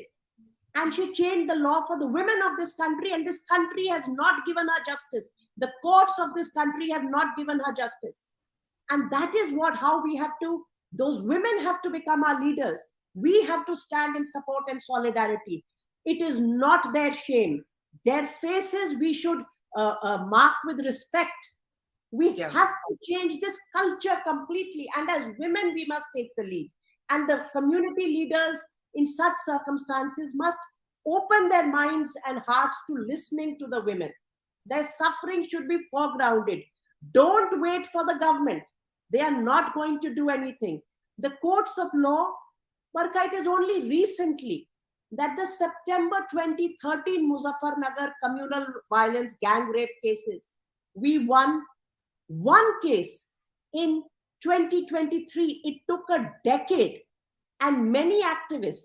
7 women went to the Supreme Court in 2014. There is a reported judgment of March 2014 of the Supreme Court bench chaired by the Chief Justice of India. One woman could survive the travails of time. Bilkis Bano's remission should haunt each one of us today. And no words of the government are going to assuage women of this country, because that remission is an executive act. The impunity is being signaled from the top. Yeah, it's such an important point also that you mentioned about women being split along ethnic, religious, political, ideological, so many different lines. One of the things we've been facing ever since we've been reporting on this video, Vrinda, is members of the Meitei community of Manipur, and I am not taking away their suffering. When there is a conflict, there are extremist elements on both sides. Both sides have elements that are armed. This has been going on now for more than 60 days. If ever there was a case for president's rule, God knows this is one. But we have comments saying, why don't you show us that also? Why don't you show us this also? We've been doing our best to show everything that we come across, but this whataboutery is going to be the death of us standing together as women. I totally agree, Barkha, and I think the questions should be asked, is the state administration, is the state government, is the central government, are they acting with impartiality and independence? The onus is on them. It is not whether Barkha has shown one story and 1 minute less of some other community. Why are the questions not being addressed to those who are wielding power over here? And we know, and the Chief Minister has said this just this morning in one of the television channels, these are not the only case. There are other cases of sexual violence. This has shaken our conscience. But we know that there are many others. People are in camps. Who is going to create that access to justice without activists supporting? And I'm sorry, I will say it here. Activists are being demonized, criminalized. A group of women went there who are part of various women's groups. They have FIR against them. You are not going to allow activists to enable the access. The state is not there to help women access justice. Lodging an FIR is not access to justice. So how will this country move? We are in a very, very deep crisis. Pious statements saying we are feeling very ashamed and we will give death sentence is not going, nobody is buying it anymore. Women are not accepting it. If you have to create access to justice, each one of those situations will have to be understood. How has this violence continued for so long, as you have rightly said? And in an ethnic clash, women will be targeted. We know that in this country. This country was born from the horrors of the partition violence. We know what happened then. It's the same thing. Where is that Amrit Kal today for these women? Yeah. What is the police doing in terms of the investigation? Was any medical examination done? Has any 164 been recorded? Now everybody, NCW and everybody else has sprung into action. What were they waiting for? Is this a joke? Yeah, it's the point you make. We are talking today as a country about sexual violence against women in Manipur because of this video. That's the irony of this video. The women are horrified that their faces have been identified. But if this video hadn't gone viral, perhaps their story, this horror, no one would have spoken, at the top echelons of power. But there are other incidents, and even while reporting this story, we have been told that there are 2 other young girls, according to testimonies, they have been raped and killed. There is no where do we begin documenting all of this? How will we ever know? Who will find out? So now what we have, that's why I said we are in a moment of crisis in this country. Certain facts and figures are usually available with the state because they have the authority, they set up the camps, they know what is happening. The state is not, this was known to the state that this sexual violence and disrobing and parading had happened, was known to the state. They are not taking any action against that, nor is anything being done to ensure that it's not being repeated and those who have suffered are getting any justice. So it will be the burden of the citizens. Now the citizens will be called activists, they're disturbing law and order.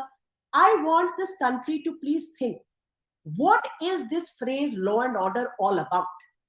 Is this about maintaining politicians in power, or is law and order about safeguarding our lives and dignity?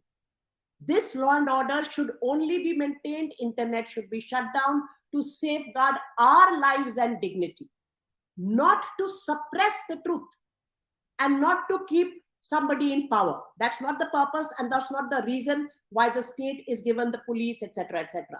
So this will be the task of citizens. Citizens should be allowed to have access. They should prepare those reports. And this is not new. Before we start saying, oh, you belong to certain ideology, certain political party, which is complete nonsense as far as somebody like me is concerned. How did we know the truth about the 1984 anti-Sikh massacre in Delhi? Because PUDR and PUCL brought out a report that stood the test of time when the state was partisan. The citizens will bring out the truth. Criminalizing that, putting FIRs on them, the police should be held accountable, courts should make sure that is not happening. This is the time where, without the intervention of constitutional courts, without monitoring by constitutional courts, I know the Honorable Chief Justice has said, next Friday, take action and report to us. Let me just draw your attention to 2 things. Petitions were filed on different aspects, not on this, on attacks, targeting, lack of safety, etc. On each occasion, including before a vacation bench, on each occasion, the Solicitor General said, steps are being taken, things are under control. We are trying our best to bring it, something to that effect. This requires monitoring by the state. Monitoring by the Supreme Court. The state will say, FIR is lodged, investigation is happening, 1 person has been arrested. By the time next Friday, I promise you, more than 1 would have been arrested. We are in an action-reaction regime. This is not administration. This is action-reaction going on. And the action happens on social media, then some reaction happens in reality. The court must monitor. Status reports saying things are moving will not help. We saw what happened in the Brij Bhushan Singh case. The Supreme Court was told FIR is lodged, now things will move. And how they were dragged. Of course, now things have started moving, a charge sheet has been filed. So monitoring by the state, when Supreme Court of India, because there is a presumption that when the state says to a constitutional court like a High Court or Supreme Court that this is happening, there is a presumption that this is correct and truthful. However, if that is not the case, then the court will have to break the pattern and start monitoring, because only with constant scrutiny and monitoring of the court are we seeing in situations and crimes where the state has, by its own decision, interlocked itself with crimes. Nobody is asking the state to interlock itself with these crimes, but the state does. The only authority that can rupture it is the court.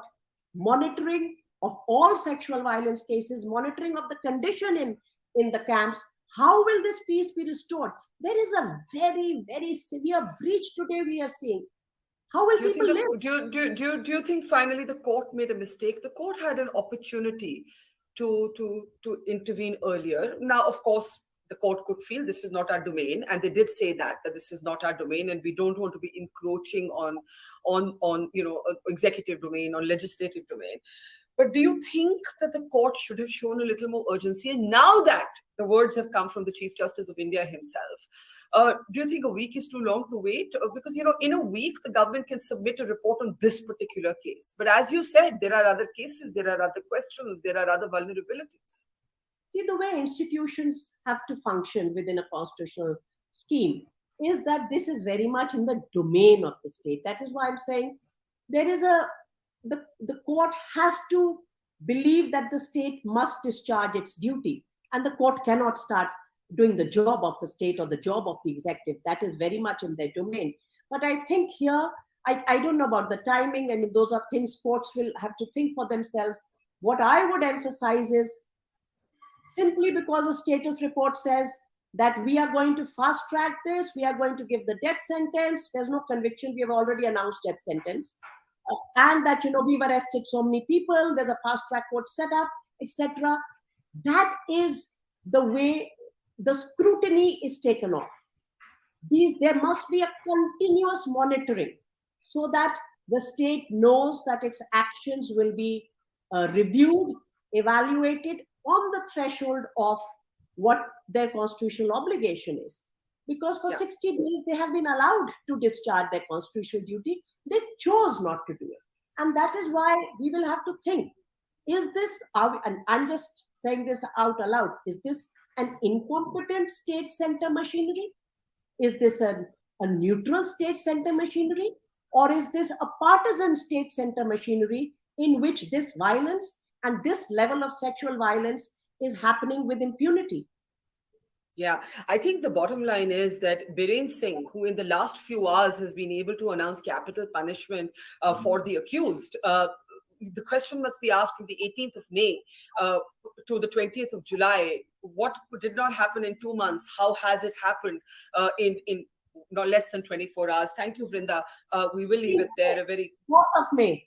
I think the chief minister must be having an intelligence bureau. I mean, I don't know. I'm just assuming. I'm just taking it from the date when the FIR was registered. The incident, of course, took place on the 4th of May. And that is a very, very grave set of questions. Was the chief minister looking the other way? Did he not know? Did he know and choose not to act? Those are all the questions that I wonder if the Supreme Court will now get involved in as it looks at this case. And the Chief Justice says, if you don't act, we will. Thank you very much, Ms. Vrinda Grover. Always a pleasure. Thank you and take care. Thanks, Barkha. It's great to see you here. Thank you for watching our work. If you haven't subscribed yet, don't forget to click the bell icon and subscribe to Mojo Story and support independent, robust journalism.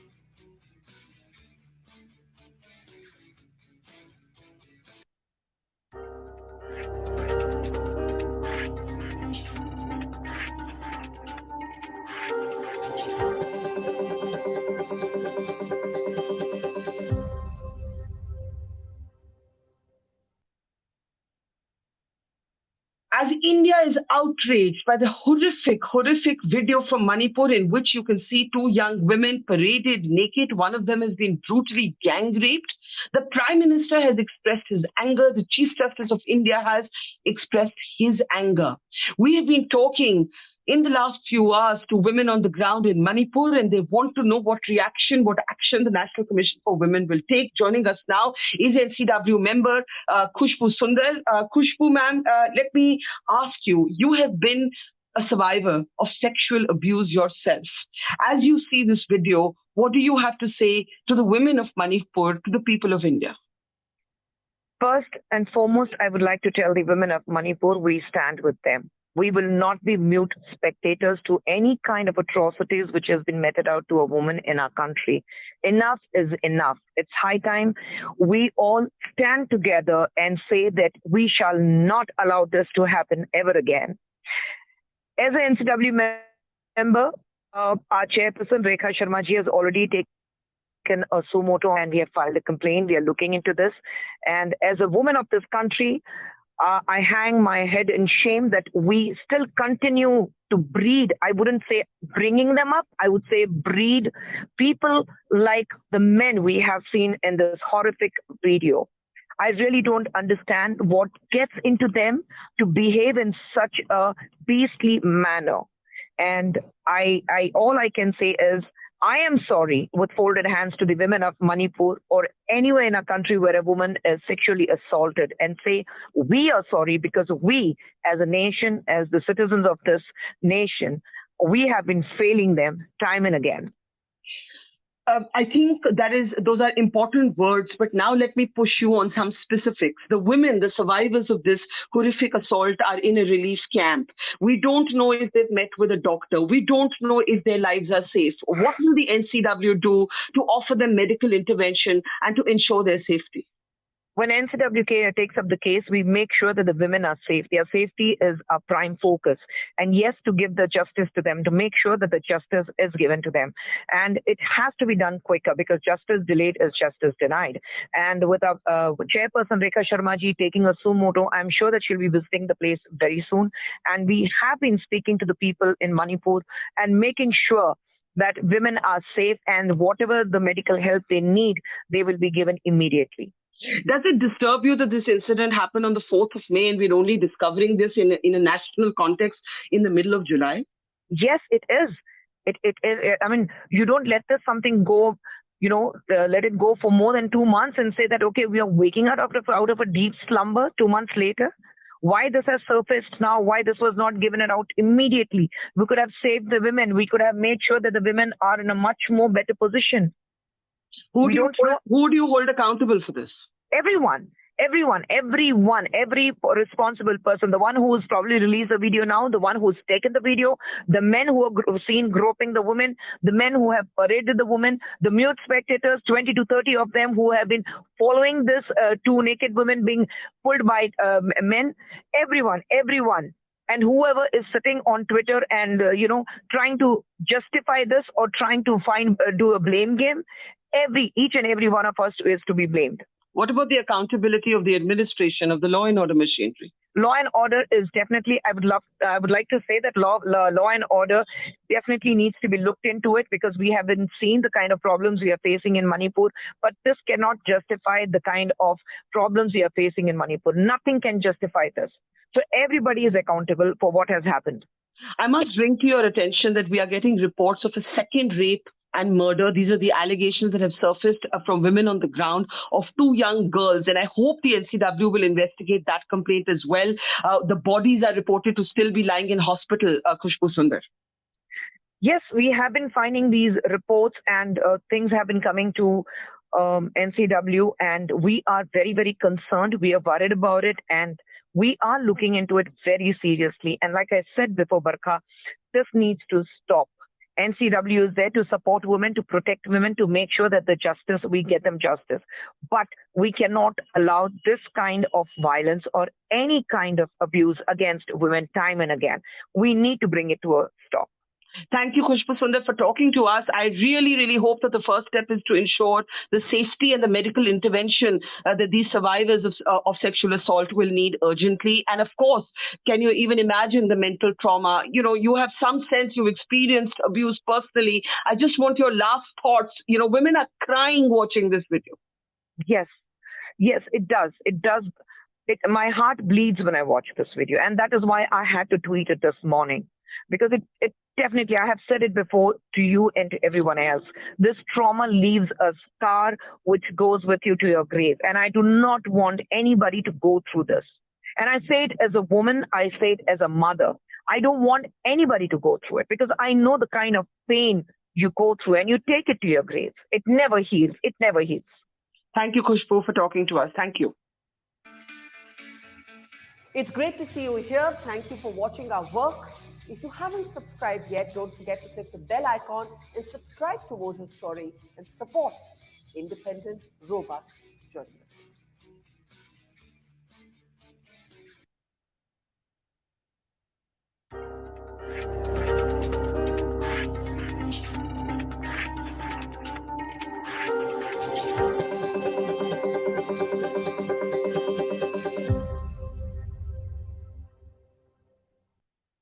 Every day brings new details of new horrors from Manipur. How do we even begin talking about peace when people are yet to heal, when people are so bitterly divided, and when new videos documenting new acts of sexual violence, of killings, of beheadings, of rape surface literally by the hour? I'm Barkha Dutt, you're with the Mojo story. In fact, even as we speak, we have reported today on another rape and murder that took place on exactly the same day as the sexual assault of the Manipur viral video that has so jolted all of India. In this case, too, the FIR was filed on the 16th of May. The incident took place uncannily on exactly the same day as the incident of the women being paraded naked in the viral video that we have all seen. In this case, too, the two young women were from the Kuki community. They used to work part-time in a car wash in Imphal East. For obvious reasons, we are not disclosing their identity. In this case, too, there is a video that captures at least part of the horror. There are also other horrors. There is the story, the tragedy of an 80-year-old woman from the Meitei community whose grandson says she was burnt alive in a home that was torched, a home that had the honors that President Kalam had bestowed on her husband. As I said, every hour brings a new horror. And if you think that being from one or the other community or even being partly from both exempts you, we also reported on the story of a 7-year-old boy, half Kuki, half Meitei, burnt alive in an ambulance. Many of these incidents have happened earlier, but the details are only just emerging because Manipur finally, belatedly, has India's attention. But even now, the politics threaten to drown out any sane, honest, open conversation. The opposition is demanding that the Prime Minister must speak in Parliament. The Home Minister is saying, I'm ready, start with me. But the logjam in Parliament continues. Here on this program, for the last 2 months, we have continued relentless reportage from and on Manipur. And I want to introduce two of the country's foremost experts on the Northeast as we try and ask this difficult question. How do we even begin talking about peace when we're still dealing with new horrors of violence, rape, beheadings every day? Let me introduce first to the program Professor Bimol Okoijam, one of India's most respected authors and experts at JNU, but really has been writing very incisive columns on Manipur. And thank you, sir, for being with us. Also joining us is Rami Desai. She's also a very well-established expert on the Northeast and also associated with the India Foundation. Thank you very much, both of you, for joining us. As I said, just as we started this program, we had just documented yet another rape and murder of two young women. And this rape and murder took place, according to their families, on the 4th of May. We've seen the copies of the FIR once again.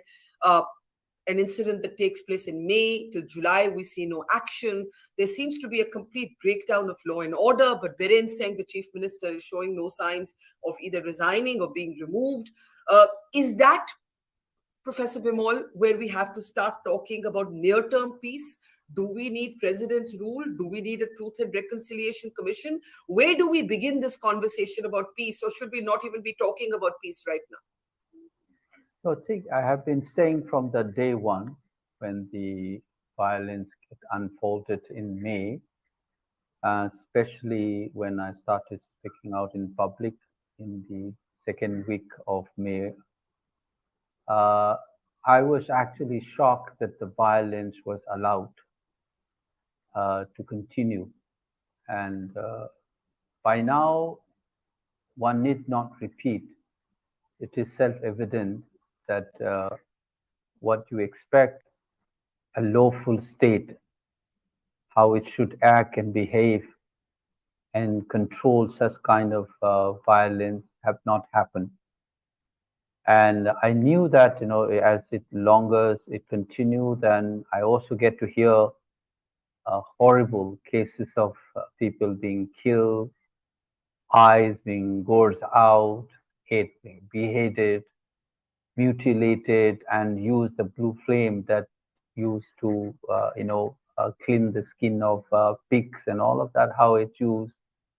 All kinds of violence I've heard, and I've also seen on the ground how laws, people have taken laws into their own hands. So I think it makes sense. I've been saying this, I'm exhausted actually. From the day one, I have been saying that the writ of the state must work and this violence must be reined in. I've been saying this since the mid-May onwards. And I have also started saying it now that the inaction of the state itself is an action that allows and aggravates the violence. I have no doubt about this now.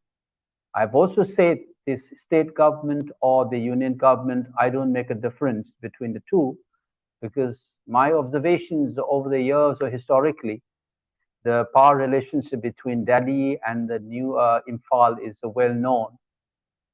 And besides that, these are two governments of the same party, and if the union government has an upper hand, if they wanted to stop the violence, they could have stopped. This is not about BJP versus Congress or left or right. It is about human tragedy, and violence have been allowed.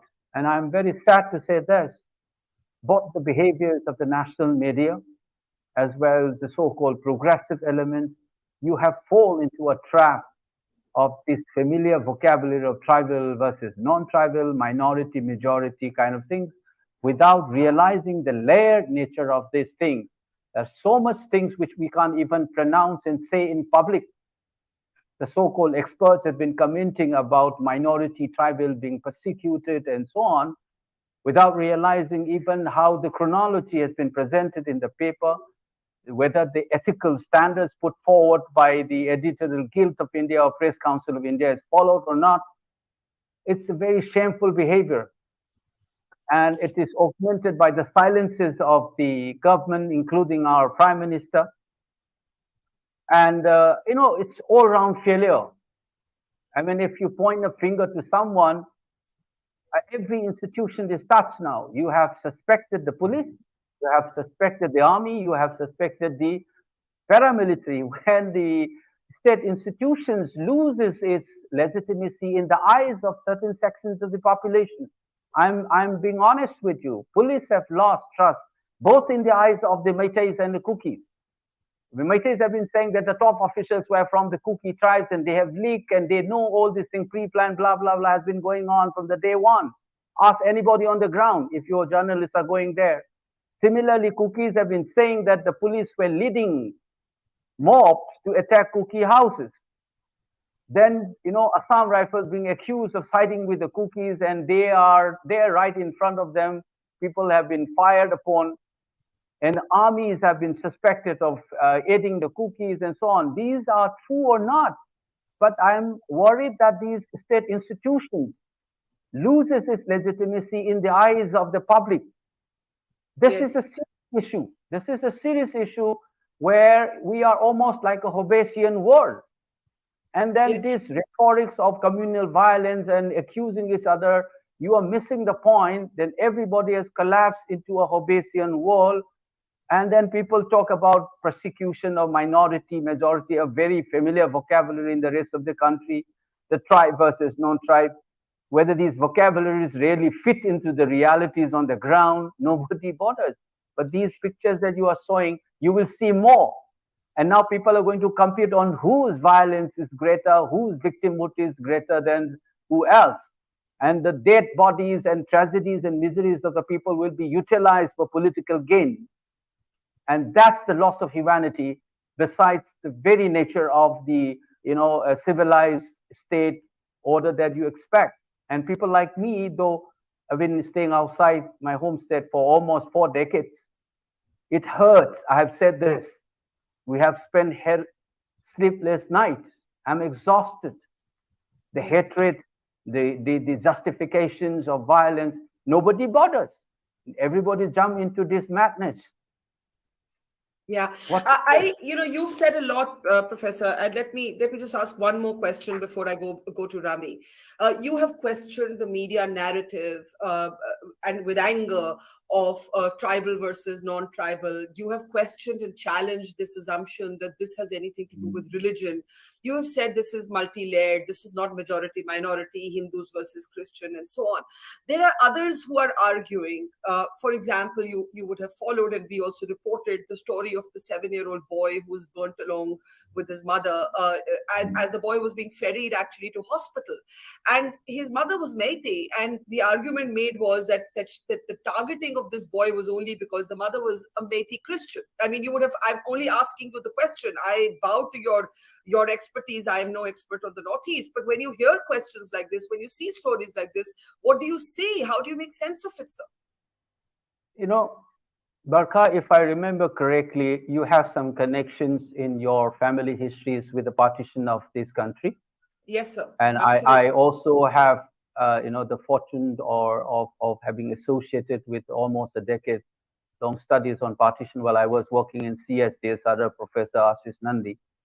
And the moral compass collapsed during partitions. The neighbors will turn on each other, and all sorts of violence happened. Abduction of women, women's body as a site of violence, and their victimhood is being used to mobilize further violence against the other. This collapse of mental, this one moral compass that enables this kind of violence to happen. I have seen people in cold-blooded shot and kicked in and buried into the pit. And then people's bodies who's been burned with that, that blue flame that you use to burn the skin of animals. The stomachs, guts have been removed. I've seen all kinds of violence. And this simply means that the moral compass in the society has collapsed. And that's why you see this kind of thing. That's what I feel. And again, I'm repeating, people don't bother that these things have been allowed, and this is a part of a largest democracy in this country. You listen to my utterances on television or media from the day one when I opened my mouth. I said why this violence was allowed, even as a reaction in Imphal, why that violence was allowed, why it was allowed to linger on has been a consistent remark from me. Anybody who hear me can check. Yes, and I think what you've said is very important, that the authority of literally every institution. In fact, you said even the army was accused of being biased, and it led to an unprecedented statement. Rami, you would have seen it from the army actually saying that we are loyal to the uniform, and very sharp statement. The armies had to deal with women facing off with soldiers. In one case, the army releasing 12 militants to maintain the larger peace. In such a situation where there is such eroded authority, certainly of the state government, certainly of the police, the army is still trying to bridge some dialogue between the two communities. What should happen? Is the resignation of the chief minister even relevant right now? Is there an alternative to it? If ever there was a use or a context for president's rule, this might be it. What do you think? Barkha, good evening. That's a very relevant question, because things have gone so far. Like Professor Vinod said, from day one, anybody who was observing this, anybody who knows the state of Manipur, knew that this would take a fairly ugly turn. As you may know, I've spent a considerable amount of time in the Northeast, and I've said this on television as well. I have studied all the different states. I've lived there. I've looked at it for the past 15 years. Manipur is a complex state because it has a lot of elements that, come together, and there are a lot of factors that come together and can create and have created situations in the past that have been explosive. I don't think history is lost on anybody who's been at least a lay observer of the state. There's been the Kuki-Naga war. There's been the, Meitei conflict as well. And even when Biren Singh took over, if you remember, there was the issue of, the community not cremating or not putting the bodies to rest. There were 7 or 11 bodies that, they were protesting with. And at that time, Biren Singh was considered a unifier of sorts. And 5 years, 6 years down the line, this is what we've come to. You see, the fault lines have always been there. It's not as if these fault lines are new.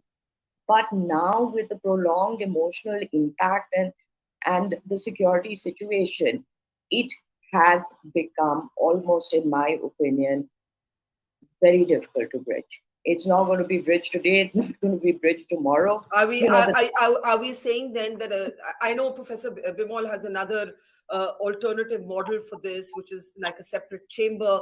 But let me ask both of you about that before we play out some clips from the ground. Are you saying that the time has come for a division of some kind, a separate council, a separate administration, Rami? Barkha, not at all, because I think any sort of move like that is going to be, entirely unacceptable by one community or another, or also by the security forces as well as the central government. I think any sort of territorial change to Manipur cannot happen at this. I don't think it can ever happen. These are legacy problems, and solution will have to come, but solution isn't going to come today. It's going to take a lot of time, and that also, peace will have to come. Right at the beginning of this conflict, if you remember, there were all these banners that were being protested with, saying we want a solution first and peace later. That is not the kind of attitude that you can move forward with, because you can't have any sort of bridging of gap, any sort of solution that's acceptable for both sides of the communities if this kind of violence goes on. And what's really sad, Barkha, is that in the last 6 years, and I've traveled in that time, and I've traveled, 10 years ago, I've traveled every single year, there was relative peace. Industry had started. Young kids were coming back from a point where I could not find a decent place to eat, to where I could find state-of-the-art restaurants, like the kind of restaurants you find in Delhi. What is going to happen now? So I don't think we can move forward unless complete peace comes. And over and above that, sorry. No, I was just going to say, how does that complete peace come? And can I briefly just take that to Professor Bimal? And I'll, of course, come back to you. Because, Professor Bimal, there are now people, Rami says no, first peace, then you talk about an autonomous council, a separate administration. You have another formula. You say within the same assembly, I'm paraphrasing you, so please feel free to elaborate in your own words. Within the same assembly, there can be a separate chamber, as it were. Is this the time to be discussing these formulas, or do you agree with Rami that first you need somebody's authority over the state, somebody who's respected, trusted, whose authority is taken seriously? I think it is now what Rami has suggested, and what you have mentioned about the second chamber in the State Assembly is not the question of either or. I think what Rami said is absolutely right. First you have to rein in this violence. It must stop. And this writ of the state must be brought in, to control. That's what the state is all about, isn't it?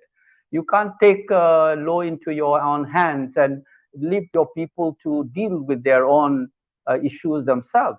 They are institutions. But I think once you do that, and since people keep on talking about the question of redistribution of wealth and services of the state, then there's whether real or perceived, the fact remains that there are genuine or otherwise grievances, articulated grievances about the lack of development and so on and so forth. Incidentally, I have lobbied with the Ibobi government in 2012, as well as the CM Biren in his first innings, that something like such a committee must be formed to investigate, one, to see the socio-economic and educational status of every communities in Manipur, to see whether these allegations are right or wrong, and then you can have a comparative analysis with the neighboring states like Mizoram, Nagaland, or Assam, and so on. And two, also to see if there is any differential development in different areas or regions of the state, and what are the factors behind it, and how those things can be corrected. And these grievances can be done it, but unfortunately in the political culture of the state, things have been communalized. is rather than looking at the objectives as kind of, nobody demanded this one, including the tribals. Unfortunately, if they think that it is the development lacunas are there, then they should have raised this. And sometimes they've been doing this as an electoral game. I remember, and I was talking to Karan Thapar, and I said I wanted to give you a classic example. There was an honorable minister who raised these issues on the last day of the last session of the 11th State Assembly on 24th August, raising the issues of budgetary allocations, not of that year, but from 2018 onwards, on the last day of the assembly, because election was already in the campaign mode. And this is the kind of a politics that people have been doing it, instead of asking for a real objective analysis and how this can be corrected. So I think these issues, since the separate administration is being talked about, as I think Rami is right, any form of partition, it doesn't solve. You have seen in the world history, partition of South Asia still lingers on in the form of India-Pakistan relationship and communal violence. But if we are not looking, sorry, I'm interrupting you, but if we are not looking at a territorial alteration or a demarcation or a delineation, that's the word I should actually use more carefully, at this moment at least, and I think your idea is excellent, that first let there be an objective assessment of every community and how it's faring. I still want to understand. If I may say something, because I want to clarify something here. Yes. There's so much trust deficit in the state. Even when you form the committee, I would even suggest that bring in people from the outside, inform and respected economics. Then you will see what is the objective truth or not. If you want to even bring Native American Christian economists and development experts, I don't mind, but please do, instead of communalizing these discourses, please do an objective assessment. And I think I was trying to say, when you just come in between, that there is also the historicity of the place must be recognized, and what kind of further problem might come in, which the government of India recognizes over the years. Any attempt to change the territorial as well, even the threat to any form of territorial and administrative and structure of the state will be seen by certain section as a threat to the state's integrity. So instead of that, I said that introduce a second chamber and then revamp the local self-government, either the ADCs and the municipal corporations and panchayati system, so the delivery system is more accountable and more effective. These are objective rather than pointing fingers to this tribe or that tribe. And then it takes care of the state's integrity is concerned as well. Yes, and I'm glad you've reminded us of the geopolitics. We are talking about a border with Myanmar. There are all kind of concerns here. But let's return for a moment to the near immediate situation. On your screen, you see images of somebody who's an MLA, and he's an MLA with the ruling party. This is Vungsag in Valte, and he was actually assaulted by a mob. His driver was killed. His skull was smashed. He has lost the ability, at the moment at least, to walk, to eat on his own, to form words clearly. And he's a BJP MLA. He was an advisor to the chief minister. And I called him the forgotten BJP MLA of the state. I don't know if you'll agree, but I want to play out a little clip. I was speaking to his son and to his wife, and I said, how are you managing? They said, no, can we go back to the pictures actually of Mr. Valte? And he said, I'm struggling. He said, I'm struggling. And no one from the state government has actually come forth to help. Listen.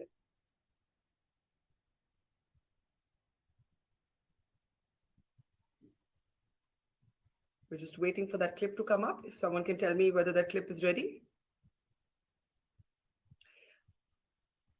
Okay, I don't know. I think just as we're reading that clip, let me actually just get responses to what happened with Vungsag in Valte. And if you have a comment, Rami, do go ahead and we'll play that clip when we're ready with it. Rami? I agree. Can you hear me, Barkha? Yes, please. Yeah, yes. No, I completely agree with what Professor Vimal has said, because things are very sensitive right now in the state, and also the fact that histories are different. and the Maitis have their history, the Kutis have their history, the Nagas have their history. On what basis, can anybody even suggest any sort of territorial change? And of course, we have to look at it from the lens of it having an impact on national security as well, because Manipur is absolutely so crucial to our balance in the Northeast. So, all these factors we have to take into place before we talk about things such as, territorial change, especially in a state like Manipur. But also, having said that, we already have hill councils, Barkha. It's not as if there isn't any sort of autonomy. These hill councils also need to be able to function better, because Kutis is not just one tribe.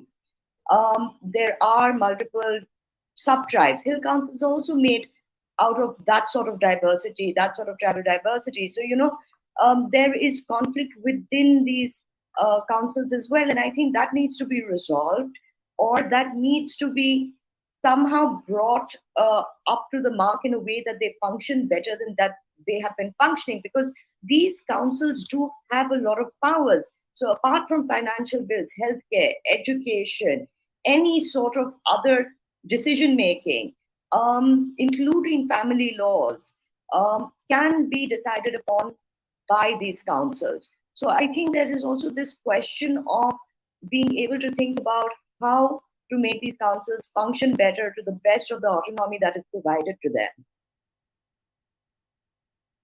I'm also told that we can return to those images we were showing to you of the forgotten BJP MLA and the fact that his family is struggling financially today. Just playing a small clip from that interview, and I then want to talk a little bit more about that. Listen in.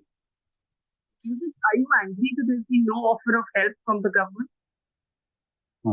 What can we say? Like, if we don't get an offer from the government, we are just a layman person. It seems like we are just a layman person, because my father has been MLA for the third time, and he is the most senior MLA among the tribal in Manipur. But till today, I don't think we get enough help from the government and enough care from the government. How does that make you feel, Joseph? Sometimes when I think about it, it makes me feel angry. And sometimes it makes me feel like we don't have anyone to help us, and feeling like sometimes we feel like lonely. But what can we do? You feel lonely and alone because the chief minister called only once and there has been no financial assistance offer from the state government. Yes. Are you struggling for finances, or are you okay right now? How are you managing? We are struggling. Mm-hmm. You're struggling with medical. But we got lots of help from our community and lots of help from our Zomi, Kuki Zomi side. We got lots of help from them. It's a very sad story, and I want to start with you, Professor, if I may, Professor Bimal. This is a BJP MLA. He's in a situation where his family is saying, Biren Singh called once, and after that we haven't heard from anybody. We are struggling, we're managing our people, our friends and family are helping us. He's very seriously disabled now, and so therefore they need a lot of money. And he's, in the whole interview, if you hear the whole interview, I asked the son, I said, what are you looking for from the state government? And he said, well, financial assistance is only one part of it. So if somebody were to just call and see how we're doing, no one even calls us. It's like we feel alone. We're just like, I guess he says lay person. He means we're just so ordinary, we've been forgotten. Your thoughts when you look at this? I mean, this is a BJP MLA. No, I think it is whether he is a BJP MLA or whichever party, he's a senior politician of the state. I don't know why. I mean, I'm shocked to know that nobody called up. I mean, what kind of political culture is this? I mean, forget about one. I mean, there are 60 of them in that house. And you want a united Manipur, and you can't even have that courtesy of making a call to your own fellow MLAs, who is also a senior one, and left alone. And this is how the community things gets consolidated. He has all the right to feel hurt and angry. I mean, I don't see that anger in his tone. I mean, it's amazing. I mean, if I were in his place, despite all my things, I would have been hurt, deeply hurt, and felt, then, his community is helping. I mean, I don't know, Barkha, what to say this. You see these women being paraded, raped, people being shot and burned, an old woman being burned inside the house. From that extended to these high politics, nobody call up, an MLA is lying like, what are we at the end of the day? I don't want to see, I'm ashamed of. I mean. Yes, it is horrible. It is really, truly horrible. It is absolutely unacceptable. It is absolutely unacceptable. I mean, I just come to know through your program that this is the condition of a senior MLA like this. And you don't even forget your being a political class. If you must be talking and having dinners and visiting each other as MLAs and ministers and so on, when one of you lie up like that. And see, violence against, by the way, legislatures have happened before in Manipur. In 2001, 3 of them or 2 of them were thrown into the burning assemblies, people's wrath. But this is targeting a particular MLA because of this communal frenzy that has caught up in that state.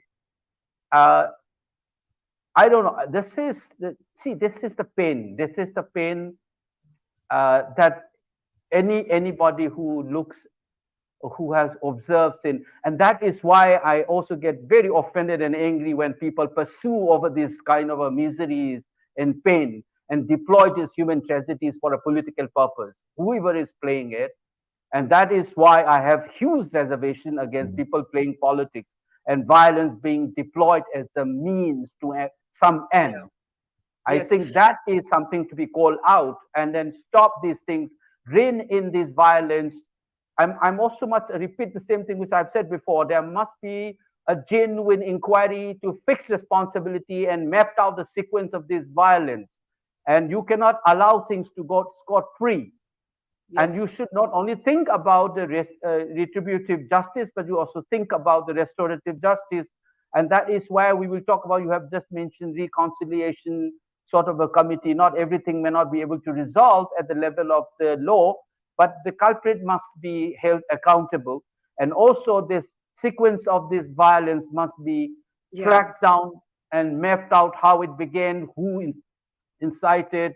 Everything should be done. Otherwise, the future of that state, even if you have whichever administrative mechanism, you will have unhealed, unresolved anger. And that will continue to inform an estranged relationship which can spark any moment as terrible violence in the future. Yes. Rami, I'm sure you have thoughts to add, but let me just play out another clip. This we're seeing these horrible, literally orphaned, abandoned senior politician's family. And I think Professor Bimol is absolutely correct that even if he was from another party, the point is he's a member of the political fraternity. And to see his family struggling, no one calling except for the initial one phone call from the chief minister and saying, we feel alone. And I think Professor Bimol is absolutely correct. There was no anger in his voice. He was just helpless. I want to play out another heartbreaking account from the field of a grandson of an 80-year-old, an 80-year-old woman. And in a home where her husband's awards, medals, the honors from President Kalam, the whole house is torched. She is killed. This is her grandson's account. And then I'll come to you, Ravi. 2 AM to 3 AM के बीच में तो बहुत सारा firing हो रहा था. ये पूरा सराउंडिंग में हो रहा था, हम सेरो का सराउंडिंग में. देन इसमें सब लोग सेफ्टी की जगह में जा रहा था. देन बाद में हम पता चला था हम लोग का ग्रांड माँ घर का अंदर है. देन इसके लिए हम वापस बसाने के लिए हम दोनों गए थे. दोनों जाने के टाइम पे वहाँ घर तो जला दिया था. देन पूरा घर से जलाकर जब हम लोग पहुँचा गिर गया था घर पे. Then after they are firing too much. Then मैं यहाँ पे लगी थी, तो यहाँ पे गोली लगी थी एंड ये पैर में भी लगा था. देन ये पे कल वापस हॉस्पिटल में एडमिट भी करने का है.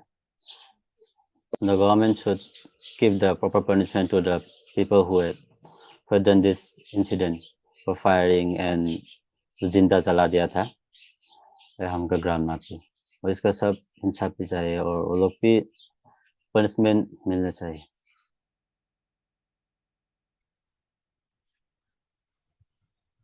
Let me bring you in, Rami. We're seeing whether it's Vungzag in Valte, whether we see what happens with the freedom fighter's wife. Grief, as Professor Bimal says, should never become a competitive conversation. Unfortunately, in Manipur, that is exactly what it has become. It has become, my grief is bigger than yours, my rape is worse than yours, my house being torched is worse than yours, and there is a structural collapse. Where do we, and there is also, by the way, these images that you're seeing, a great debate around the role of women. There's a great debate around the role of the Mirabai base. The army has at one point said that, we need more women on the ground because women are obstructing security operations. This is a matter also of much debate. Let me bring you in, Rami. Go ahead.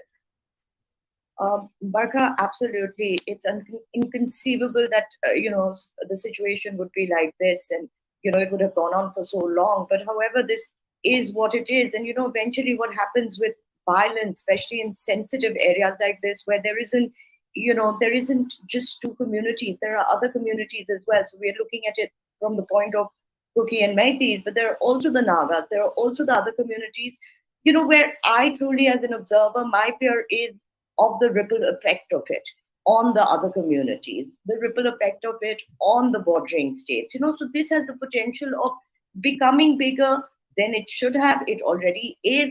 But, the potential is that it might become bigger if it doesn't stop at this point. And I have always said this, and I've said this from the beginning, that of course, the state, has to be held responsible. And, like Professor Bimal said, there has to be some amount of assessment and accountability.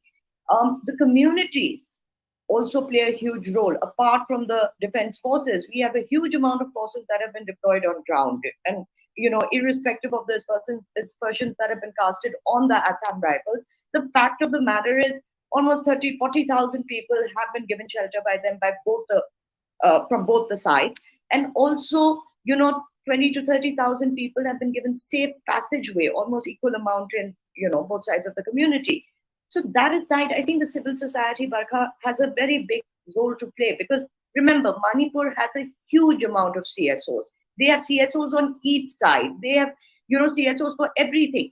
Yet a CSO has not come up from, which represents both the communities, leadership from both the communities, people of influence of both the communities. Because you see states like this, communities like this, which have a tribal makeup, the leaders, the elders, the influences of the communities are very important.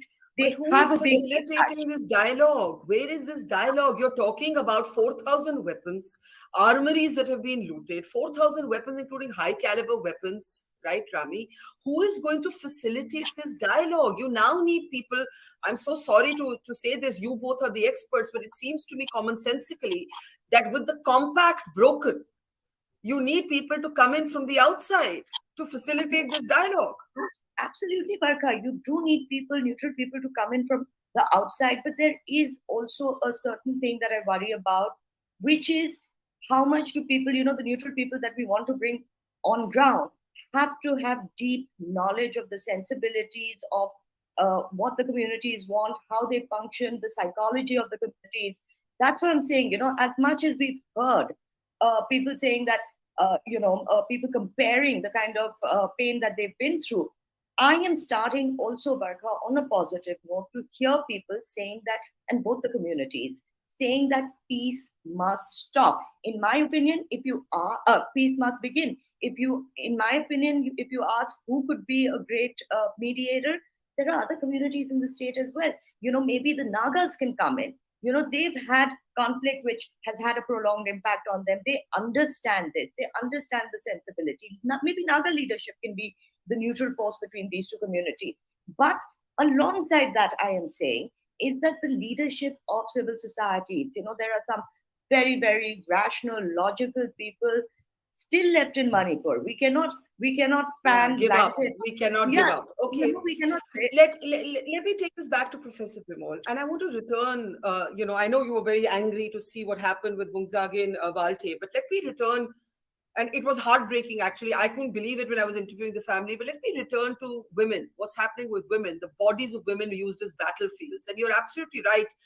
My family is a partition family. And we grew up on these stories of how women's bodies were used as literally as a battlefield. At that time. Now, what we're seeing beyond the viral video, Professor, is other accounts now beginning to come out. For instance, today we have reported on 2 young women who were not just raped, they were murdered.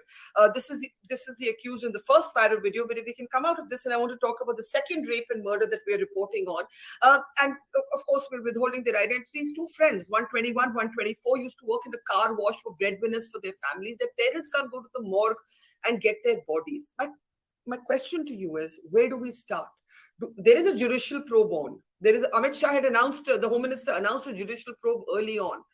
Obviously, the fact of that judicial probe isn't bridging the trust deficit. So where do we start with bridging the trust deficit, Professor Bimol? You see, I think, saying is easier at this thing, but I think I believe that across the community, though I know that there are, when I said it's the layered nature of the,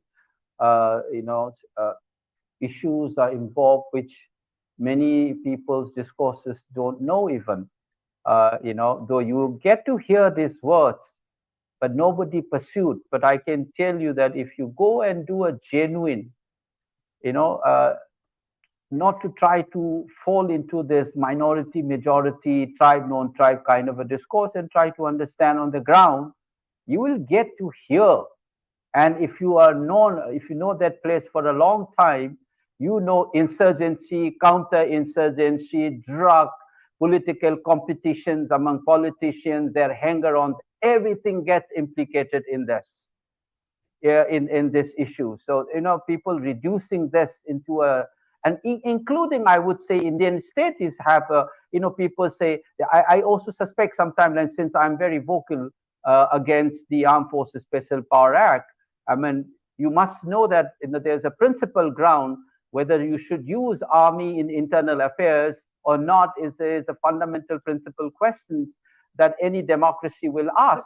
So on that basis, can I respond just to that point and say that you are against the AFSPA, but you can't put, I would imagine, the army in this internal management and then say, please operate without the AFSPA, take a judicial magistrate every time you go. I think the army shouldn't be there. No. I think that's an old argument, Barkha.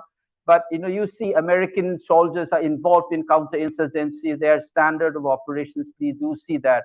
And all the special laws do not allow army to operate in the internal affairs anywhere in the world. It's very rare. India is one exception, will be one of those few we can count on fingertips where you have a law passed by the Democratic Republican Parliament, which enables the army to get involved in the internal affairs of the state. You remember that old saying, when the Julius Caesar crossed the Rubicon in 49 BC, that was the beginning of the end of Roman Republic. There are books on the danger of involving army in internal affairs. This is a known thing. India is successful precisely because we have maintained the civilian authority over the armed forces and restricting them they're involved. But we have this blot. Army can do their functions with under different kind of thing. I think Jiban Reddy had already suggested in what way army can operate with or without AFSPA, so I won't go into it. I'm just mentioning for one reason here, we're not discussing on AFSPA per se, but I'm saying that I begin to hear that people are saying that AFSPA must be. So I'm seeing different interests getting entangled in these issues. Am I making sense what I'm hinting at? So it's not one element. So it's a very complicated issue. Yes. Sorry, I don't mean to cut you short, but since we have only 2-3 minutes left, I want to bring in Rami on this. Again, AFSPA is a very complex conversation. We need to have a separate program on it. But I want you to respond to what Professor Bimol has said, Rami, because the point is, sorry, Professor Bimol, you're trying to say something? Yes? Yeah, I'm just simply, don't get confused when I said on principle ground, I'm objecting it. But remember that worse than AFSPA, what is happening in Manipur today is you are casting aspersions on the institutions called the army, which is related relatively the only institution where people have trust. But in Manipur, it seems that they are losing the trust, which is dangerous. I was just going to say that if any institution has vestiges of trust, has any trust, it is actually right now the army. It's certainly not the political class. It's certainly not the police. It is the army. The army is the one, as you mentioned, Rami, that has rescued people to safety. The army is the one right now that is actually able to talk to both communities. There is no other institution that isn't stripped down ethnic lines. Now, like I said, AFSPA, we need to have a separate debate. People have very strong opinions for and against. The army is saying, if you expect us to substitute for the civil administration, we can't do that without AFSPA. Don't expect us to substitute. Do your job. Why isn't the civil administration doing their job? So now let's come back to closing comments. What should happen next? We also have a logjam in Parliament. Let's talk about immediate measures. Rami, your closing comment, and then Professor Bimal's. Barkha, I think immediate measures have to begin with somehow bringing these weapons back. Now, let me tell you, out of the 4,000 weapons that have been are floating around in Manipur, they say about 15 to 2,000 weapons have been returned. But remember, a lot of these weapons are double-barreled, old, rusted weapons that were looted. Some of the weapons that we are seeing on ground are sophisticated automatic weapons. So we also, this is a part of putting together a bigger map in terms of, what are the other agencies, if there are any other from across the border that are involved. So this is a long-term investigation. But I think, somehow getting weapons out of the hands of the common man is very important, because now this is not a communal, this is not a tribal versus non-tribal or a community versus community thing, because now these weapons have gone into the hands of the fringe elements, and that becomes dangerous. Number two, I think there needs to be some sort of intervention, like you said, a third party, whether it's the Nagas that step in to form a civil society dialogue between these communities, because there are very rational and reasonable voices that are still existing. Once that happens, once that dialogue comes, it is going to take some time to bridge the fault lines. It's not going to be that easy to come to this solution. And I think what both communities, Barkha, need to understand, that they have their set of demands or their grievances, both communities. It will have to wait a while before it is addressed. Nothing is going to happen right now. So this sort of urgency needs to, we need to deal with this. Urgency has to be actually to restore the writ of the state and to bring the violence down and to bring the weapons back. That has to be the immediate thing that happens. Professor Bimal, of course, there's a lot of focus on how many gun licenses the Biren Singh government gave and so on. But as a concluding remark, what are the 2 or 3 things you think the government, and I have to say, when I say government, I mean the center, because to me, it seems the Biren Singh government has now reached a point of dysfunctionality that one can't look to it to make interventions. What do you think the center must be doing at this point? I think the union government must use all its powers and agencies to disarm people in that state, and they must have a serious look at the Sioux as well, these armed groups who have been in talks with the government of India. I think we are talking about 4,000 weapons and so on, which is, we're counting in terms of the looting, but there are so many images, and let's not assume that these are the all looted arms around. There are much more sophisticated weaponaries are available or involved. And you must also know, I talk to defense officers, then they will tell you weapon is secondary. The fact is that how does these ammunitions are coming from? Perhaps such a long thing, there is a story behind that. This is what some army retired officers told me, that you should not be worried about the weapons alone, but the ammunitions for 2 months. That kind of thing. So I think the first thing is to disarm so that violence is controlled by invoking, using all the security measures. This is to take the first step. Okay, I think I don't buy the argument that you need AFSPA for this. You have enough provisions to have a flag march, to crack down under certain sections in CRP itself. And that must be done. There's a responsible way of responding to it. And this is the first step. Second, I would suggest that the Prime Minister or somebody must start a conversation among these MLAs first. His own party MLAs at least, bring them to Delhi and make them sit. And even if they don't talk, let them look at each other for half an hour in the presence of a union minister. And I would suggest that even like wearing, husband and wife issues, somebody sits, a therapist in between, let them have a physical contact first, like the face to face. And the third, I think Rami has suggested a civil society conversation must begin. And I have suggested this elsewhere as well. I think we can think of people like very highly respected figures like Niketu Iralu from Nagaland. You have Janu Barua from, Assam. And even this, I've heard even Ratan Thiam is trusted by some of these people, even from the Kuki communities.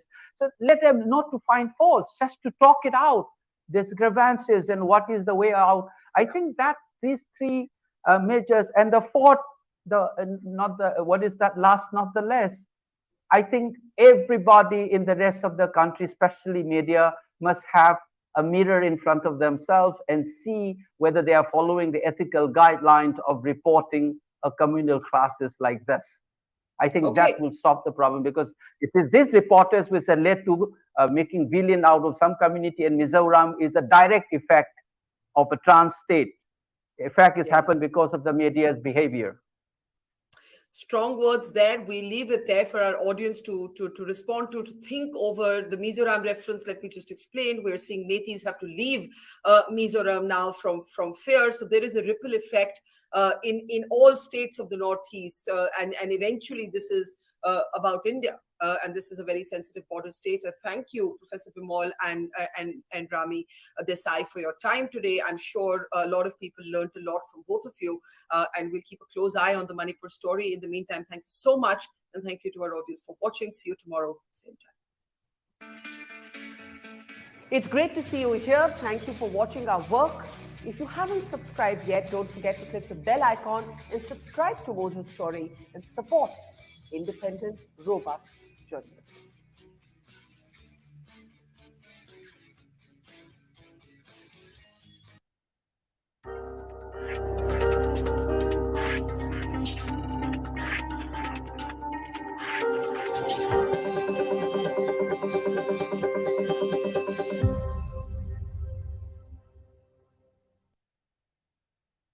What we're about to tell you will disturb you, sadden you, and enrage you. Women's bodies have now become the battlefield for the violence in Manipur. And what I have seen moments ago is something that makes your blood curdle. It is being called the Manipur horror, a video that has emerged just hours ago that has sparked national outrage. We have taken a considered decision to not play this video, but we will tell you what is in this video. In this video, censored images of which you can see on your screen at the moment, and the reason we censor them is because the law demands that we offer dignity to what the women in this video have been through. In this video that I have seen an uncensored version of, you can see three women. Actually, you can see clearly two women. I should correct myself, though the incident involves three women. But in the video, you can see three women of the Kuki community stripped naked and being paraded in front of a mob. You can see the despair and the agony and the anguish and the anger and the disgust on the faces of the women. You can see men, a mob, pushing them. You can see the men groping them. We have put a little black screen on the images of the women who actually have no clothes on. The Manipur police has confirmed that an FIR has been registered. This incident took place on the 4th of May. You might wonder why this video is viral now, on the 20th, or rather on the eve of the 20th of July, just as Parliament is about to convene. Kuki groups are explaining this. They are saying that prior internet shutdowns resulted in a lot of information not getting out.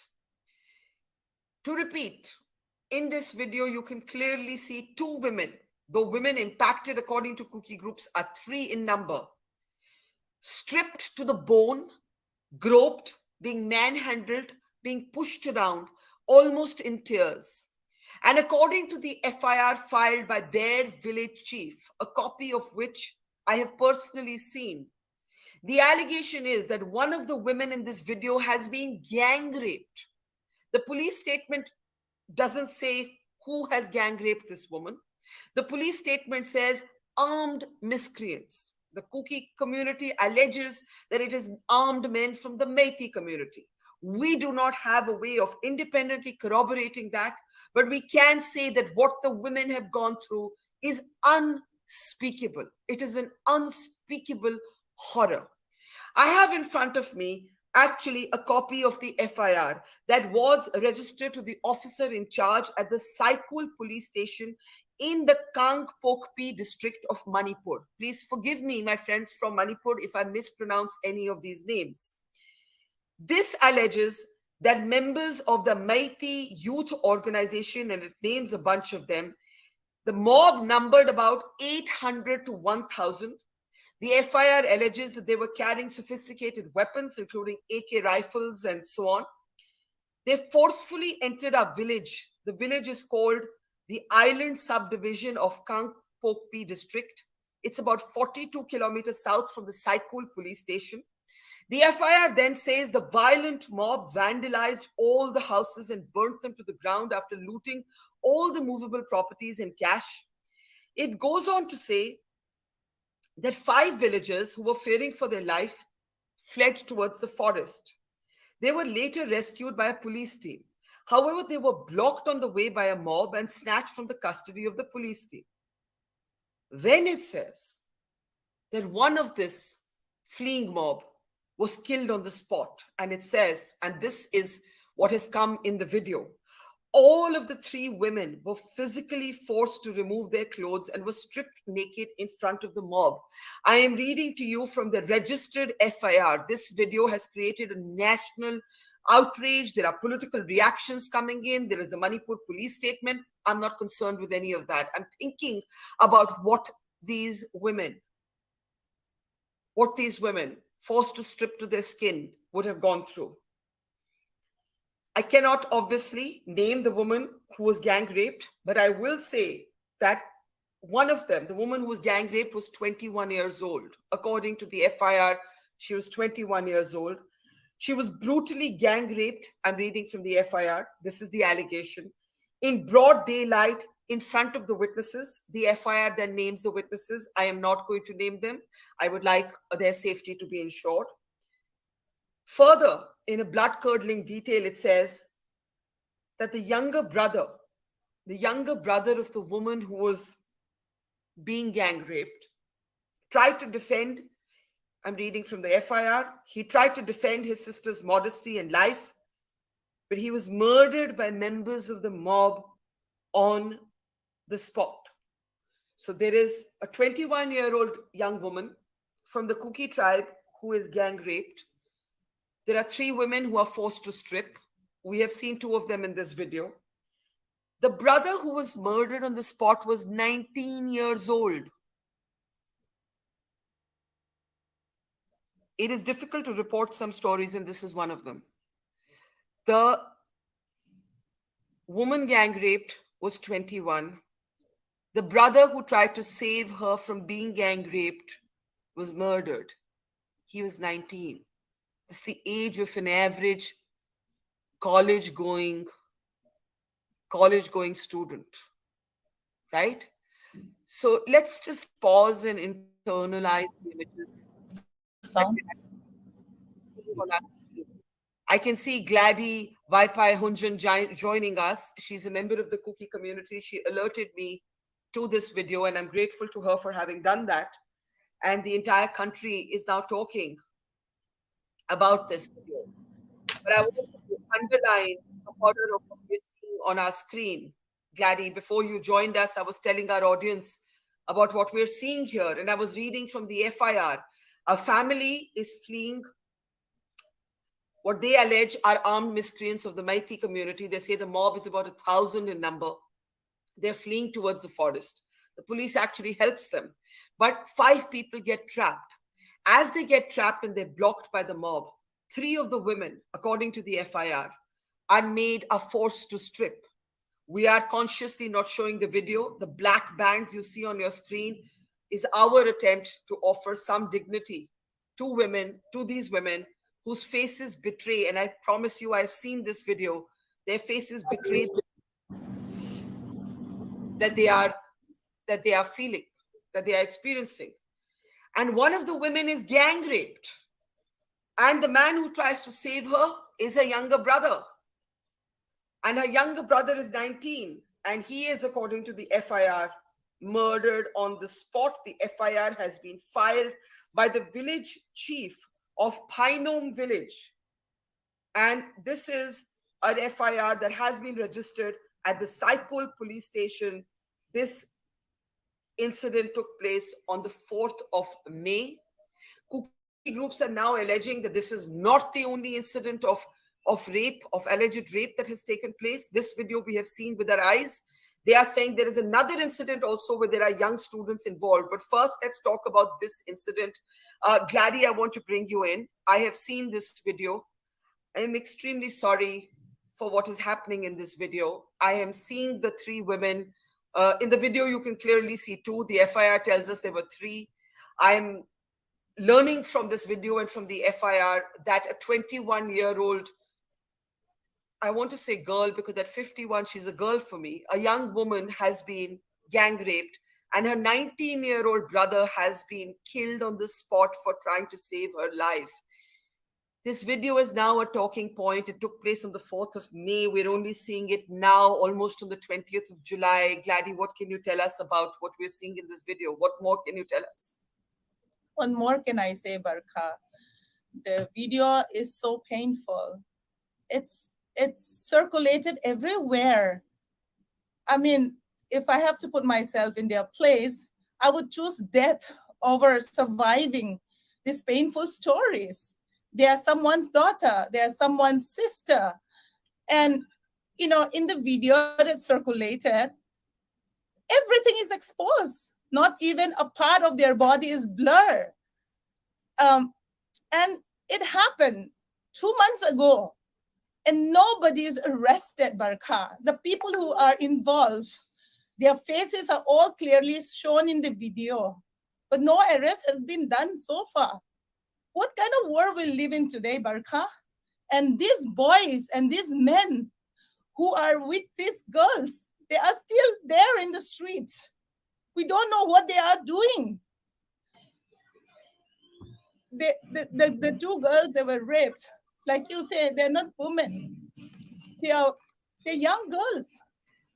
You know, it is not against the cookies of women now. It is against all the women in our country. We are being paraded naked. We're being raped. And you know, when this incident happened, we were hoping at least the video will not circulate. But today, it's everywhere, Barkha. It's shameful to even show it in front of a male lawyer. We have to find a female lawyer who will be able to see. What else can I say, Barkha? You tell me, what else can I say?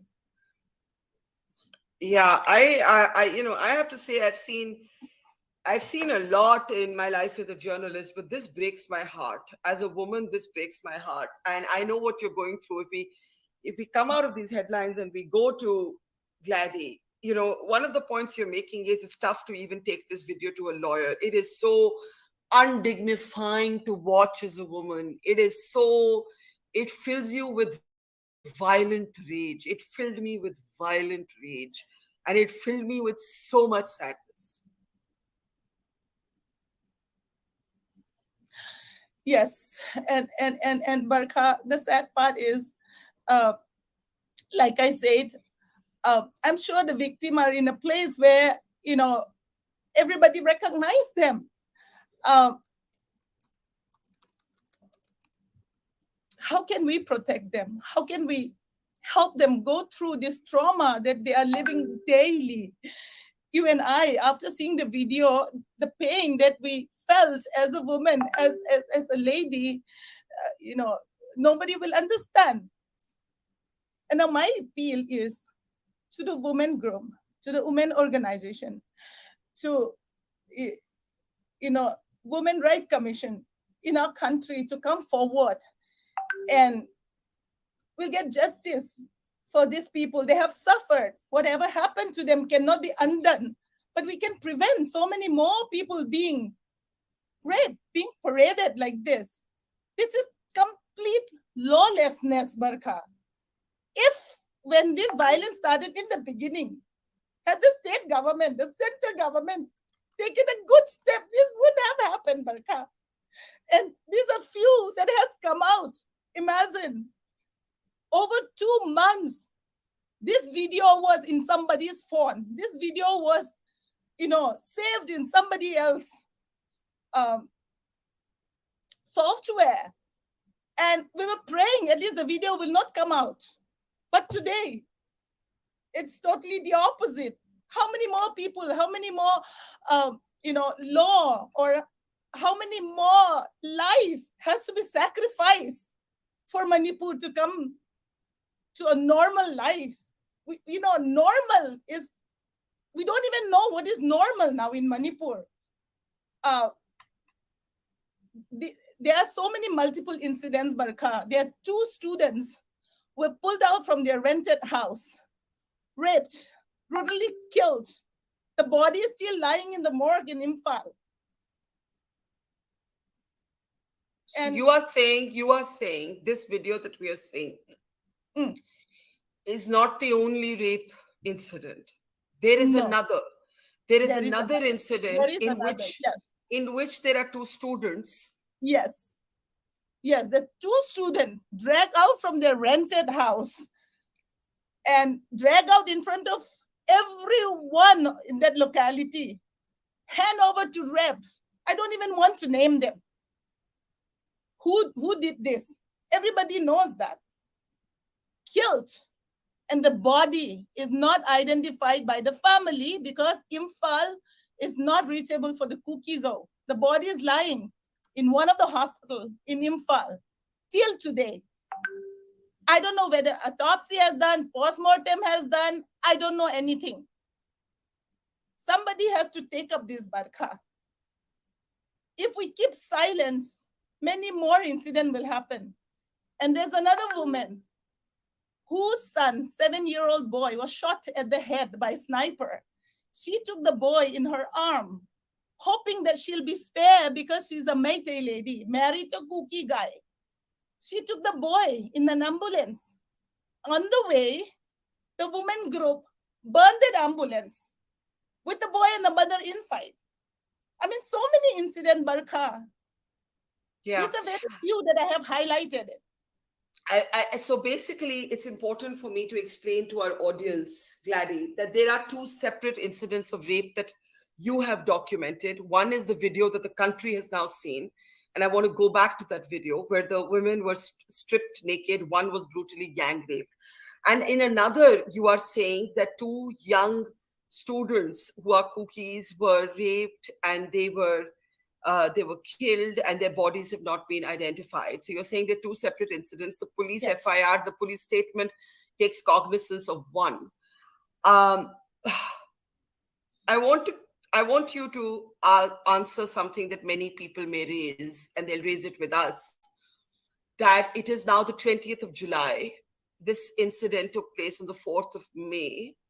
Yes. Why are we seeing this video now? It is horrifying. Why has that happened? How would you explain that? One reason could be because this video happened in Imphal Valley. One reason could be that reason could be that internet went shut down, and maybe off late they happen to access to internet that make the video viral. That could be one reason. Another reason may be it is won by their gang leader or whoever get involved that don't leak this video because it will be against everybody involved. That could be one reason, because yes, that is a question that I have in my mind also. 2 months passed and we were actually thanking God that at least the video was not out. Okay, we heard the story. We heard that they were dragged out from their village. We heard that along with them, along with the 2 girls, even their relatives were murdered. We have seen that. Then okay, fine, we heard the story and we were hoping that at least the video will not come out. Now it has come out. What can be done next is my There are a lot of people who are just tuning in. They've just seen this video. They're just reacting to it. And I want to again explain what's happening in this video. Gladdy, do you know the women? Do you know the women to whom this has happened? One of them gang raped, the other two stripped to the bone. Do you know them? I don't know the two girls personally, but I know the people who witnessed this from the village because I am Valte. This is a Valte village.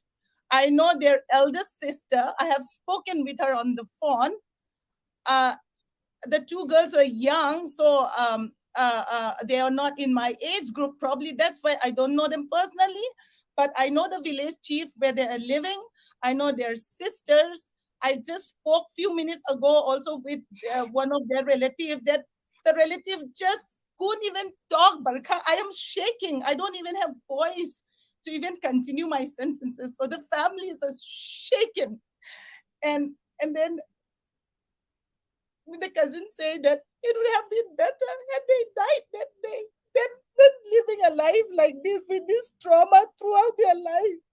Till now, I can only see how the whole scene in the video, and for them, Barkha, to live with this pain throughout their life. And our society is not like other places, it's not big. It's a small community, and knowing by everyone, every nook and corner, recognizing them. Where are they now? Where are the women? I'm so Manipur. sorry. I'm so sorry. I am so sorry for what the people of Manipur are going through. They are in Manipur, in a Kukizo place, because their village got burned out. So they have to go through jungle to reach to the southern. They live in the somewhere in the northern part, the northeast part of Manipur. From there, they have to come through jungle days to come to the southern part of Manipur, that is Churachandpur.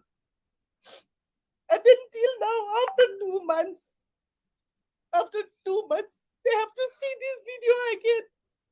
Their relative have to see this video again.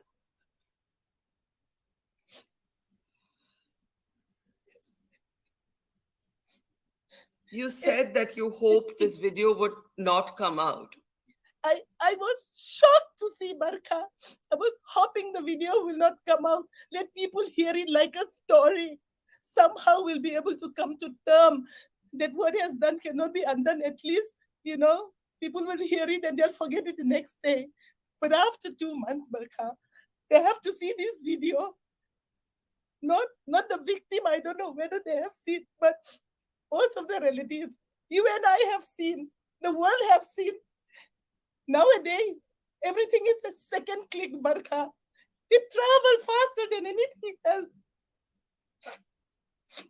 And then a place where they are, I don't think they even have a facility to take care of their mental health, to even, cater them daily of their emotional need.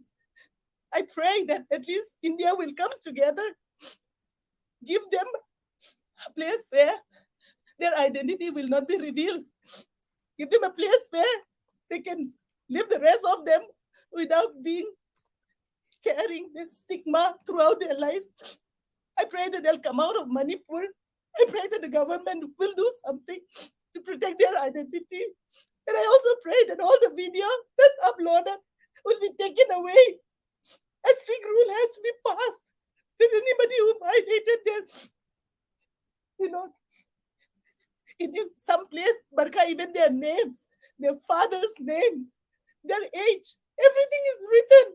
Nothing is hidden. It's against the law. Even if a person committed a heinous crime, their personal identity are all not written over there. But here, everything is exposed. I don't know how to even help them, Barkha. I'm sorry. I'm too emotional. I'm so sorry. No, I'm sorry. I am sorry that the people of Manipur are suffering. I am sorry that the bodies of women have become the battlefield for this conflict. I am sorry that violence is sexualized, that the most vulnerable, it is unacceptable. It is unacceptable that women after should the have to video experience came this. out, many people are tweeting now. After 2 months, the police has given a statement. Some politicians have given a statement. After 2 months, 2 long months, today we heard a little bit of voice on their behalf. Today's Twitters are flooded about their story. I am sure they'll take up this in the parliament also tomorrow.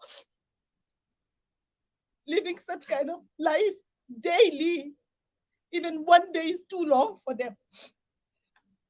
We have one of the things you said was that this is not against cookies and metis. This is against the women of India. I want you to underline that point, because this could be a woman from the Methi community. This could be a woman from the Kuki community. This is about women's bodies, women's dignity, women's rights being trampled on in the most unspeakable, awful way.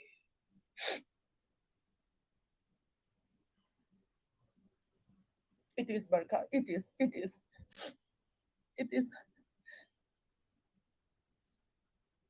Where are you right now? I know, don't tell me where you are. What I want to ask you is, are you worried for yourself?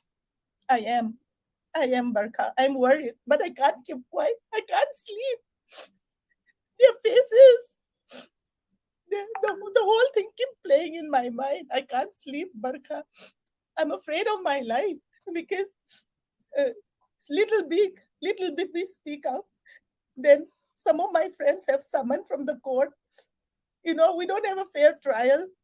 Imphal, the valley where Manipur High Court is, that is the only court in Manipur which is not accessible for us. Few days ago, they burned 3 trucks that carried gas cylinder, LPG cylinder. They burnt just because the owner happened to be Kukizo. And then a mentally retarded lady who could not leave Imphal Valley, who was left behind because she was roaming around in the street, was brutally murdered. And the rumors spread that she was a suicide bomber. She has mental health. She doesn't even remember who she was, and she was brutally killed. Till now, nobody is arrested because she belonged to Kukizo. The similar incident happened with another lady who also has mental health. But within a day, the culprit were catch. They were caught because maybe she was a Naga. I don't know. But my point is, even mentally retarded women, not girl women who roam around the street, are killed. And anything to do with Kukizo in the valley, even a non-living things like truck burned. Misao gas agency was burned. And then so many churches burned down, we know. But the recent one was Mizo Presbyterian Church was burned, which means they try to seriously do the ethnic cleansing of Kukizo in the valley. And then I want to ask you something. There will be a moment to talk about what should happen politically. There will be a moment to look at the parliament debate. I want this conversation to be about what the women and the girls are going through. The fact that a 19-year-old boy was killed on the spot, according to the FIR, because he tried to stop the gang rape of his sister who was 21. Yes. Right? Yes. I want to talk about the fact that in a separate incident, you say 2 young students were raped and killed in Imphal, and their bodies are yet to be identified because the Kuki people can't get to Imphal. Yes. I want to talk about this video. Today, the politicians are speaking. Today, everybody is speaking. We have one tweet after the other. Every political party is speaking. This is not about politics. This is not about politicians. This is about women. This is about people.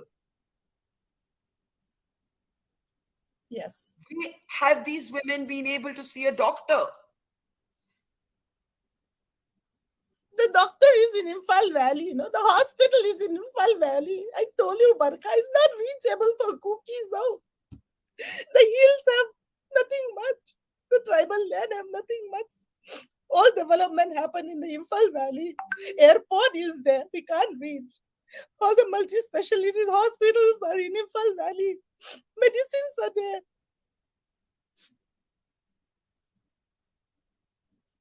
The police statement says that today was a day. Can we bring up the police statement on the screen so I can just read from it, or I'll try and find it in my phone here. The police statement, Gladys, it actually says that during the last 24 hours, the situation is peaceful but tense. It talks about these viral videos in which you can see 2 women, but we know 3 are impacted. And it says the state police is making an all-out effort to arrest the culprits at the earliest. An appeal is made to the general public to extend all possible help in bringing normalcy to the state. Earlier, we saw a police officer attacked as well, right? How do we move towards bridging the gap? How do we move towards bridging the gap? It's not that you're a Kuki, but it's not that you've not had friends from the Meitei community, right? How can you talk about bridging the gap when the problem is not solved? It is like a wound. If the wound is bleeding, first stop the bleeding before you even stitch it together, Barkha. The people are responsible for the entire violence. Most of their faces are visible on the video.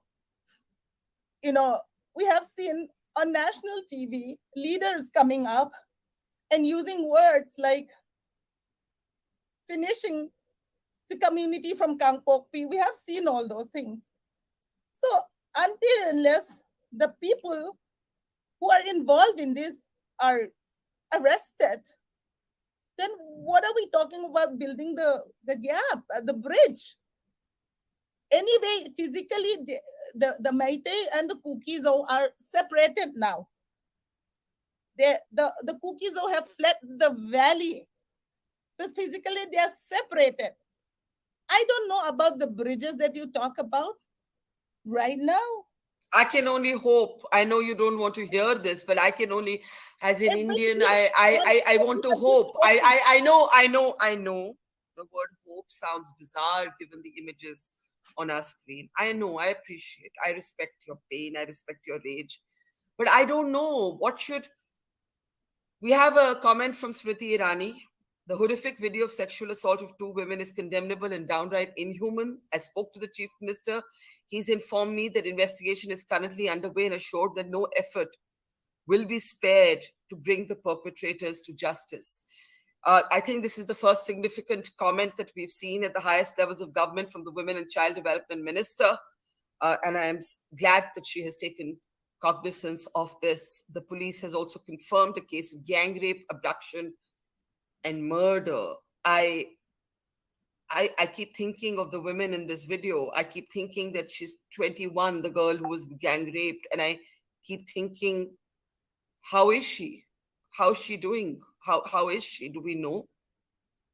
Do we know how the other 2 women are who were stripped? Have you had a chance to see how they're doing? No, Barkha. I have not had a chance to see how they're doing, nor I can call them up. I believe they're too shaken to even speak to anyone. I believe it'll take years for them to even come out of come in the society, in the limelight of the society. And then thank you for Smriti Irani ji for speaking up. I believe it's not difficult to catch the people involved if they appeal. Even tonight, I'm sure even tonight itself, they'll be able to catch them if they really want. Witnesses have seen who these men were, right? Yes. The village chief has registered the FIR himself. Yes. I want to read from the FIR because there are a lot of people who are tuning in into this stream right now, and I want to just pull out the FIR. No, that's the police statement. I need the FIR. Yeah, here it is.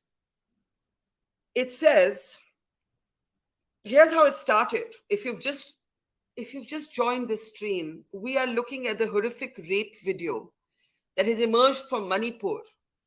And it shows two women stripped to their skin, paraded naked on camera. We are not going to show you the video. You are seeing some images from the video that we have put with a big fat black screen because we do not think this video should have been circulated.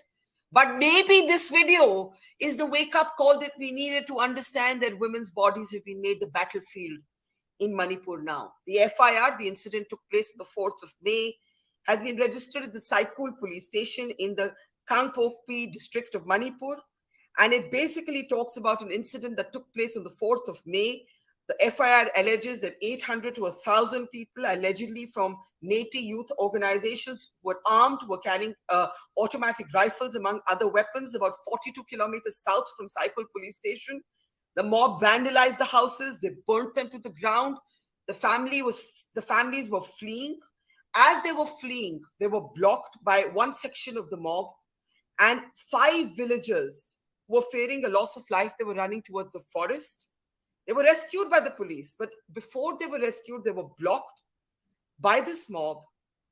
And I missed this. There were 2 murders that took place, Gladys. There were 2 murders that took place according to the FIR. 56-year-old, I'm going to name him, Soitin Kham Vaipi. 56-year-old Soitin Kham Vaipi was killed. The 3 women in this group of 5, you see 2 of them in this video, and I'm reading from the FIR now, were physically forced to remove their clothes and were stripped naked in front of the mob. One of them, who was 21 years old, I'm reading from the FIR, was brutally gang raped in the broad daylight in front of witnesses. One of the people who saw this happening was the younger brother of the victim who was gang raped. He was 19. He tried to defend his sister's modesty and life, but he was murdered by members of the mob on the spot. The victim and 2 others managed to escape with the help of some people. This is the FIR filed by the village chief. Separately, you're saying there's a second incident of rape and murder that has taken place that hasn't even made it right now to the headlines. It is buried somewhere in social media. And you say these women, this 21-year-old gang rape victim, probably hasn't managed to see a doctor yet. What is the National Women Commission doing? Have they visited Manipur? Have they tried and protect us? What about the telecom department? Have they taken any step to remove this kind of video not to be circulated anymore? I request the National Commission for Women to take the first flight in the morning and visit this victim.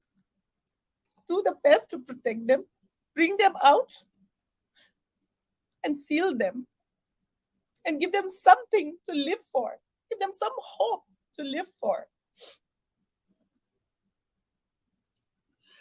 The chief minister has been spoken to by Smriti Irani. That's what her tweet tells us. Has the chief minister, to the best of your knowledge, reached out to this family? I have no idea because internet is down. We can't get news. People may say so many things on the phone, but I do not want to say anything until I know the source are true or not. So I can't comment on that.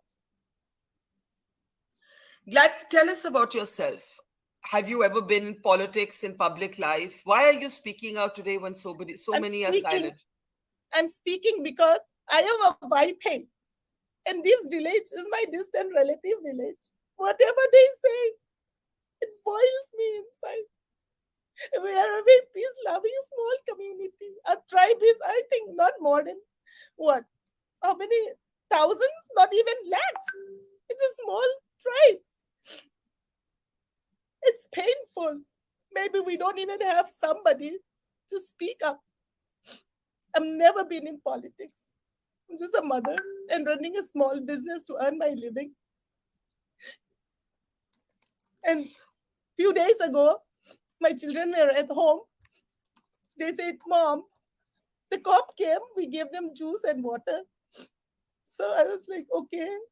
My youngest daughter, 13, Mommy, we gave them juice and water. They said, we have come here to protect you. If there's any problem, let us know. So they were very innocent. After that, we received a phone call asking about who I am. I am from the Meitei or the Kuki community. What's the name of my father? Where do I live? Where's my home in Manipur? It's scary, Barkha. We have never faced this in our life. At the same time, we can't keep quiet knowing that a loved one in Manipur are suffering for the past over 2 months. Nothing has been done. No rehabilitation center. Food is bare minimum. Medicines are not there. You know, babies were born in relief center. Feeding mother has to depend on boiled rice. I want at least somebody to go and report the ground reality. How are the children living? How are the school students coping their daily life? No school in Churachandpur. No colleges are there. Nothing is running. Most of the schools are used as a relief center. 2 months with heavy monsoon, mosquito-infested place, no odomos, no raincoat. I don't know how they're living. And I can't go there, Barkha. I'm in Delhi. I can't go there because the moment I landed in Imphal, they're going to ask me, what's my ethnicity? I fear for my life.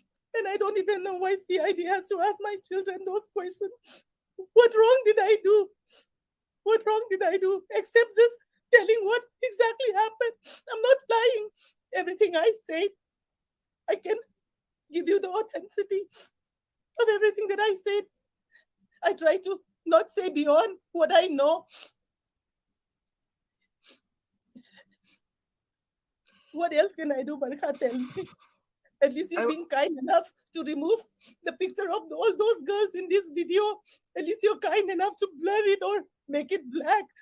But this is not what it is in the original video that's circulated. It is not kindness. It is the law, firstly. It is the least that is owed to the women who experience this. It is unacceptable that this video is circulating in an uncensored form. I think reporting on the video is essential because the country must know what happened. But I think there is a way to present what has happened without showing the women nude, which is what they went through. They're not just are they naked. I'm sorry to be so graphic, but they are being pushed around by a group of men. You pushed around, Barkha. You saw one guy hand was everywhere. It's not only push around, Barkha. It's not only nudging or pushing. In the video, it clearly shows that one particular guy was.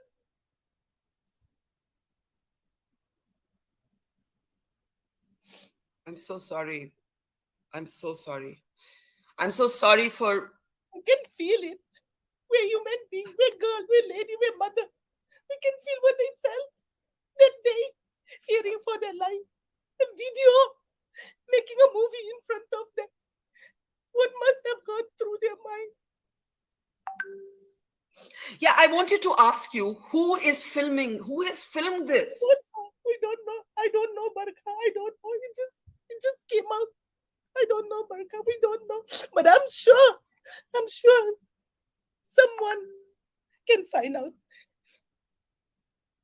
I'm sure. Maybe rather than finding the real people, have come to my house. What did I hide from the government? Nothing. What did I hide? They ask who my father is. He passed away a long time ago. I say, my father died a long time ago. What's his name? I say, what will you do? He's no longer alive. What will you do by knowing my father's name?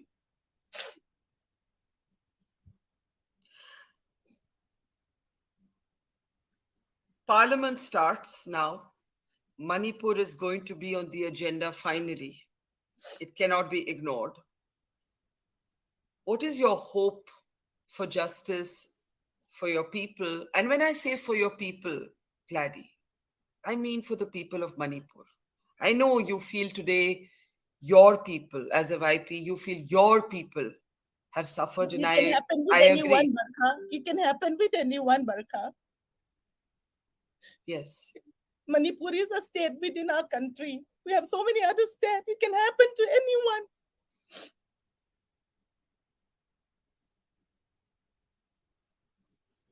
What is your hope from Parliament now that the country, Manipur, for very tragic reason, finally has the political class's attention and the media's attention? What is your hope at this moment, Gladys? I have a big hope that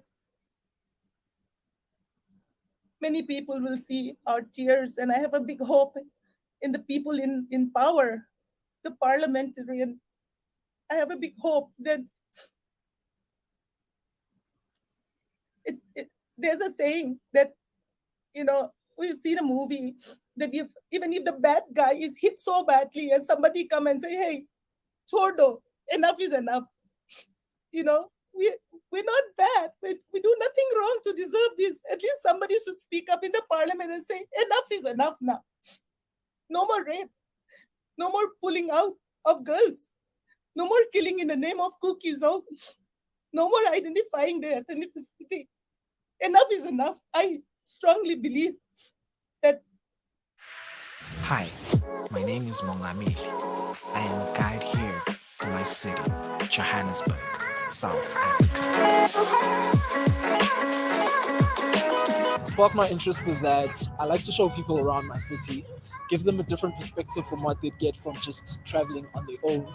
I know the hidden gems and I have a very deep passion and love for my city, which I like to share. You need to be someone who's somewhat fit and able to walk for quite a long time. You need to be very talkative. You need to be very friendly, but also outgoing. But the most important thing is that you need to know how to listen. Because as much as you're giving the tour, you also need to listen to the people who are at your tour and understand their perspectives, understand what they're looking for, but also engage with them. So it is a full-on experience for them. We still are a democratic country. We still have people voices, the strength of people voices. I still believe that if total separation of Meitei and Kuki-Zo are a solution, let it be. That should not happen. That should not happen, right? We have to be able to live together without ghettoization, with equal rights for all. That is our dream, Barkha. That is our dream. But then what is there to go back in Imphal Valley for the Kuki-Zo, Barkha? What is there to go back? Ghar nahi hai. Gariya nahi hai. Kapre tak nahi hai pehanne ke liye. What is there to go back in Imphal, Barkha? Everything is finished. At least if at least church hota, then we can at least say that let's pray in the church. Everything is finished. What is there to go back? Tell me. And then when we see the way the whole thing is handled, even after 2 months, it's getting worse. I mean, it can't be. It can't go from here to worse. What else is left, Barkha? When we cannot reach the valley, not even an inch inside the valley. It's our hope, Barkha. It's a nice hope to live together peacefully. It's a nice hope. But It's tough to talk about hope when we're seeing the images we are on our screen, but we have to talk about hope because we have to fight for better. We have to hope for better, because otherwise, what is the purpose of justice? The idea of justice has to ensure rights for all without displacing people, without drawing a line down the middle of communities. But I want to say thank you to you. I know you're in pain. I know how hard it is for you to talk about what's happened. I know you're scared. I know as a woman you feel sick in your stomach, because I do, looking at the images on our screen. It's past midnight, and I want to say thank you to the thousands of people who have tuned in to watch this particular report, because it's easy to look the other way. But there comes a time in the history of a conflict when you can't turn away. And while the uncensored version of this video should never have circulated, the fact of this video, the fact that women's bodies have been made the battlefield of this conflict, the fact that these are women from the Kuki community today, but tomorrow could be women from another community, from the Meitei community, the fact, as Gladys says, that this is about the women of India. And if nobody else will speak, let the women of India speak and say, the men who did this, there should be exemplary, swift punishment. And the National Commission for Women, taking a cue from the Women and Child Development Minister, should be in Manipur. The Chief Minister should be meeting with the families of the women who are on this video. And there should be a fact-finding committee that looks at the other cases that are spoken of sexual violence and rape. Because in any conflict, and I have reported several, in the end, women become the most vulnerable. Women are left to look after children in camps where there is no food, water, or medicine. Women's bodies are ravaged by marauders, extremists on any side of a conflict.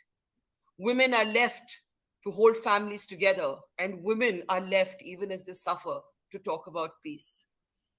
I want to say good night, but there's nothing particularly good about this night. Thank you, Gladys, and thank you to our audience. And we will be following this story up tomorrow as well. Thank you for watching. Take care. See you soon. It's great to see you here. Thank you for watching our work. If you haven't subscribed yet, don't forget to click the bell icon and subscribe to Mojo Story and support independent, robust journalism.